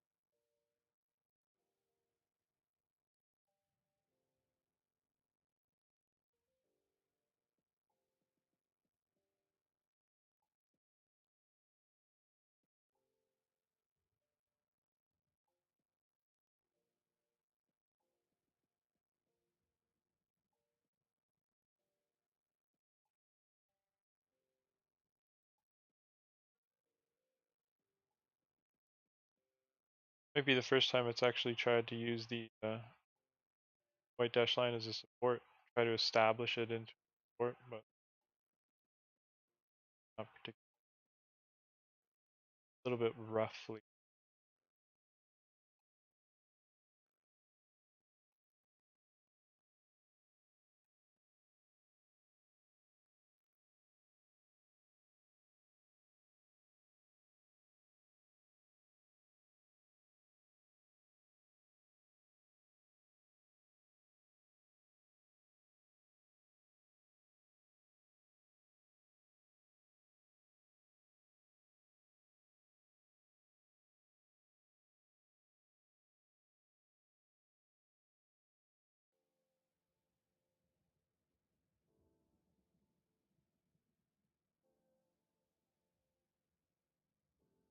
Back up to the white dash line again off the retest of the red yellow line.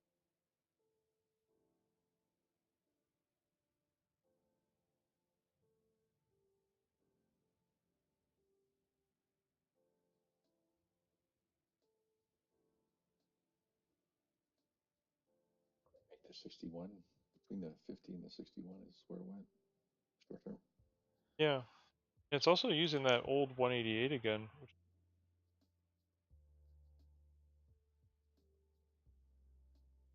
I can't help but notice that there has been a range here. The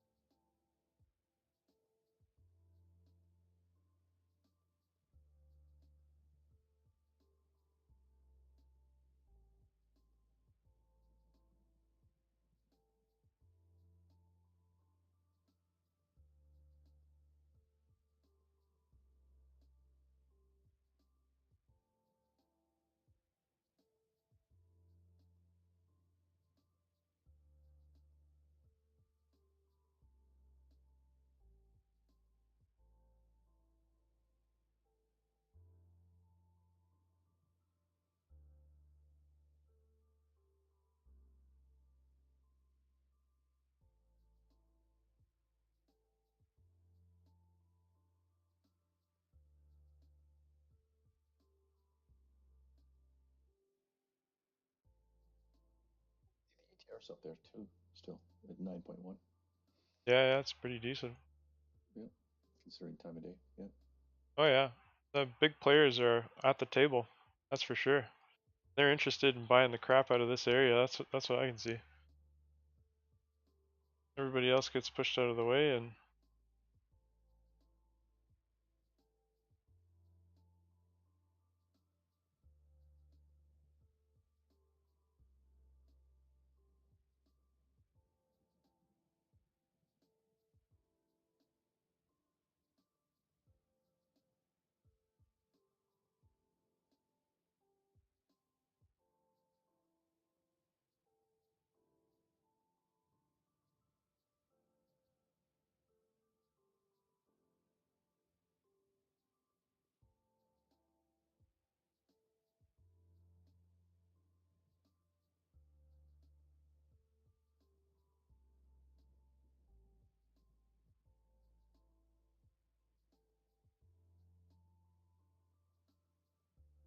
I'm in ours. I still having trouble getting past 15 though, and we are in kind of the middle area there. Oh yeah, it is. But it's using everything as it should be used though. Yep. And it's interested in the B points now.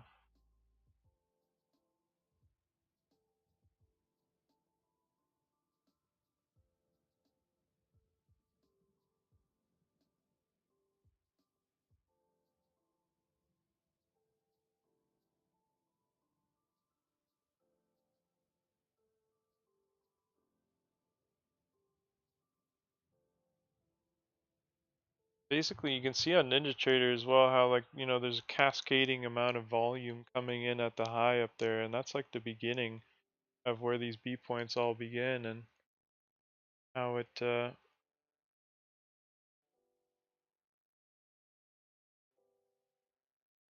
yeah, active.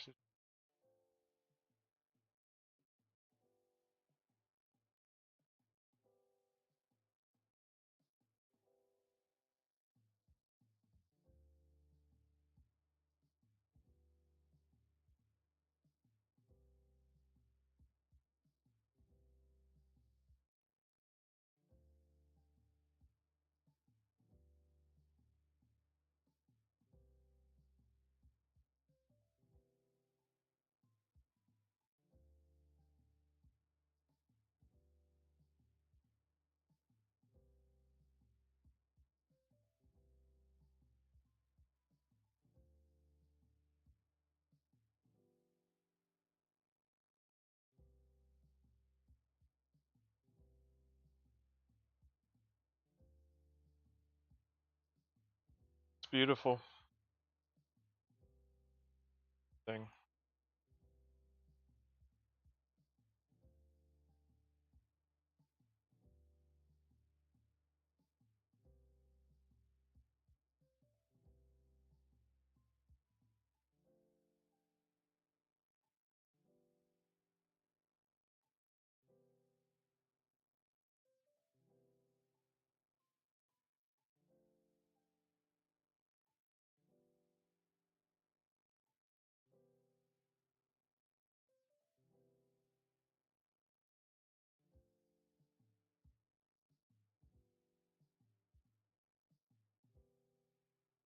How could it get to the points and not get to the red zone?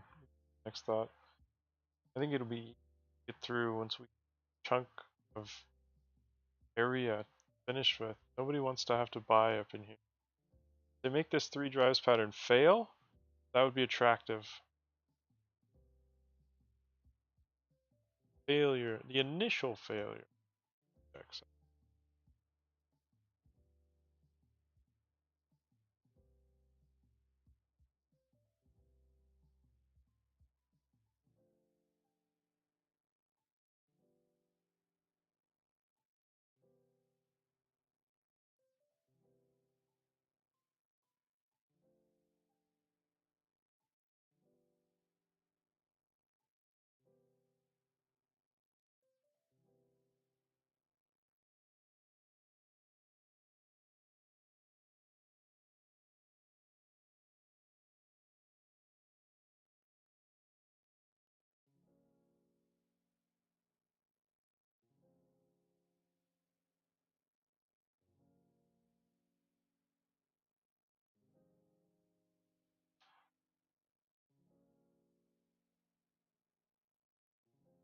Pains me to take one off here too, because I know it's gonna go through.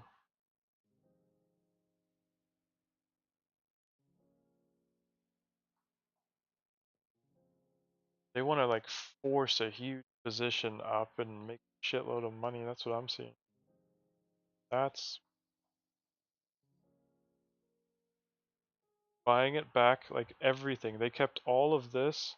They kept all of this, buying everything. All of that. Every single bit of that dump. They were buying up here and then they bought more down here. They bought all of this down here. Bought all of this move.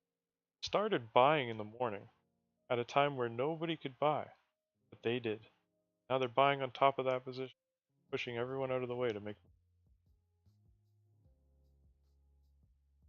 They did it after it was tough for people. People saw the biggest move of the day, that they could catch would be a downwards move, and all of that bought back up now. Interesting.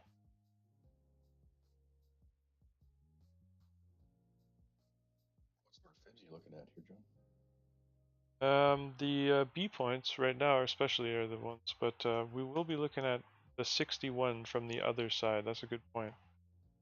The high to the low makes a 61, and we want to test it from above. I think these are done, and I'm like, well, everybody's gonna be thinking about these, but I don't think it's gonna want to give them to him so easy. I'm skeptical heavily about that, and I'm thinking they're pausing it here so that people can short it in aspirations of getting those levels, and they're gonna try and stop them out and have them pay for the next advancement. They're gonna try. I mean, they might not Stop always. loss should be in the POC or what? Yeah, the POC. It could. I'm wondering if we're gonna run through it, to be honest, as well. Like they could just push everyone right out of the way and just keep chugging into the. That would be ideal. Because what I'm honestly thinking is if we can actually make this move the biggest move and come down to it, that would be ideal. That is possible. The amount of buying and the amount of force that we've seen, they're definitely thinking about it, I think. But they're not trying to pay for it themselves. They want to create some sort of bearish pattern, get people short, then put a little bit of buying pressure, force the market up, and stop everyone out, and then have them trickle off uh, up into making all of this accumulation profitable. Because I think that they get into trouble if they're actually putting in heavy orders beyond this level. I think that they're trying to get the public to pay for it.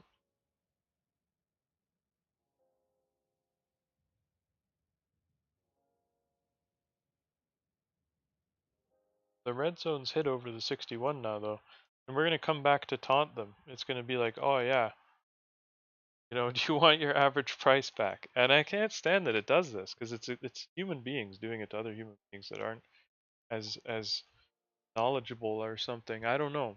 But how many times do they have to? 188, 200 at the POC. Yeah, it's crazy. Yeah, I don't know why.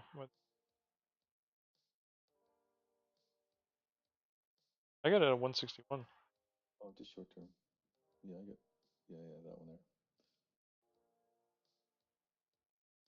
Interesting.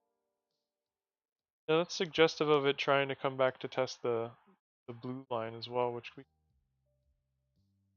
I'm just worried about it making a fourth wave and not being able to get down there. Very possible. And they put people in a really tough position. The one thing that I think that they're trying to do is that taunting of the come down and test them out. Because literally they paused there at a level that worked so well so many times in the past, and they blow right through it and come back to test it. And basically they're saying that the people that shorted it can get their average price back. And it's a cruel movement, really.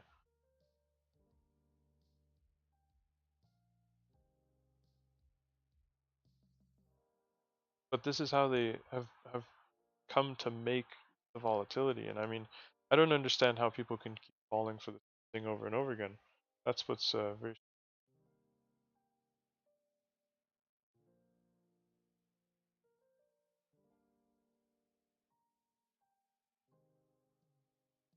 And I want to see this uh, again,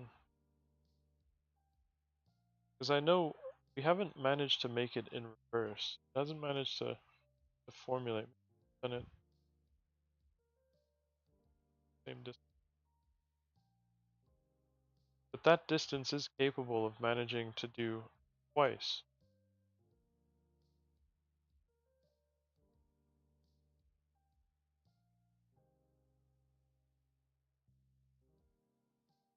And something. So it's fully cleared back that 61. This is a way that they can do a fourth wave. I'm curious about that fourth wave environment.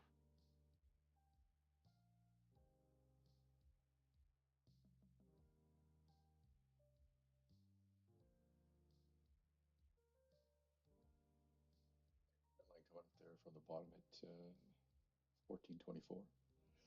Interesting to see what it does at that. It's almost like retesting that B point down there too.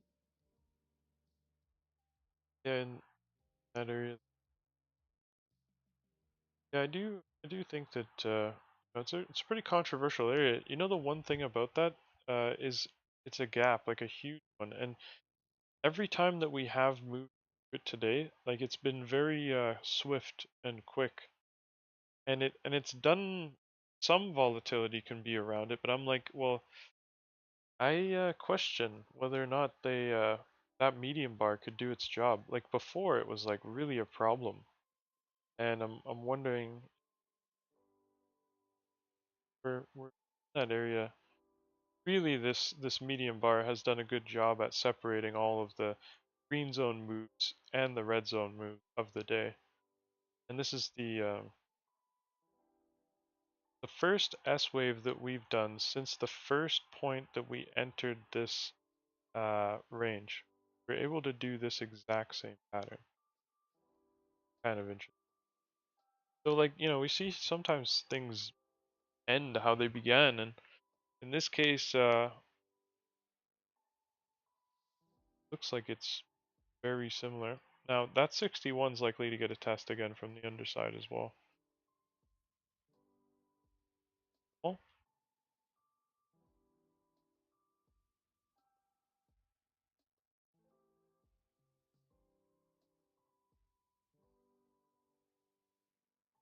See my trend line that's I got from the bottom there. oh, it's sitting on it, yeah.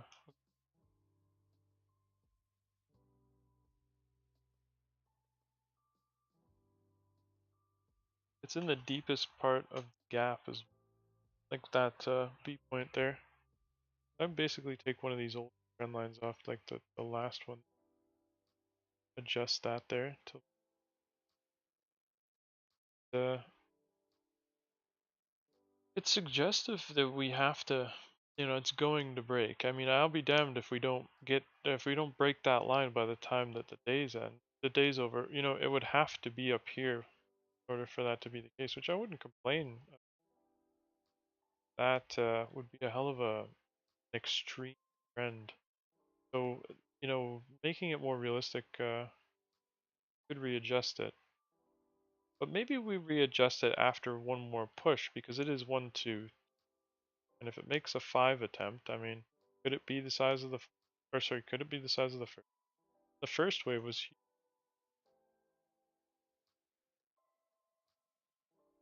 So maybe not the first.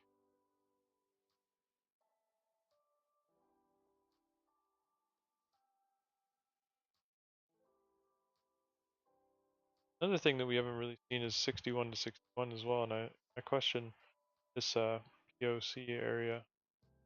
Currently the white dash line.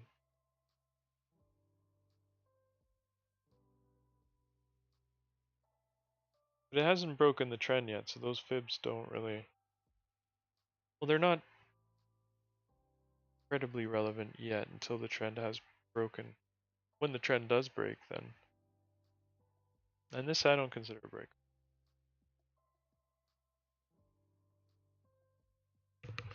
Consider it a fake out, if anything.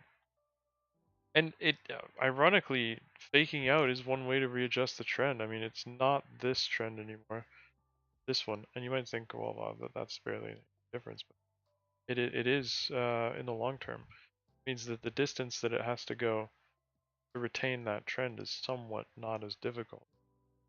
3 or 4 more fake outs, and that trend becomes a lot easier to hold. And I mean, a fourth wave, like, I mean, we've done 1, 2, 3, 4, and 5, right? But it ended up making a third drive. And then we're in 1, 2, and 3. Then maybe 4, you could say.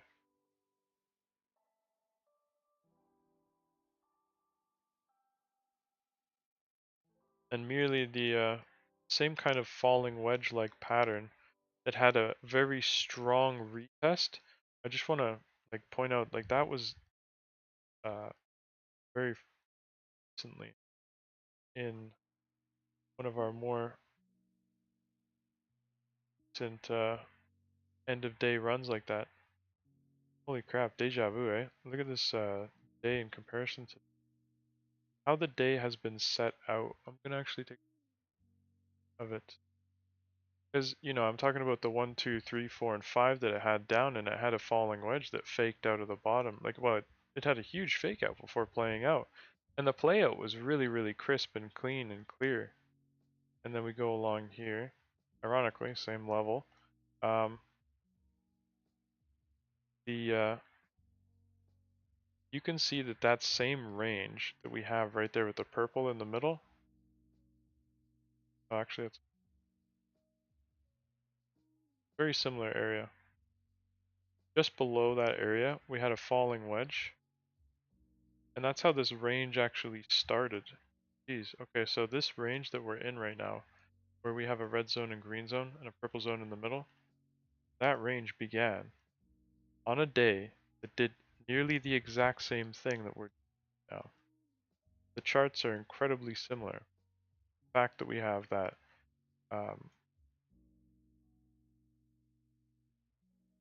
1, 2, 3, 4, and 5 that had an extra drive that was a falling wedge. It had 1, 2, 3, 5, that had an extra drive, but it was all part of a falling wedge.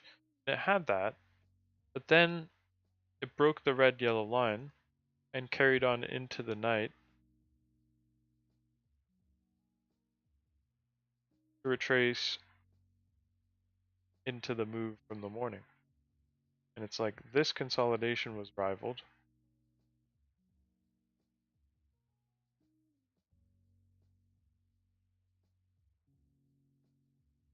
What's intriguing is that it's all happening again below the same range.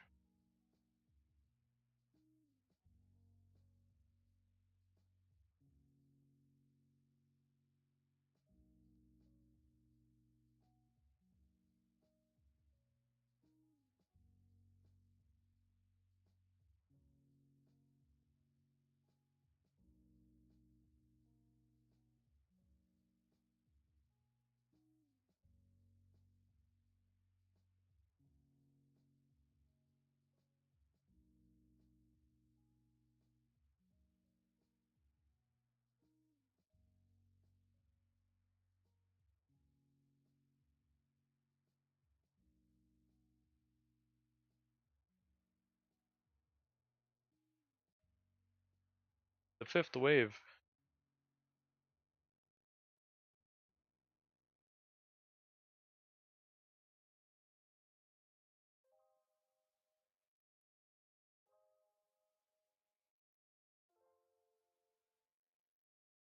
and ultimately failure, is suggestive of the positions built, their intention to continue squeezing people. Look at this move in the morning. Did you know this move in the morning? Not many people will know this. It started as a 5-wave move. The third wave was the largest. The fifth wave was similar to the first. 1, 2, 3. I know it's a bit large. 2, 3, 4, and 5. Effectively, the components are all there. The moves are very similar in every single way, shape, and form.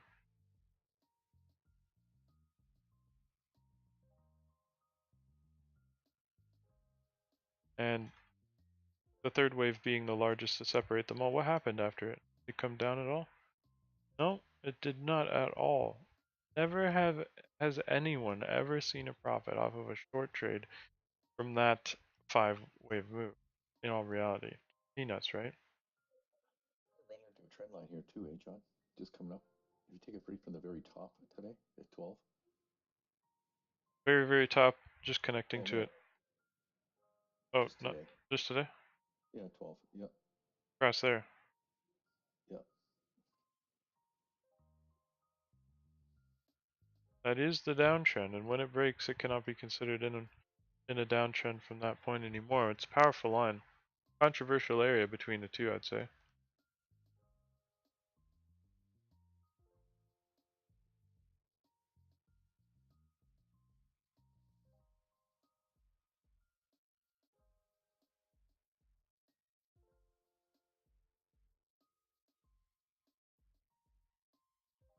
And it's a controversial point because it's a 5-wave move that would be an M coming back to a W, and for that to fail would be very, very intriguing. What I'm looking for ultimately. They might egg people on a little bit of a dump, but then we push through, stopping everyone.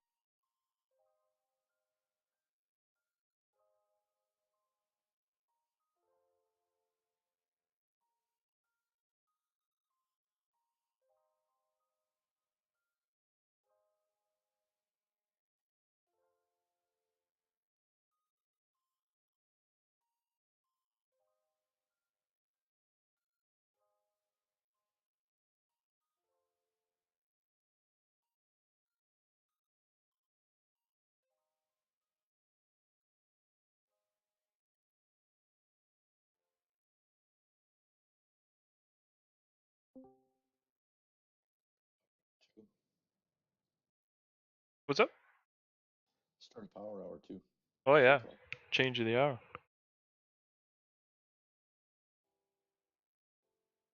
I think it's going to be an interesting end of day. I think that the people that took control at the end of the day there were with force and very, very particular, and I think that we might see some more of that toward the end here. And I am looking for this move right here out of the top ultimately. I'd like to see this like come right out of the top of this entire range, not just but double it. And I mean, if you look at how it used the VWAP too, that's pretty. I mean, I like that. It came down to hit the VWAPs, and they were like a little wicks and spike zone. It's really old, so for them still to have a distance between them is kind of strange. Usually they would, kind of stick together. And when they do that, you can just take off.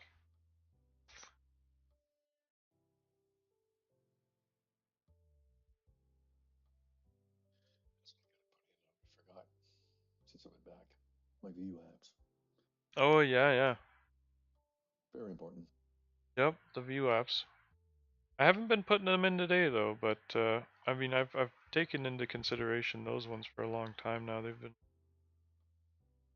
useful for quite some time now, all the way back on 26th, and not too.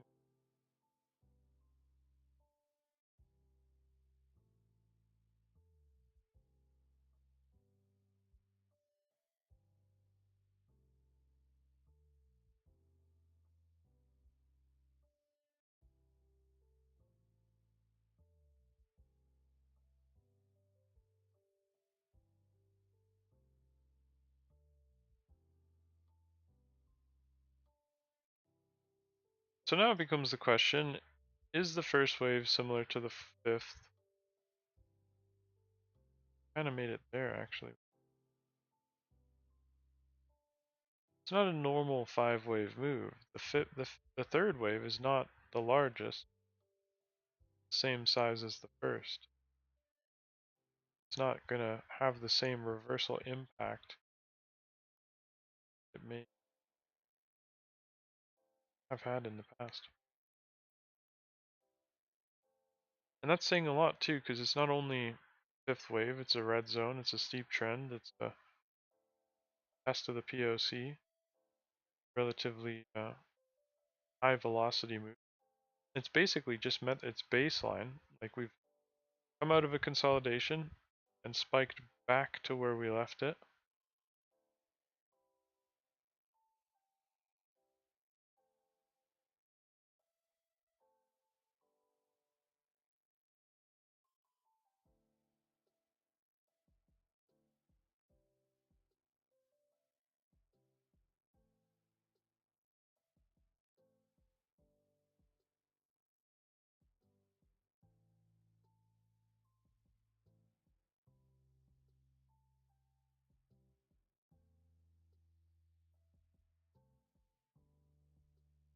Yeah, I do think that they're trying to slow it down so that they can allow as many people as they can to short it, because when they've captured a short position, they sit there and they wait. And if it grinds and it grinds and it grinds, they'll likely wait, and they can capture more and more and more people in that area. And all they have to do is find a point where everybody has shorted it in comparison to how many times they have shorted it in the past.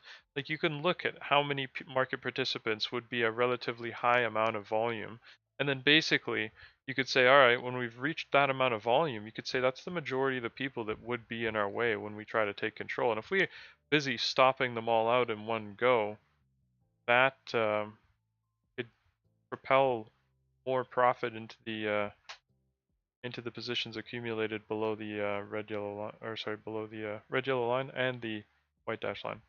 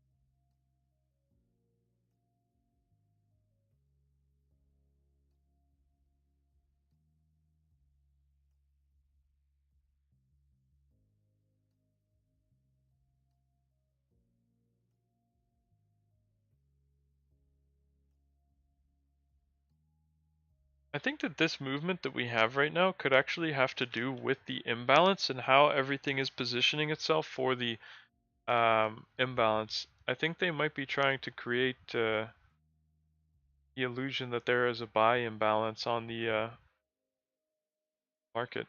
It could be the case. Could be the case because then one thing that I'm thinking is if they did that, they could get the force of the people on the imbalance to propel their positions even farther forward.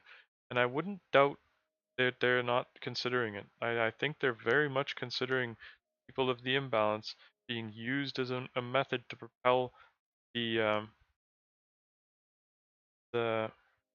position farther. One thing that does come to mind is in the event that they could capture more. No, no, no, no, no. See, I think a lot of people have shorted it, and they're all going to get stopped out. That's the thing. So I think that it coming down to the B point would be the obvious play for most people, and they're letting them short it so that a little bit of volume can stop them all out and get it higher. But if we're busy stopping them out for the imbalance, I'm curious to see if how high we get for that imbalance, and if we're going to use the imbalance as something to stop them out in one quick go. They may be seeing that volume is depleting as we get closer to the imbalance, and the hastiness to complete the move early has come to mind because at the end of the day, if everyone dries up because they're afraid of trading at the imbalance and being exposed, you better stop them out early and start the process sooner and worry about the imbalance when it comes. But it's very much in the interest of stopping the crap out of everyone and making sure that they pay for our move. And that's what that move right there was, in my opinion. I think that they're very much interested in making other people pay for the red zone. Very dangerous environment. Hedges have to be made particular and protected at all costs, as if they're shortest term scalps that you're going to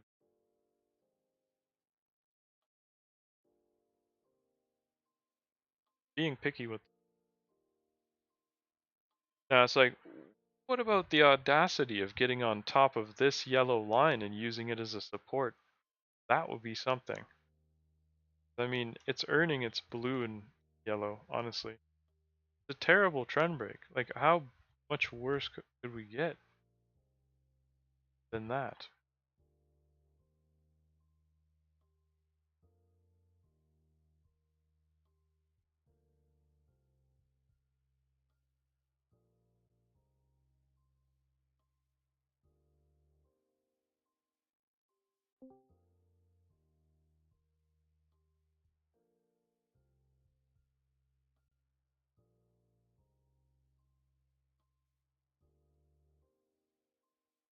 hell of a move here, man. Yeah.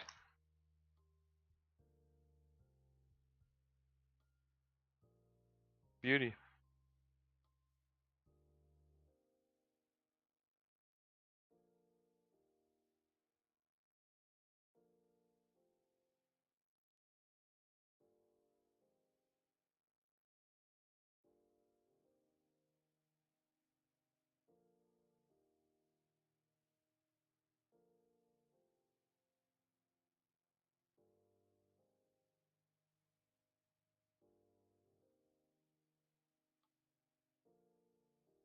Do you think that yellow line you have will kind of act like a blue line, so we can sit on top of it and continue on upward? It's so tough to say with that one because man, it's so hard, it's so steep, right? And I'm like, there's no way that like the overnight session will be able to hold that thing. But you know, if they could pump it pretty hard, they would buy some time with it. It's just they better have knocked everyone out of the way. And if anybody tries to short it, um, I mean, I think that they have been trying to short it, and they're getting absolutely wrecked. That's the squeeze here, and they're trying to make it happen. It looks like unbelievable. It's interesting that blue line that you drew in the morning for that rising wedge. I still have it on my chart, and we're coming up to it right now. Yeah, that line right there. We're gonna turn it back up again. Yeah, that's a line. Okay, that was, sorry if that was loud. That was the alert for breaking through the high.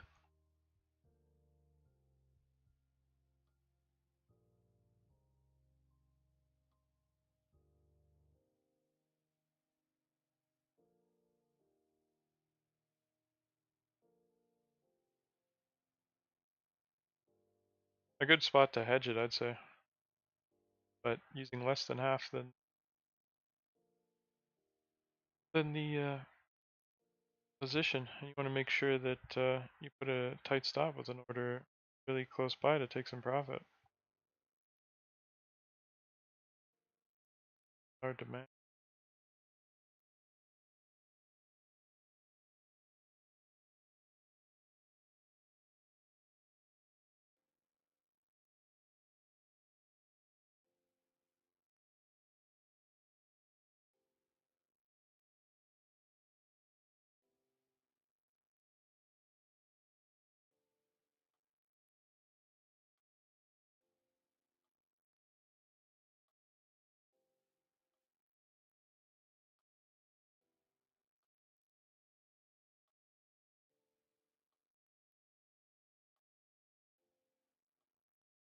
And it's like, that's a really good line that you pointed out there. And also the new line that I'm like targeting for the hedge, like there, like that one.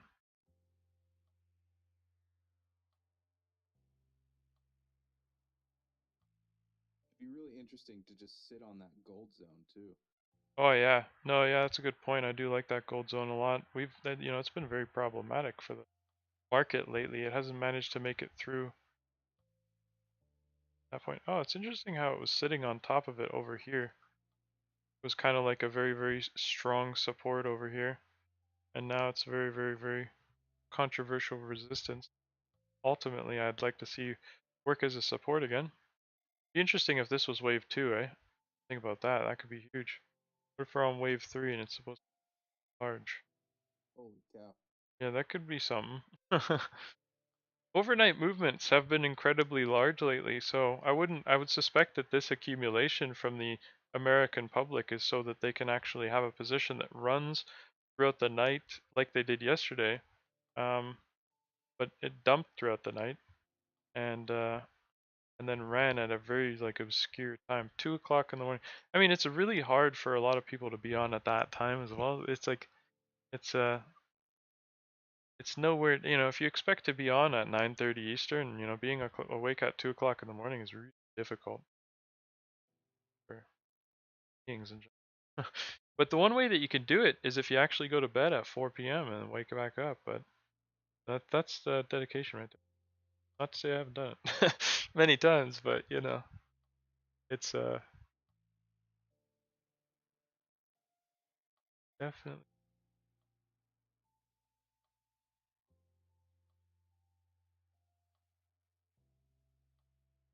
There. So we have a secondary high here now. Didn't quite manage to come back down to the blue line, but I think it's in store.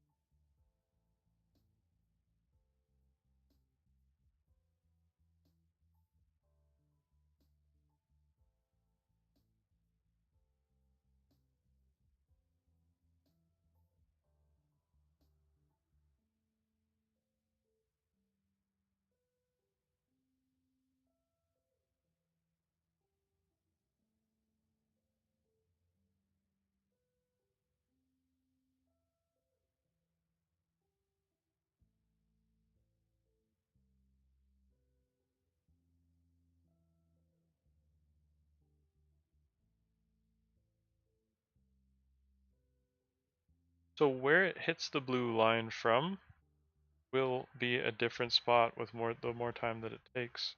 Make it blue and white though, so it doesn't get buried. Because every bit of movement that we have from here on out is subject to coming back to that blue.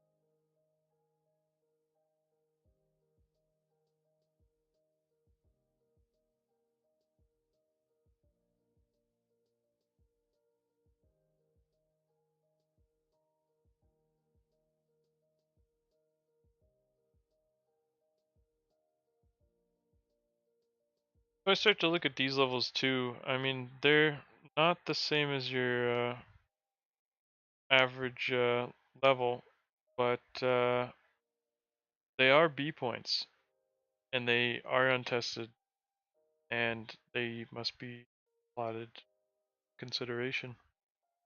They may get hit.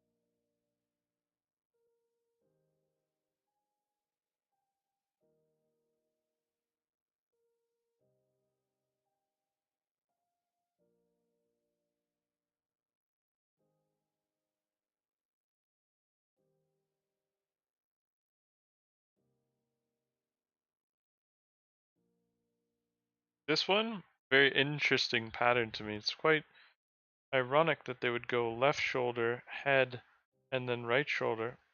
That's something we've seen before. A very bearish environment, ironically. Curious to see what comes of it. If you have a hedge, make sure it's protected with a stop. And like I said, if it's less than half, then safe.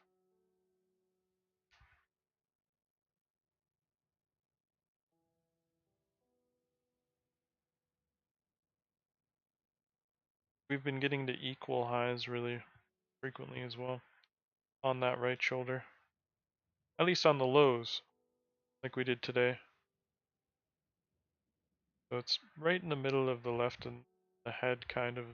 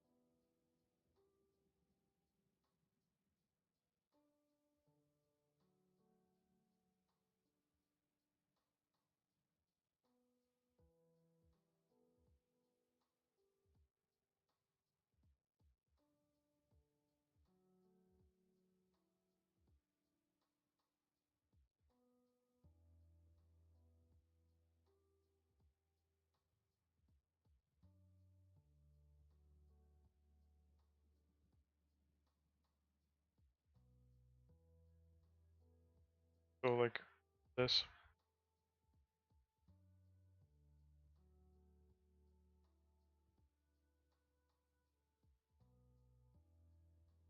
Just like we had left shoulder, head, bottom.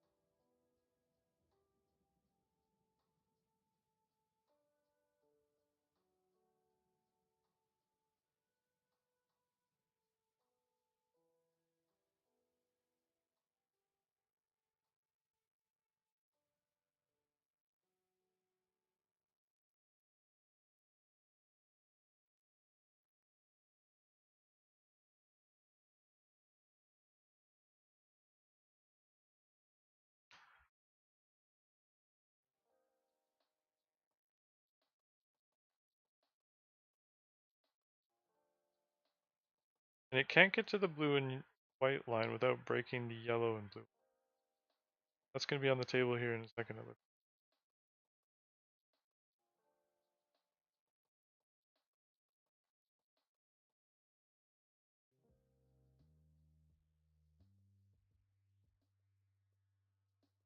Giving it a go.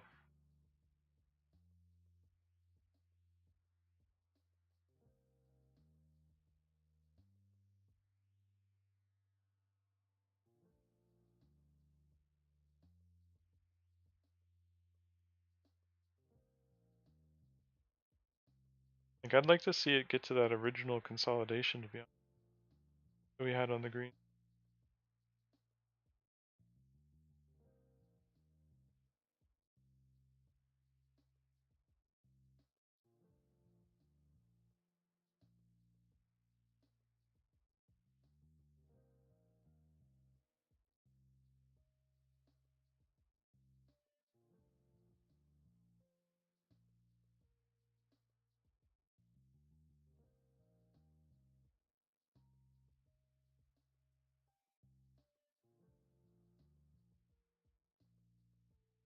Hey, John, I just posted a couple charts in the exclusive chat.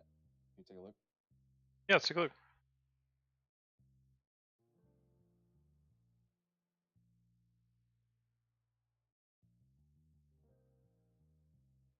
Yeah, we're getting to that hourly.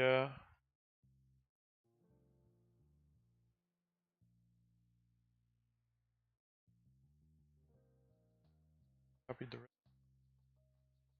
There we go.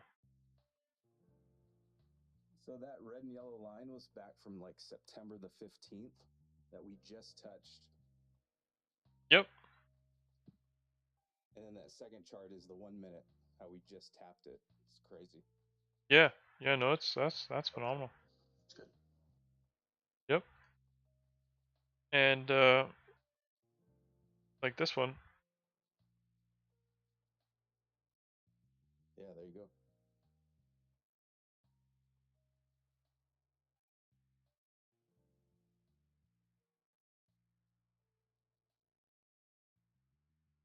Yeah, I'm a huge fan of getting back up to that level up there. Yep. Yeah, it's looking good.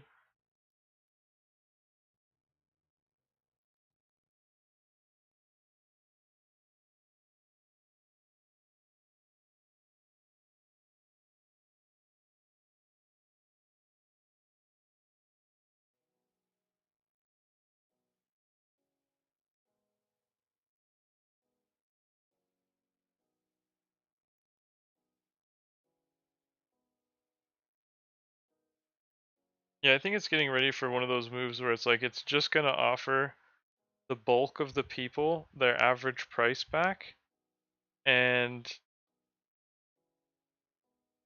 it reminds me of how it would come back to a 61 from the other side kind of thing.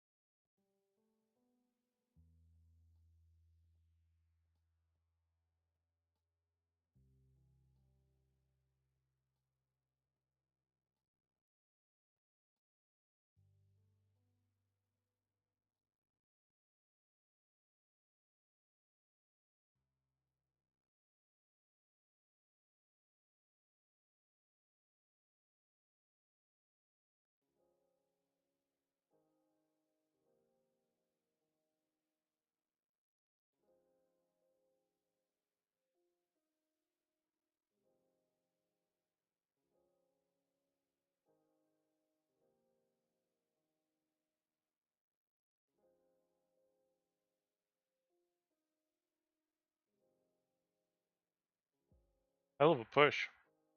Insane. Absolutely.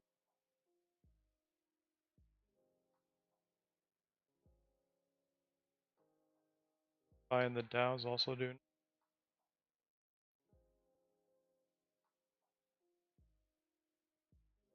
Almost like we're getting to these respectable levels now. We're like at the 161 almost.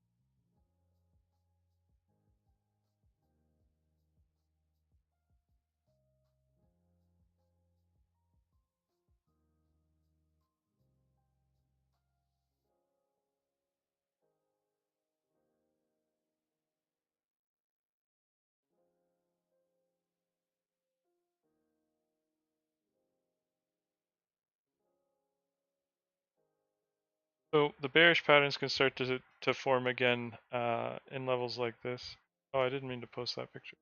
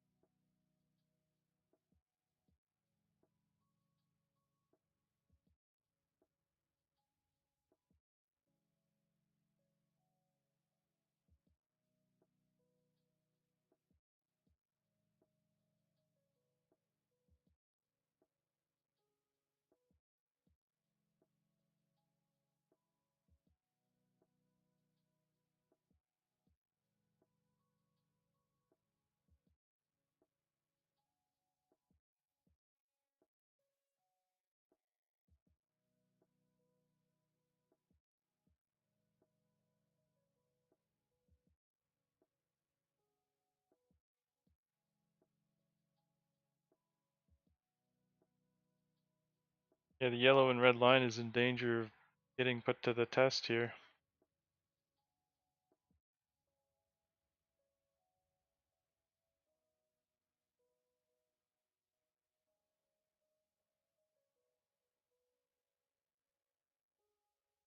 I almost got it at the 361 from the B point at 1419 down at the bottom there. Yeah, that one there. Yeah. Yeah, that's a hell of a stretch. Yeah. 361 and 161. I think we're going to come back to test the 261. That's what I'd like to see.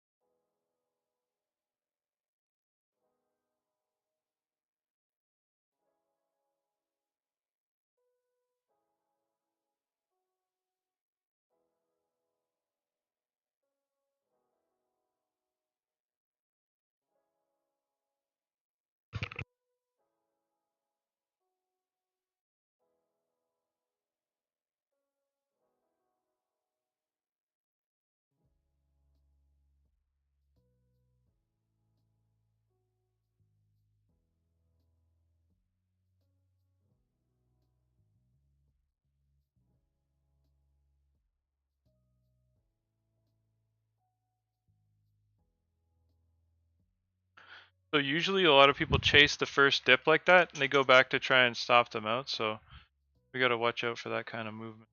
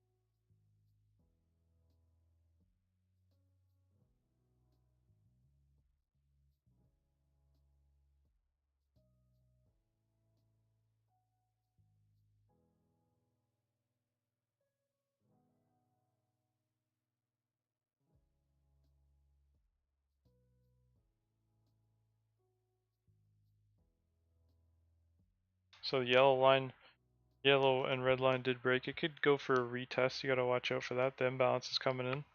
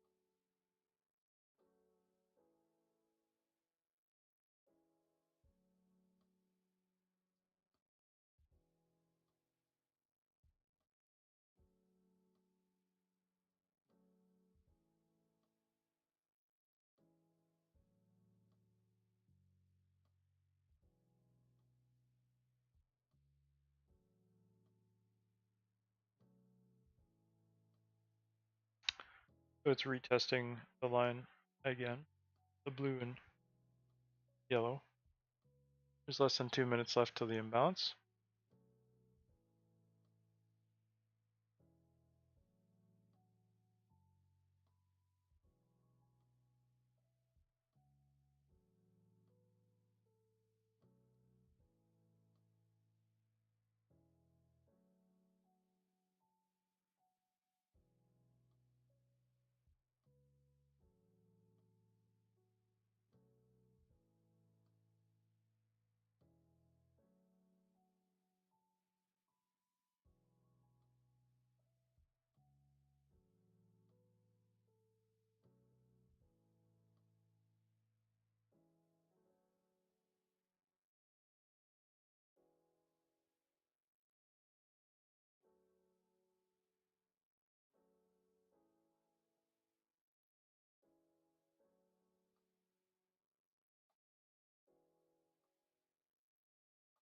Definitely hedged for a negative imbalance, but make sure your stops are kept safe.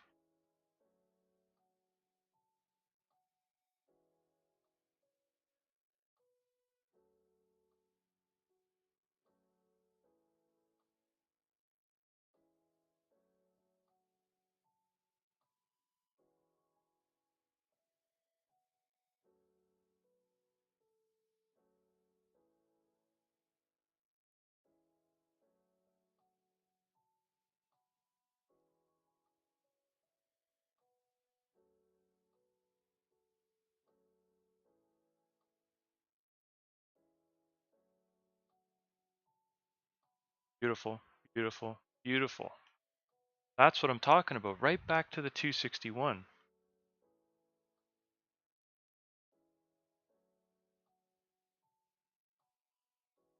Yeah, that was a great hedge. Oh yeah. Skipped a candle here on TradingView. That's okay. That's okay.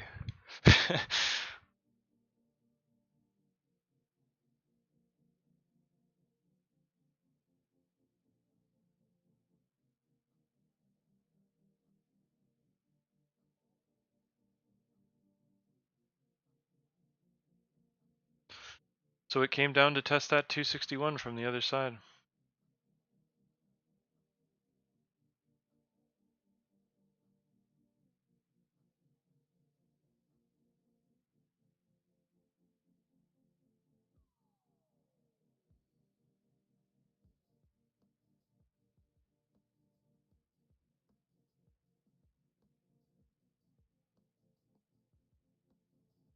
I was a little sweaty up there for sure.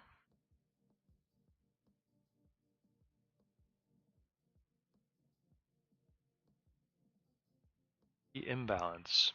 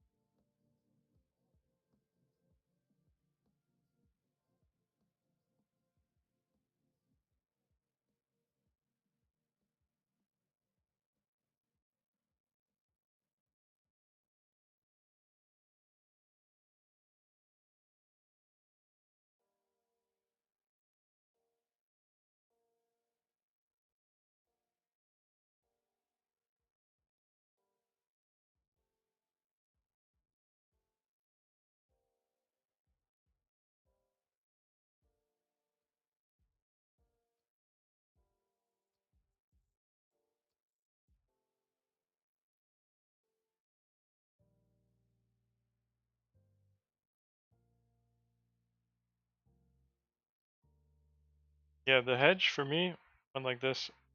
First time I actually decided to sell it because I knew it was going to go up more and I was going to be able to short it from a higher spot, and I did.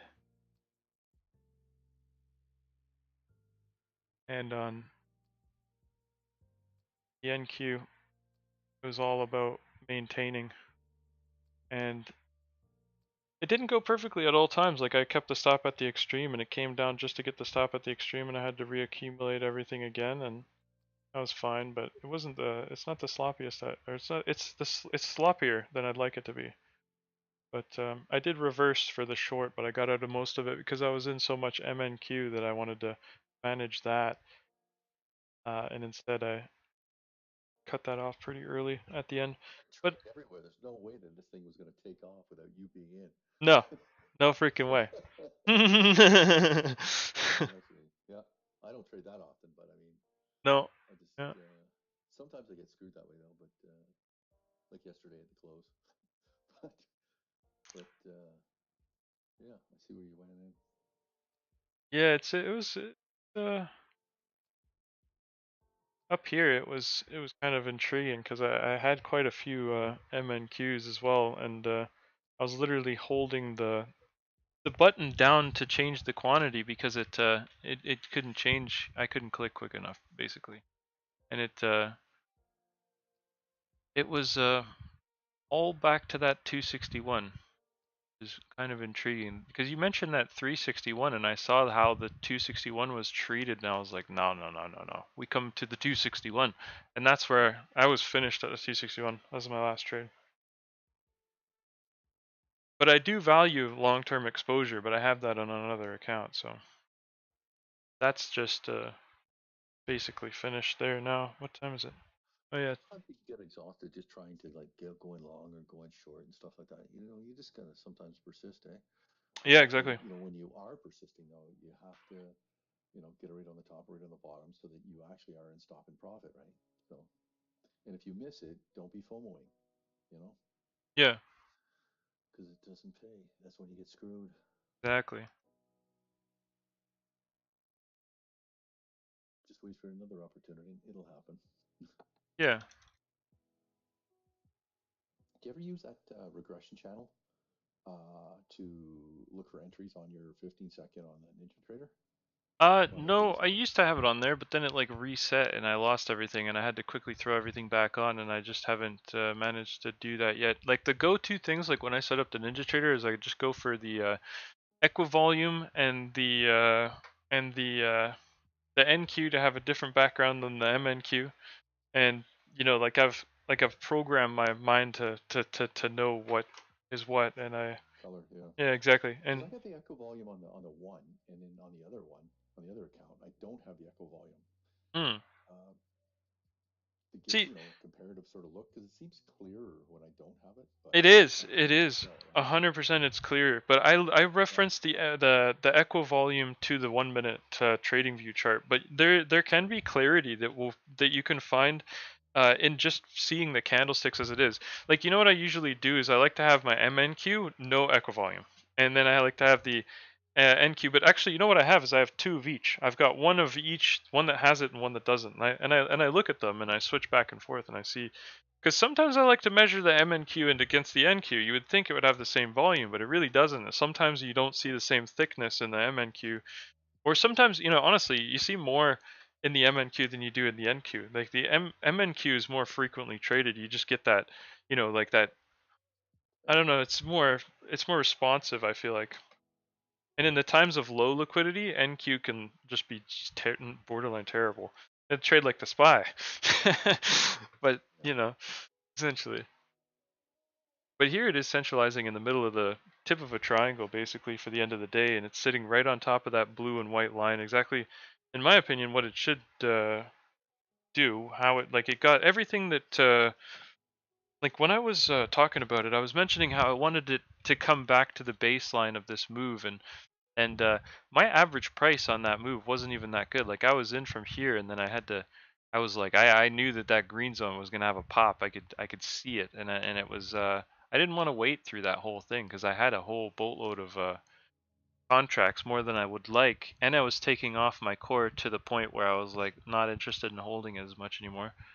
But it actually got to the point where my hedge was so much bigger than my core that I actually took a little bit of the NQ up to counteract how much I had going down, because it's actually a very interesting play. I don't usually do it like that, but it took the risk off of holding so much of that MNQ, and I knew it was going to pop up, and I made money on it going up too. So I was like, it worked out. But at that time, I refused to get stopped out of MNQ because I knew it was going to come down. So as I was taking it up on NQ, I exited NQ and then shorted more MNQ back down to the 261. When I was like, oh, it's going back down to the 261, I was selling selling NQ and shorting MNQ, and taking them both down. And those B points are like they're getting a lot of attention right now too. I mean, you know what's crazy is these guys, they're doing like what I'm doing, except they can't stop. Like somebody's up their ass. They're like, all right, when you're done, you're gonna get out of the seat, and I'm gonna get into the seat, and I'm gonna keep the machine moving. And I'm like, geez, that's crazy. And I can see that they have to keep going until everybody can't trade anymore, which is like right now at the end of the day. This is the last minute of the day, the closing bell, basically meeting the equilibrium and coming back to the green zone and the green dash lines for the end of the day. But you can also see that there's a little bit of a remnant of that head and shoulders that reverses major trends in here. Like it was like this. It went left shoulder and then head and then right shoulder that was higher and then it went down. So I'm like, that's interesting to end the day with that. Ultimately, I think that it breaks the downtrend that it just made and continues up into the red zone. But hopefully you guys had a wonderful day, and I'll catch you guys later. Sounds good, John. Appreciate it. Yeah, Thanks, anytime. guys. Yeah, take care. Bye, guys. Have a good one.